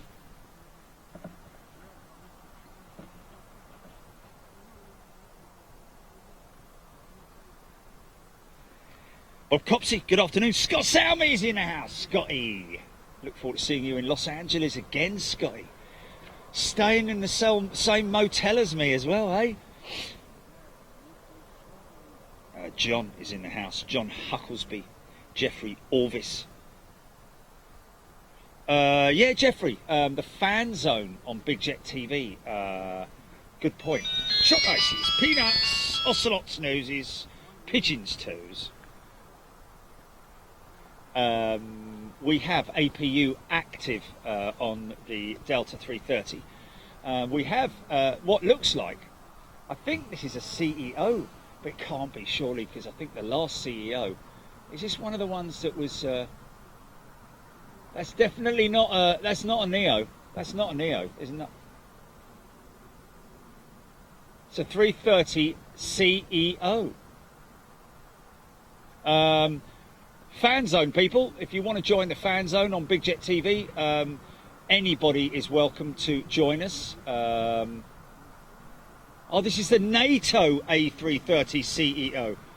Wow.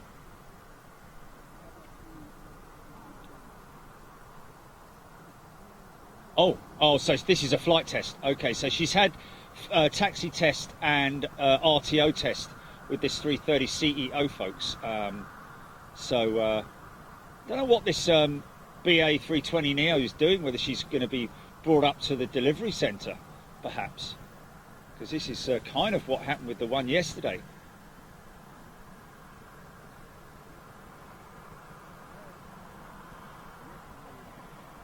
What's this EasyJet doing?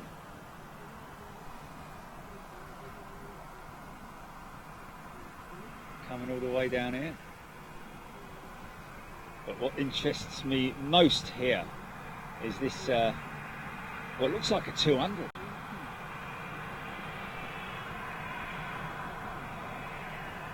It's getting exciting, folks. Yeah, he's going too fast to turn. He's going out again.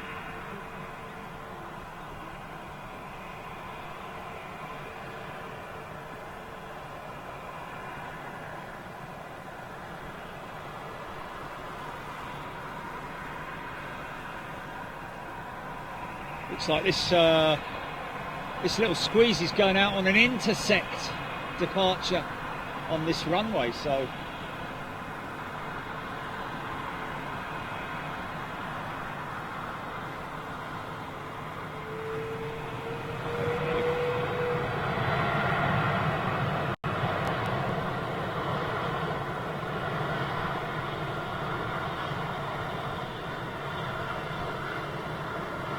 checking his reversers, look at that.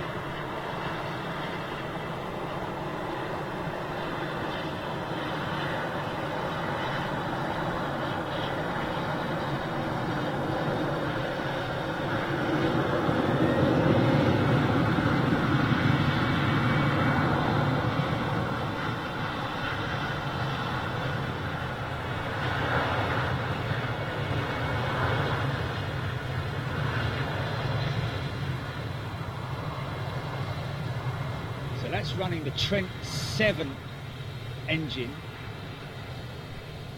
It's got the old style winglet on it, in a primer.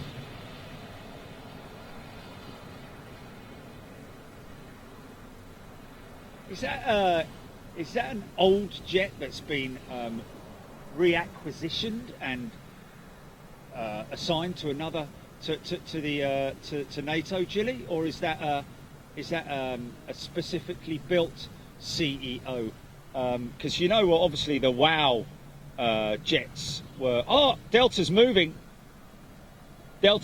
folks.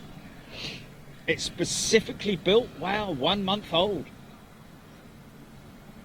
NATO, the Delta 339 Neo is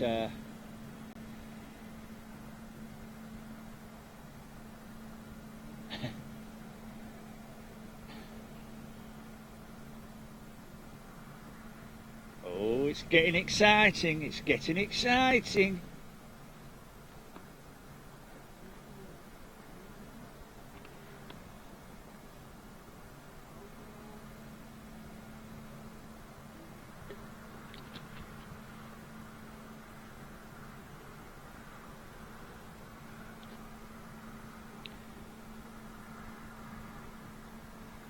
Maverick Jones, good afternoon.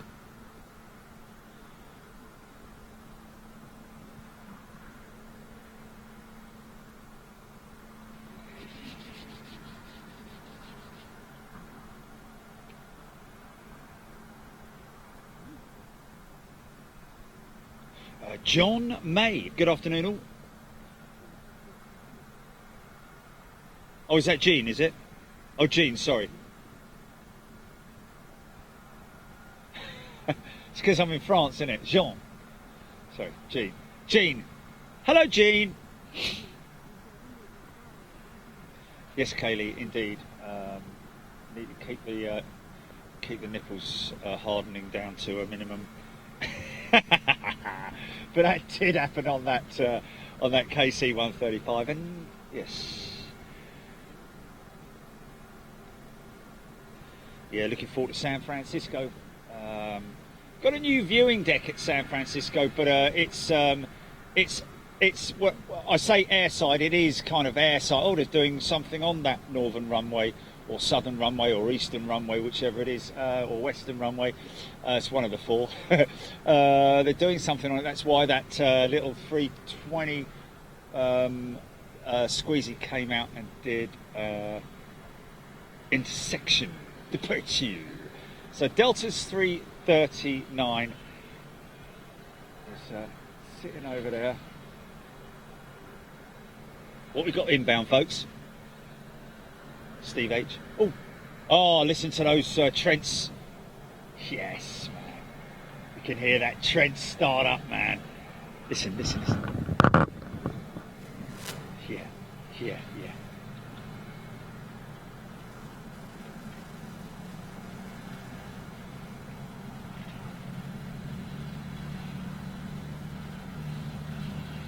Tim Clayton, no. Did go on the A380 tour quite some time ago.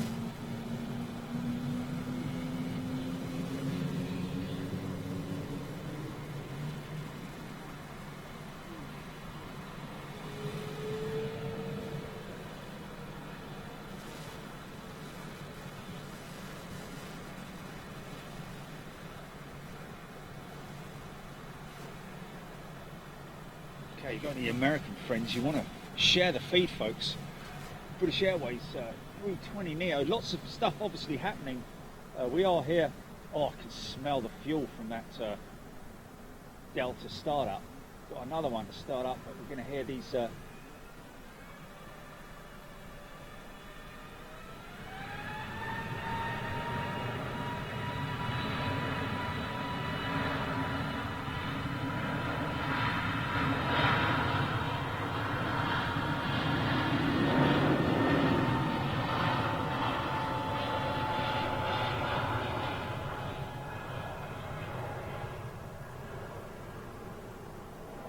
Look how steep he's going up, man. How steep he's going up. Wow. It's nuts. Number 2 start up on Delta. Still waiting for Aeroflot's 350 APU to get come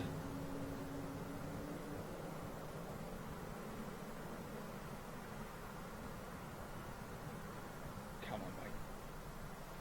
Let's get this thing going, man. Let's get this thing going.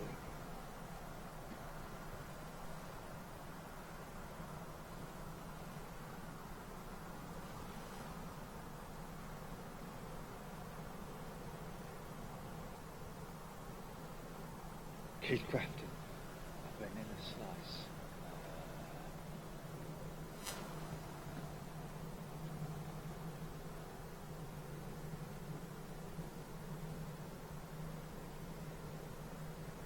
Cameron Knights, she's just over there, mate. Don't worry, she's coming out. She's just been towed to there to start her engines, and you'll see her move forward any moment now once the engines are fully lit.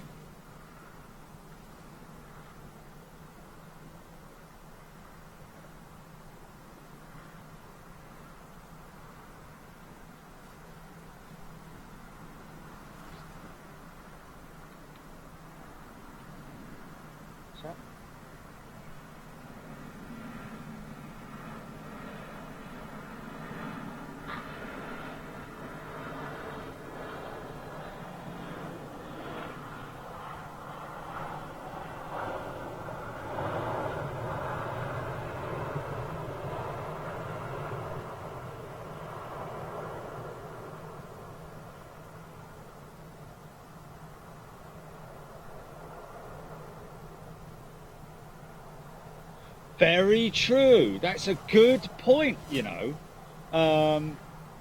Yes. That is a good point.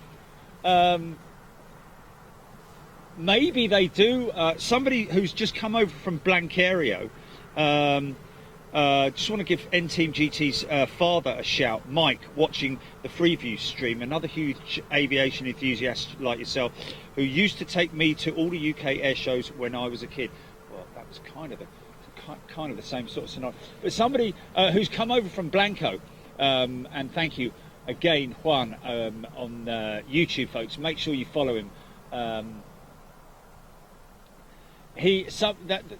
guy just mentioning why do they blank off the air in the intakes of the engines and not the exhaust? Well, it may be that we just can't see the plugs that are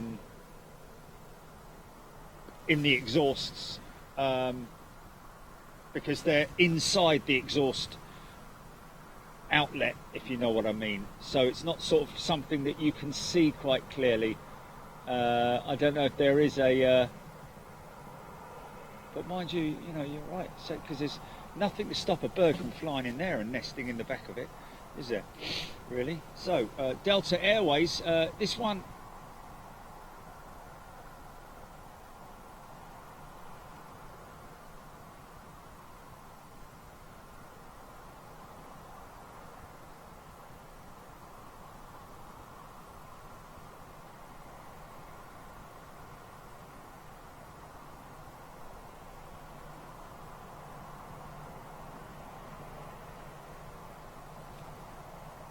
Something coming in. Something coming in.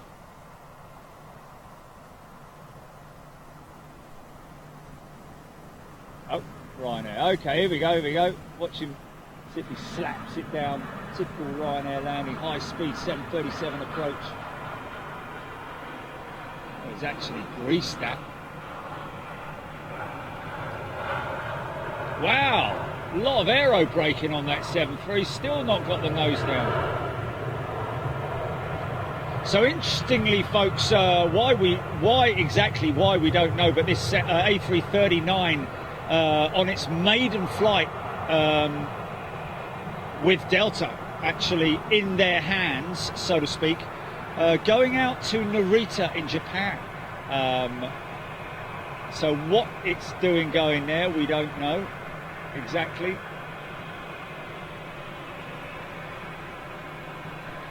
So all, so we're just going to keep an eye out. We're probably going to waiting for that Ryanair to exit the runway. So this is a delivery flight, folks. Here we go.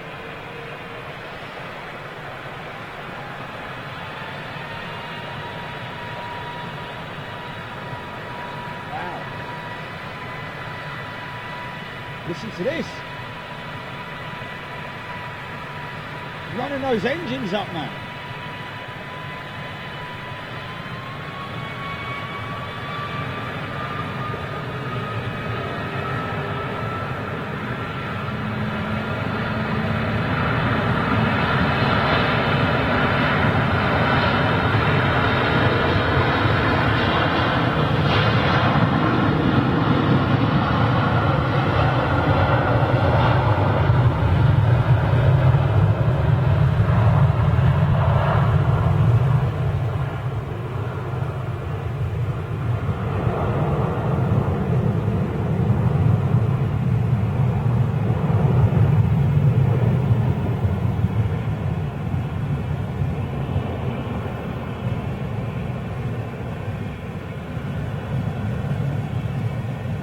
Yeah!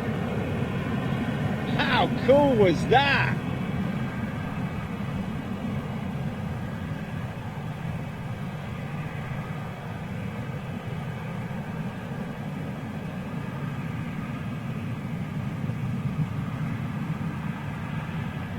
Yeah, that was pretty cool. Wow, look at this little conga line of narrow bodies.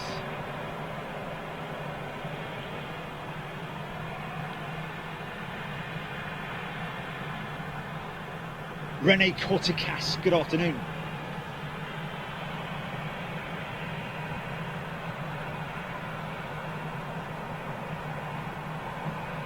Yeah, Matt 52, definitely not a D-rated departure there. Ain't no doubt about it.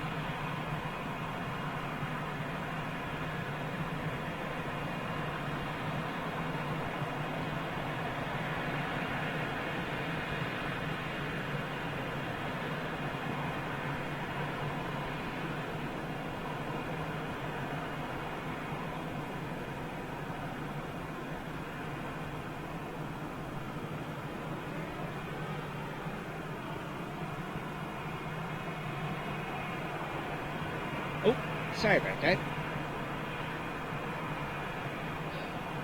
So embarrassing.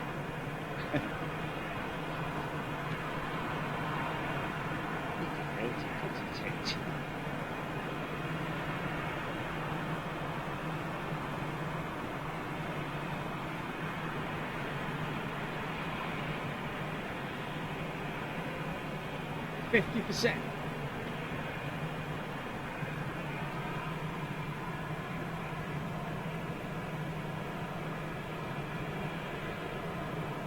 Mark EGGP saying, according to ADSB, that 300 that's just took off is actually KC30.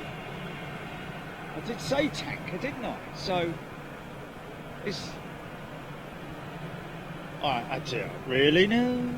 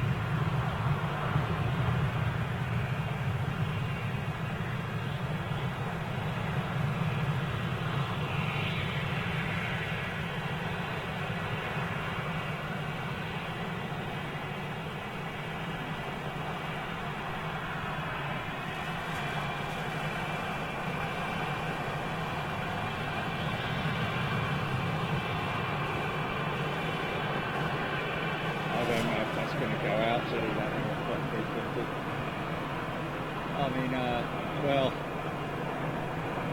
put it this way, before we are due to go out, but the worst thing could possibly happen is I get down the bottom of the hill and she pushes back, or, you know what I mean? Yes.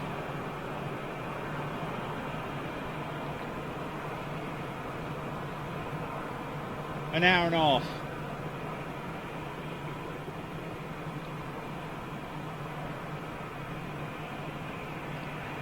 What's the time to clear security by?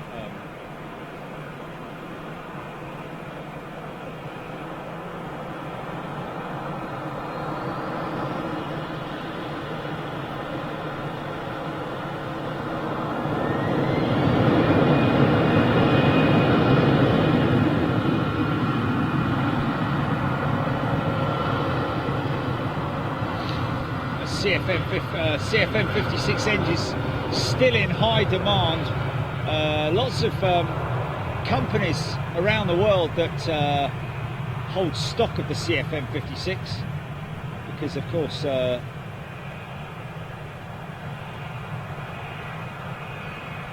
my God.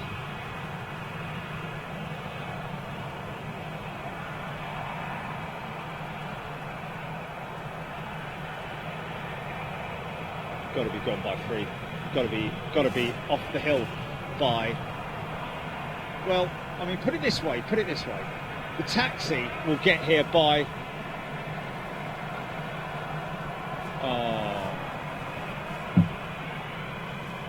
Oh.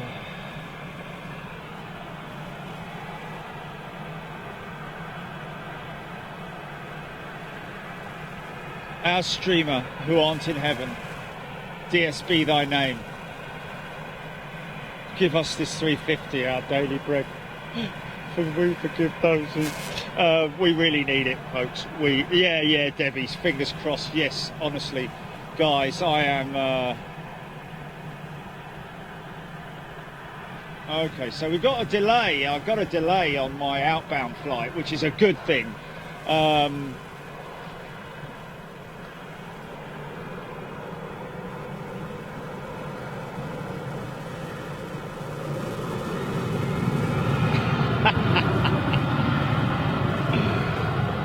Lizzie has.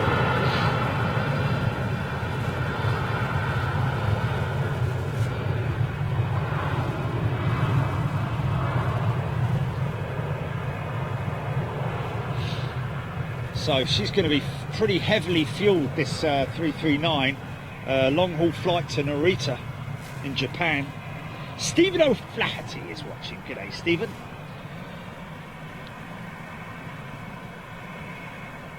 Oh dear. Map 52, you're right.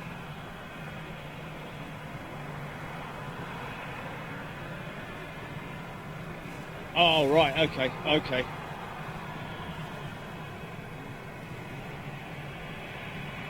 Oh, please. Oh, is that the sun glinting off of the winglet, or is that a nav light on? That's a nav light on, isn't it? Please be a nav light on.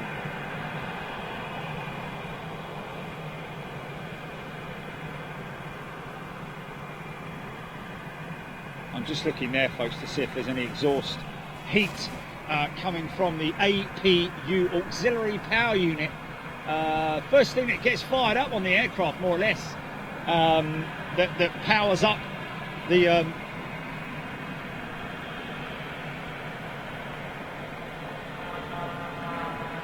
He's got his rat. He's got the rat.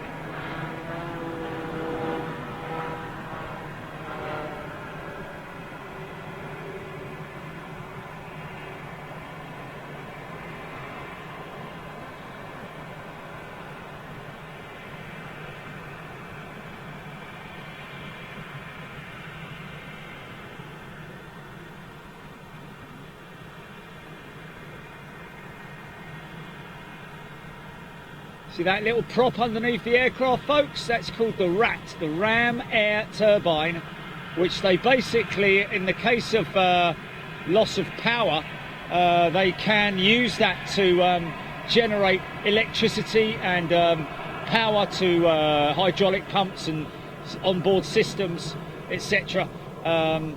So that's sort of like a backup that they use, and that's what you would have heard.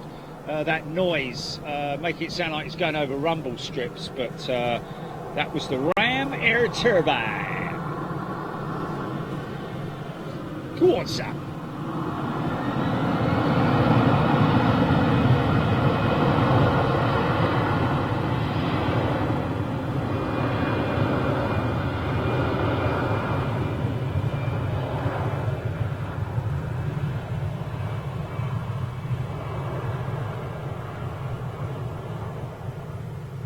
Seem to remember the old 350 LC motorcycles had Ram Air technology. They were called by Ram Air. I think that's Ram Air is primarily a term used for air that's produced by nothing other than something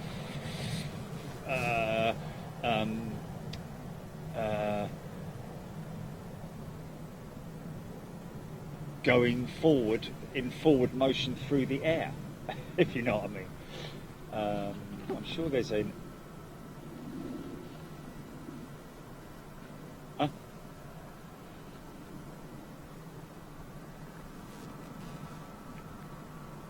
Oh, interesting. So the reason we're hearing Andy saying that is that Andy's saying that apparently, Andy, the interesting aspect, Delta's A330neo is on its delivery flight to Tokyo, Narita, in order to avoid US import taxes. Very clever. Yeah, but surely if the old US... Wow! Fair play. Loophole. Found a loophole. Because wasn't there talk about that weren't we talking about that last year? And we were really worried about it, whether it's going to really affect Airbus, you know.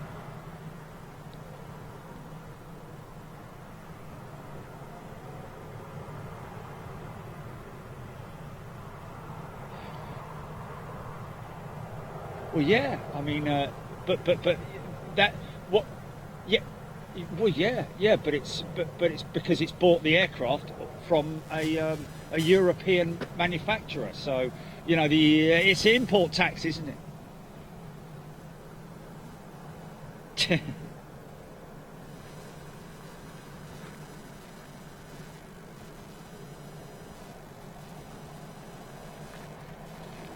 Yeah, Mick print, they won't avoid it now.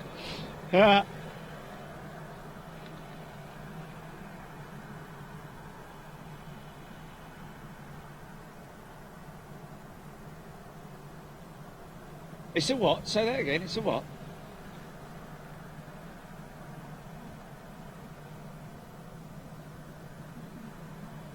Yeah, no, I know. So this way, they're actually taking delivery of it in Narita, Japan, and therefore, does that mean it's going to be? It can't mean it's going to be registered in Japan, because then it would have a Japanese registration, wouldn't it? But just being delivered from, so import taxes. Oh, blimey, I don't know.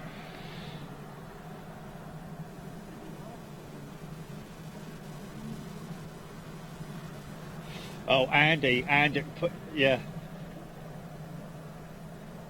Haha! Yeah, Andy making a very good point there. He's been waiting since literally yesterday for this. I think he's the longest standing waiting member of Big Jet TV for an aircraft to move ever. Whose is that? Can you see that, Reg?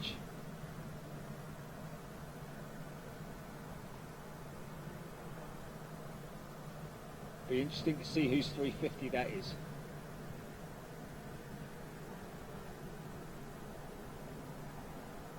Nothing on the winglet, is there? It is Hainan. Wow, there we go.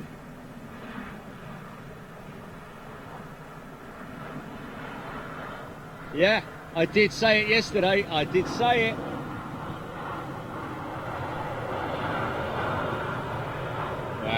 That goes to show how serious the issue is. I can't see the reg on the other one, but it's more than likely going to be another Hainan.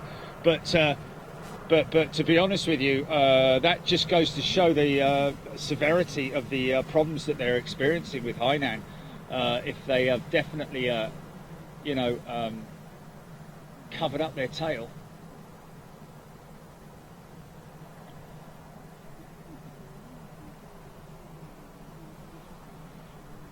What?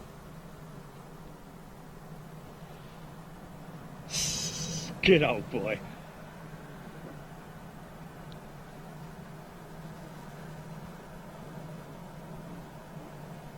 Okay, David Taylor saying might be for Pacific operations based around Guam and Tokyo. But apparently we hear that Delta is going to take that aircraft from Narita to the US. Keith Cornell, Jerry, I used to have a Ram air cooling system on my Suzuki GT185. Wow. On top of the engine as it helped keep the engine cool. Yeah, I'm sure it was not the 350 LC, the 350 LC. What a great sounding engine.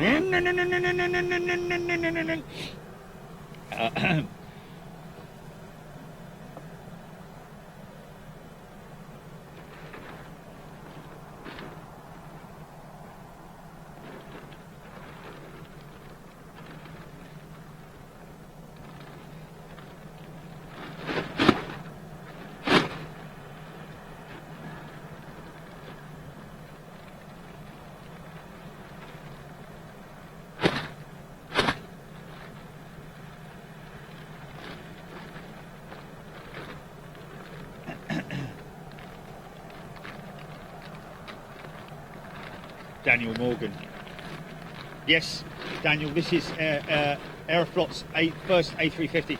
They've got a couple more on the airfield down at the other flight line, but this is the only one on delivery at the moment.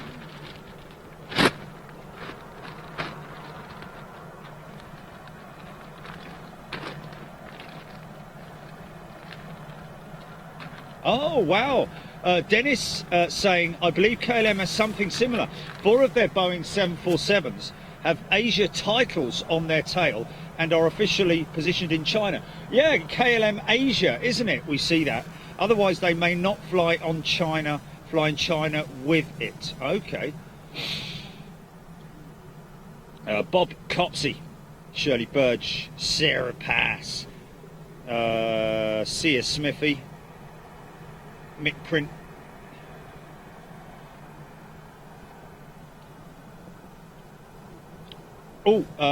Jordan Weir, French Air Force is inbound. Do we have more members here than I'm seeing? Let me just reload this. Miles High, Chris Phillips,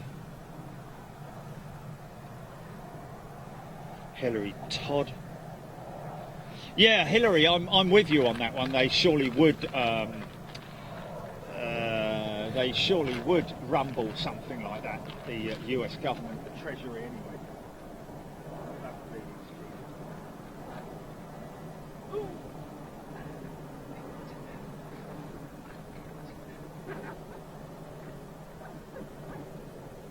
Oh, do they?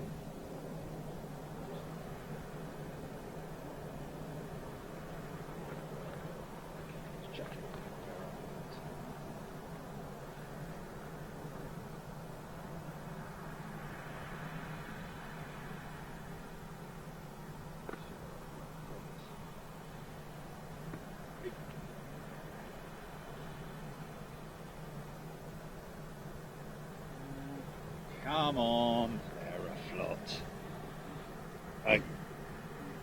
Wow, Cameron Knight's a Yamaha 250 LC. Oh, 250 LC. I had the 350 LC. Same sort of, like, just a bigger bore capacity on it, but fantastic, amazing engine on that. Beautiful two-stroke as well. The old two-stroke was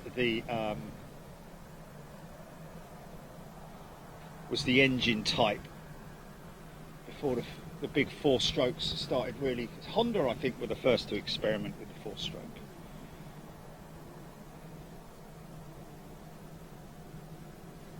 Is that Aer Lingus plane broken? Return of the biker? No, she's not, mate. She's there at the delivery centre. It's a CEO. Oh no, what?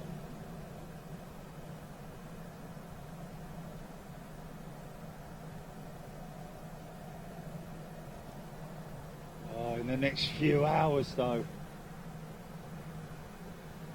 Oh my goodness me. Okay, just as a backup, Julie, just as a backup, is there a... Yeah, let's have a let's investigate it while we're here waiting.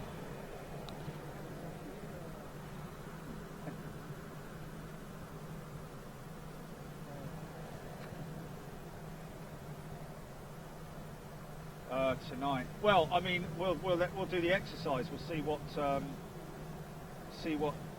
Yeah. Because if it means an early morning flight tomorrow, you know, then I'll do that. There is what? There. Okay. And there is an option, is there? Wow, Return of the Biker had a CB250. Yes.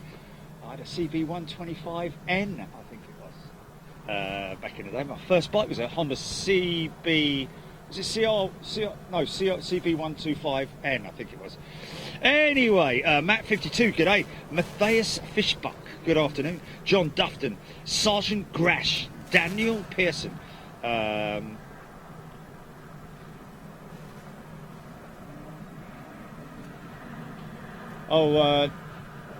Here we go. All Nippon Airlines coming out possibly for a... Now this is another example This is another example, folks, of seeing exotic aircraft here when we are at, when I say exotic aircraft, I mean more so exotic airlines. You see these two Chinese carriers down here, possibly mothballed just for the time being due to the global issues with the coronavirus, and of course another one there. I think they're both Chinese carriers. We discussed that yesterday. All Nippon from Japan. Now we're used to seeing their Boeing 7, their 777 at London Heathrow, but what we will never see will be the single aisle variants. This will obviously, once it's completed all its flight training, flight testing, or testing in general, will be flown out, ferried out to Japan. Paul MK, good afternoon. Sean Cousins, Paul Skilling. Storm Jorge arriving tomorrow midday down at Heathrow. Yes, well, that's the plan, to get down there tomorrow afternoon for 2-7 right arrivals at London Heathrow. There's Delta 339 behind me, folks. You're not missing it.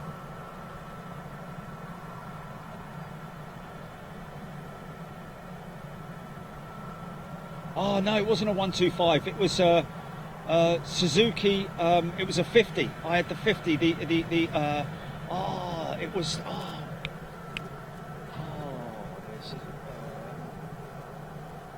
Yes, it was the Suzuki 50. What was the brand? What was the type?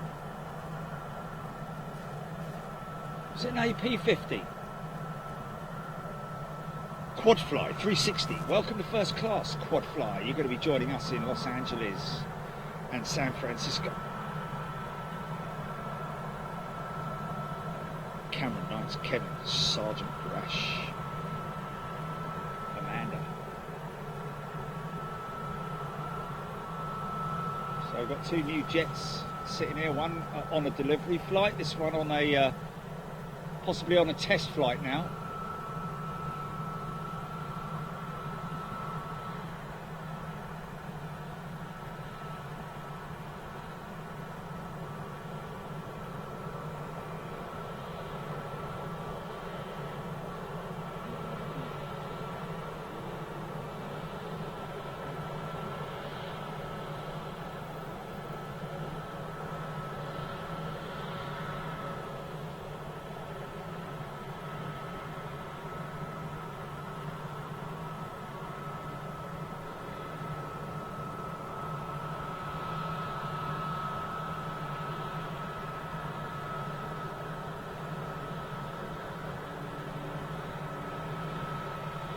Tow truck.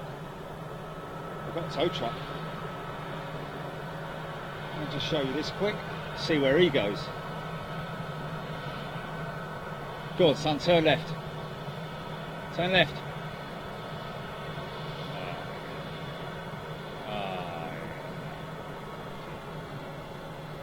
Little.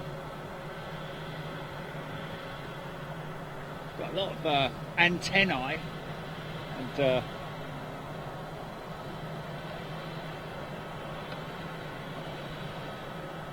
going to pick something up.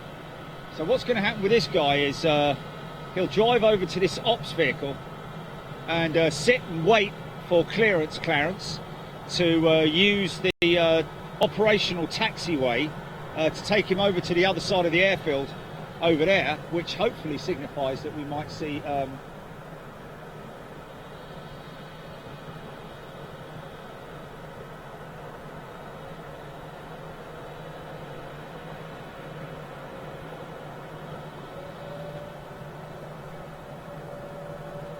he's going to intersect.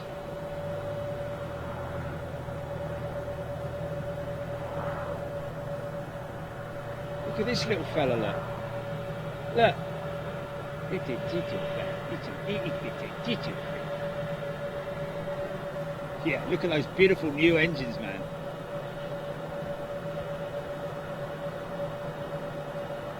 Yeah.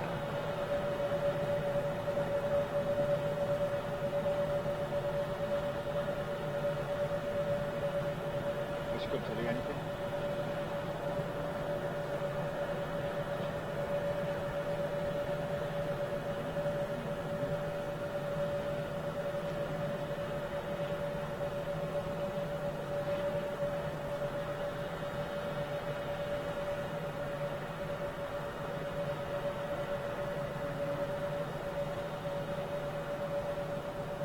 So new, isn't it? Look how new it is.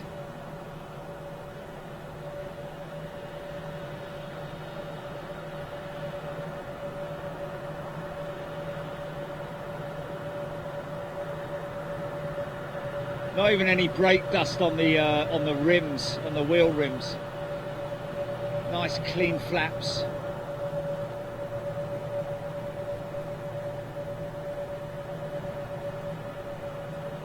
Beautiful, beautiful. Pans. Quad Fly 360.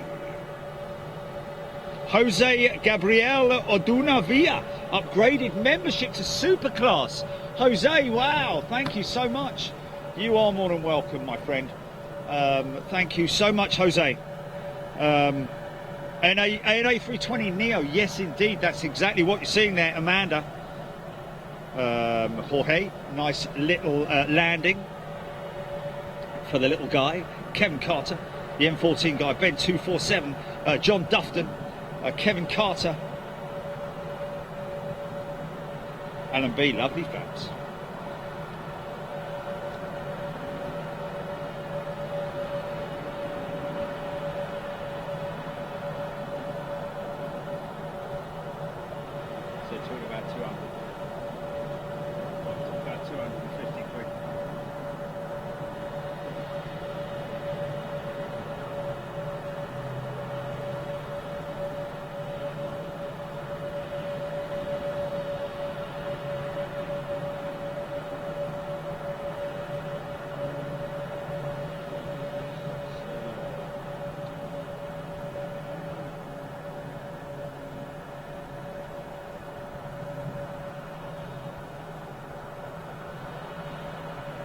Well, I mean, put it this way. How much is it? Yeah, well, and the other one is 100. Yeah. Yeah. So,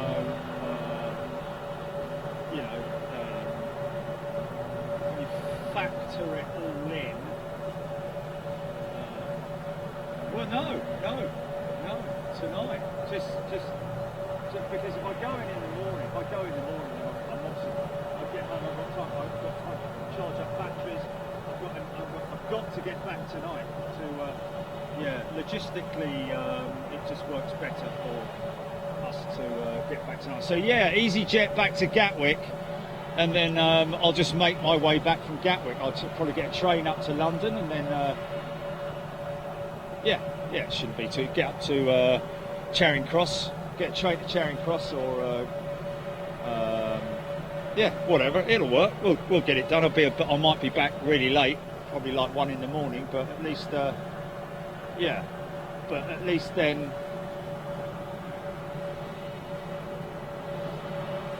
oh no, we're not going to book anything yet. Let's just at least we've got a couple. Yeah, we've got a couple of options, haven't we?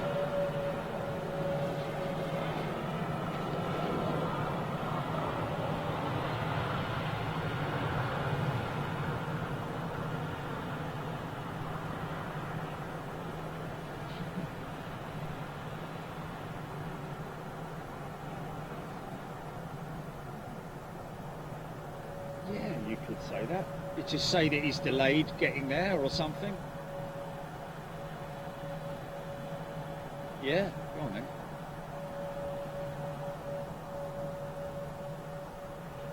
Okay.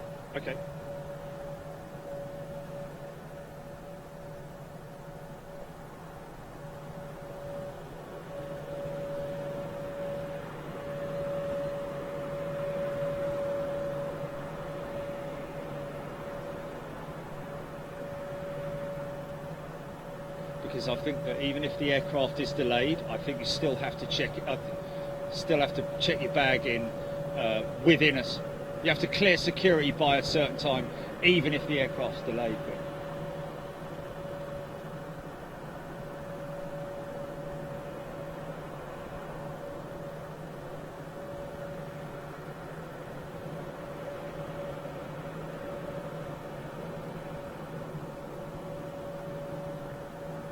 it is bang on 3 o'clock, yes. Oh, blimey. This is about the time I should be going. Wow.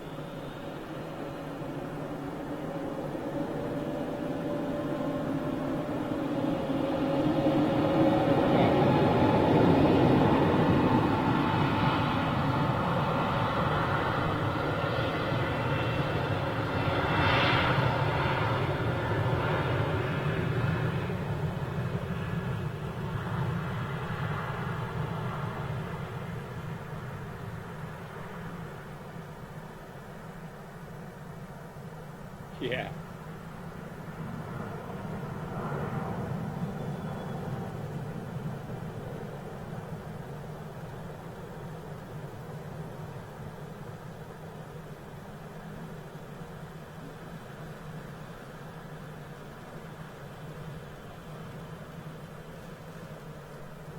Climb rate so impressive on these small jets. Of course, these little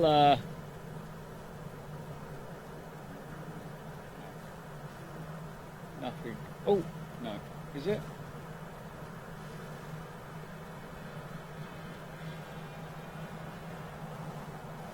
Oh, you know what?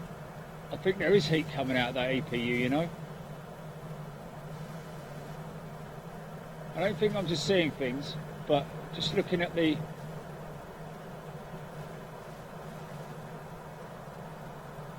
I'm hopeful. Put it that way.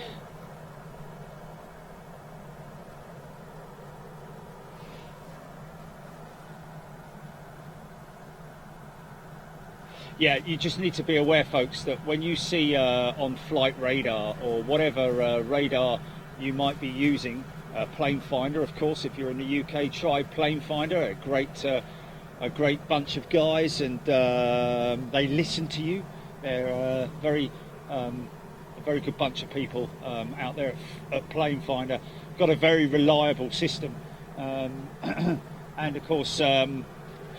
Just be aware that when you see an aircraft from Toulouse, if it's a test aircraft, it may well be running a test registration. Well, it will be running a test registration until it's literally ready for delivery, at which time the test registration will come off and the official reg will go on. However, the aircraft that sometimes shows up on your radar as the image may well be the wrong one. We had last summer a lot of cases where, you know, you'd see a 350 and it would be come up as a Qatar or an Etihad, and it was something completely different. So just be aware that when you're sometimes looking at those, the picture that it shows is actually not the aircraft that it is. If you get my drift.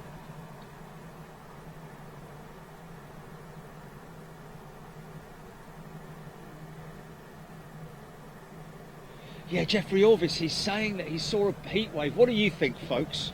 Let's just zoom that in there. All you guys watching on your big screens, are you seeing? I'm going to leave that for you to just have a little look at, to see whether you can see any heat wave coming out of that exhaust at the back there. You decide. Hold on, let me just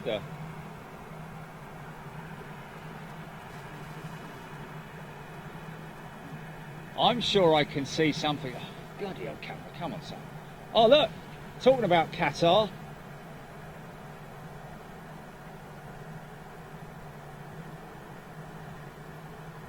A350 1000, I think, on its way out, possibly a 1000. Now this might be, I don't know what this is in terms of its its procedures, whether it's already done RTO tests, whether it's already done. This might be a taxi test. This might just be a simple taxi run for this aircraft.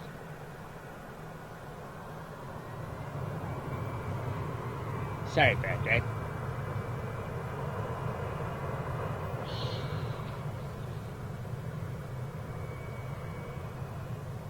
Oh, he stopped. Okay, interesting.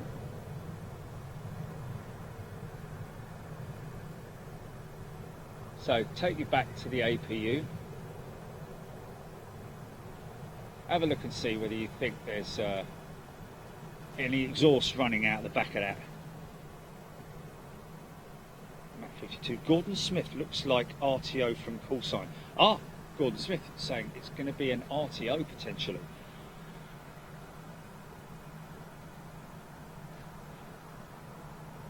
Andy, yeah, it's getting to that point where he's going to be, he's going to have his eyes open with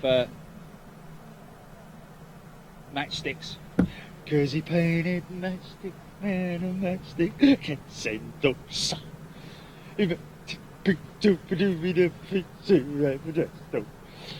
Liam Grogan. Keybond 1, that's a 1003 bogey main gear like 777 all the way to Hell. Yeah, I just couldn't see the couldn't see whether she was running the triple main undercarriage. I can now.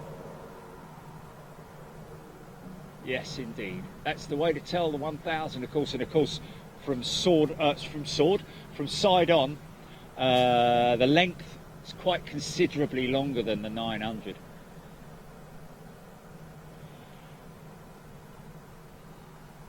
Qatar first flight, apparently. We're hearing from Craig Turner. Andy M, inconclusive, he's saying about the... Right about now is the time that I should be leaving, folks, to catch my flight. However, we are looking at possibly delaying things for me, meaning that I would be cancelling my flight with BA, sticking around for Aeroflot and flying back on EasyJet to Gatwick. Then from hey, is Neil Warman about? Maybe he can give me a lift home. Warmanator, are you there, mate? Chris Madge, Runway Haze. Yes, Chris, think you might be right there, mate. Vince G, Chris Madge, Ben 247, Wade Perry. Yes, you are seeing things. I am seeing things. Liam Grogan, can't see anything. Amanda, and everybody agreeing that that is just me seeing things and getting a little bit too excited. It is very. Jose, are the pilots Japanese? On which aircraft? Jose, is he talking about the pilots that just went out on that all Nippon? The ANA 320 Neo, they will be Airbus test pilots, my friend, not Japanese. Although the pilots flying the Aeroflot 350, obviously the delivery flight, will be. I know what you're talking about. Are the pilots Japanese on the Delta? More than likely, I'd say American, but I might be wrong. More than likely American.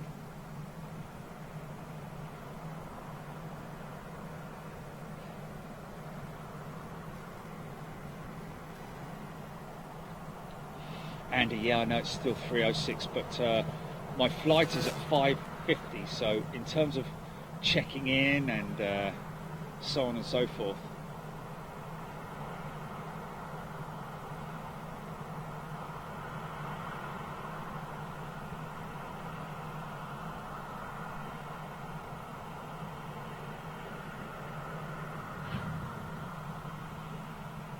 Hello? What's he doing going right there? Is he going to go intersect? Wow. Now you can see how long the 1000 is, folks.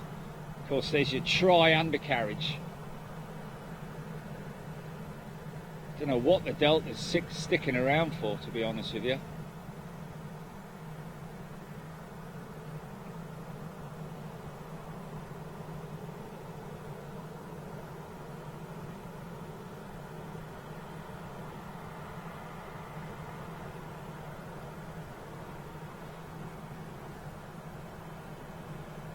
Jeffrey Orvis. You're right, mate. He's going out of the other runway. Possibly. Going out of the far runway.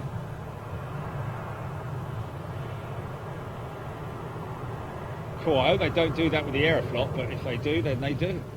But, chocolate is peanuts.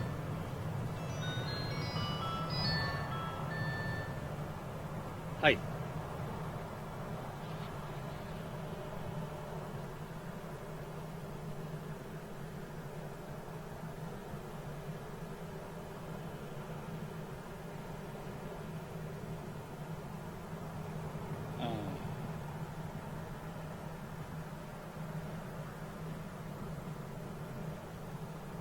That's pretty lame, but there we go. Chili, look, to be honest with you, I don't mind sticking around till 9 o'clock. I'd rather wait. You know, we're here. We might as well do it for the sake of 90 quid. You know, we've and let's wait for it, and then I'll see what happens at the other end. Neil Warman's down there, and he maybe he can give me a lift home. Oh no, he lives in Eastbourne now, doesn't he? Yeah.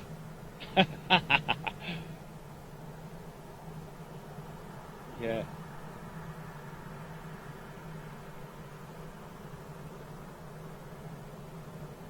Yeah, but just stand by because it might, you know. Yeah.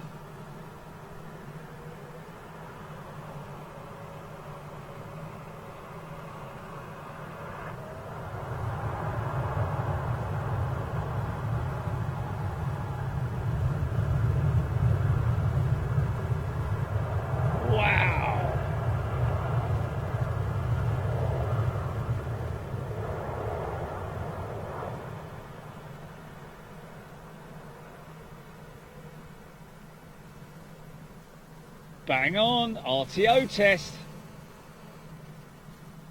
Wow, he threw that through the gate, man. Those throttles really lit those engines up, man. That was cool, man. Felt the ground shake.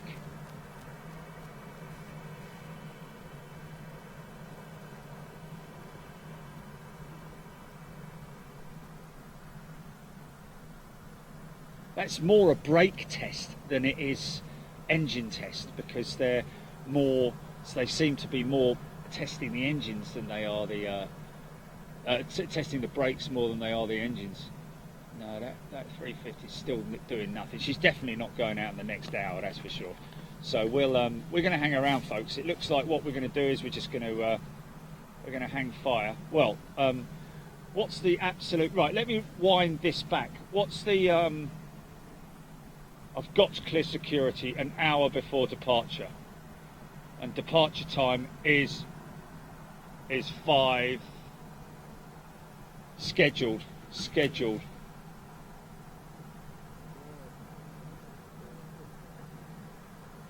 Yeah.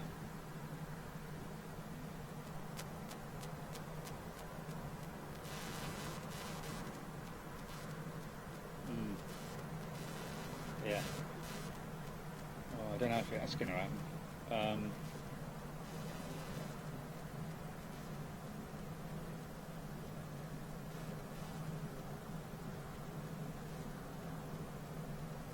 Oh, I tell you what, as well, Jilly, they're gonna slam me for baggage, aren't they?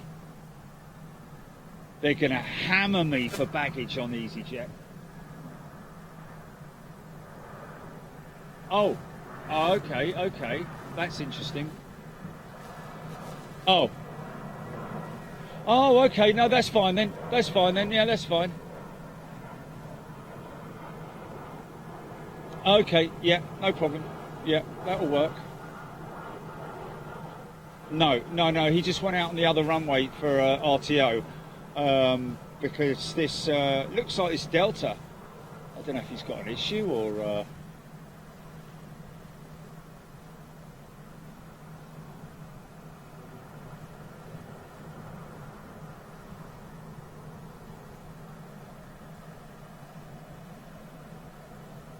Craig Turner, brake test, no reverser.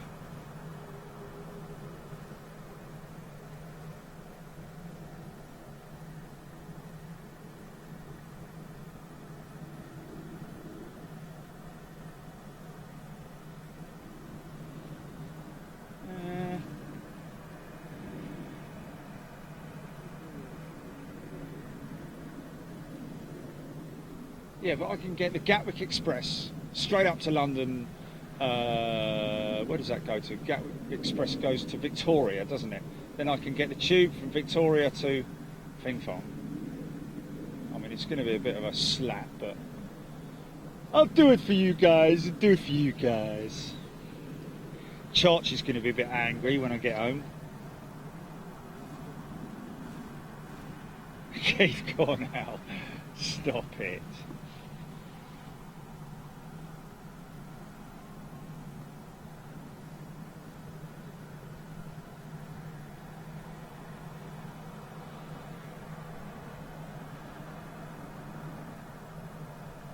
I hope it does go out.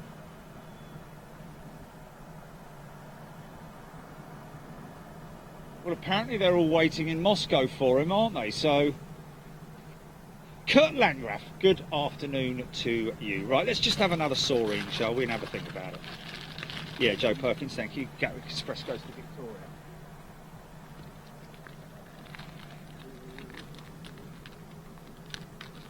Emma Martin saying the A350 could possibly be a freighter. I read that yesterday. Could be interesting. Wow, yeah. Well, an A350 freighter. Yeah. Well, I mean, you know, there's no reason why not. It's got the same sort of like, it's a direct competitor to the 777. You know, let's face it, at the end of the day. Well, 777 and the Dreamliner, of course. Oh, Jason Clayton. I'd be honest with you, Jason. Never a true word has been said when someone comes on and says, have I missed anything? Jason, yes, you have. Touch and go from a KC-135, well, a fly past by a KC-135 tanker from the French Air Force, and then a touch and go from the ultimate touch and go from the KC-135, and then the Hercules from the French Air Force, apparently also a tanker, landed here. It took off this morning in very, very, very low visibility conditions. It was miserable this morning, but I tell you what, it turns into a fantastic show. It just gets better and better. See, it's even drizzling and mizzling when I get here. When I got here this morning, but now it's turned into a fantastic day, and we're waiting for this Aeroflot 350 for its delivery flight, and to the extent that I'm going to have to cancel my BA flight and fly back on EasyJet to Gatwick in order that I can get this for you guys, because I'd rather inconvenience myself than miss it for everybody. All right.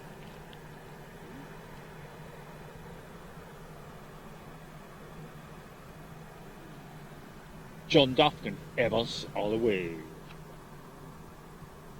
The Horseman, good afternoon.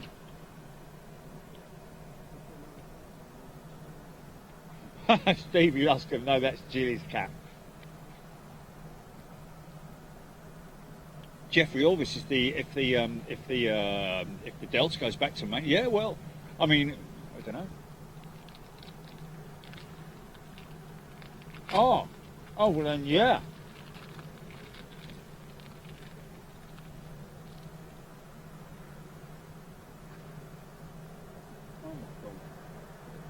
How much is the Gatwick Express?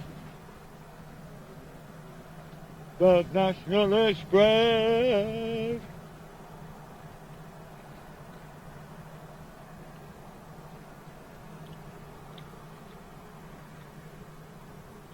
Gemma Butler saying it's not going out until tomorrow, it's on Twitter.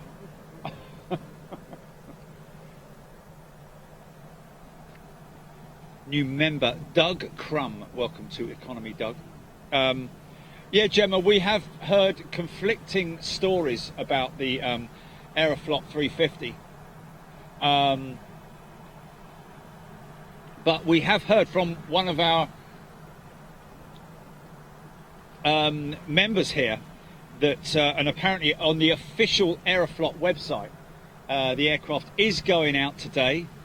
The ceremony was today, and she's going out today, and also they're sitting in Moscow apparently waiting for her at the moment. Kevin Carter, Beluga as well, apparently. Dog Crumb.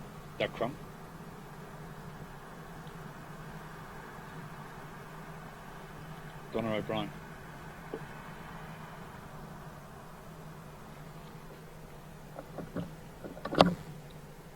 Okay. Break it down, break it down, break it down, break it down. Okay.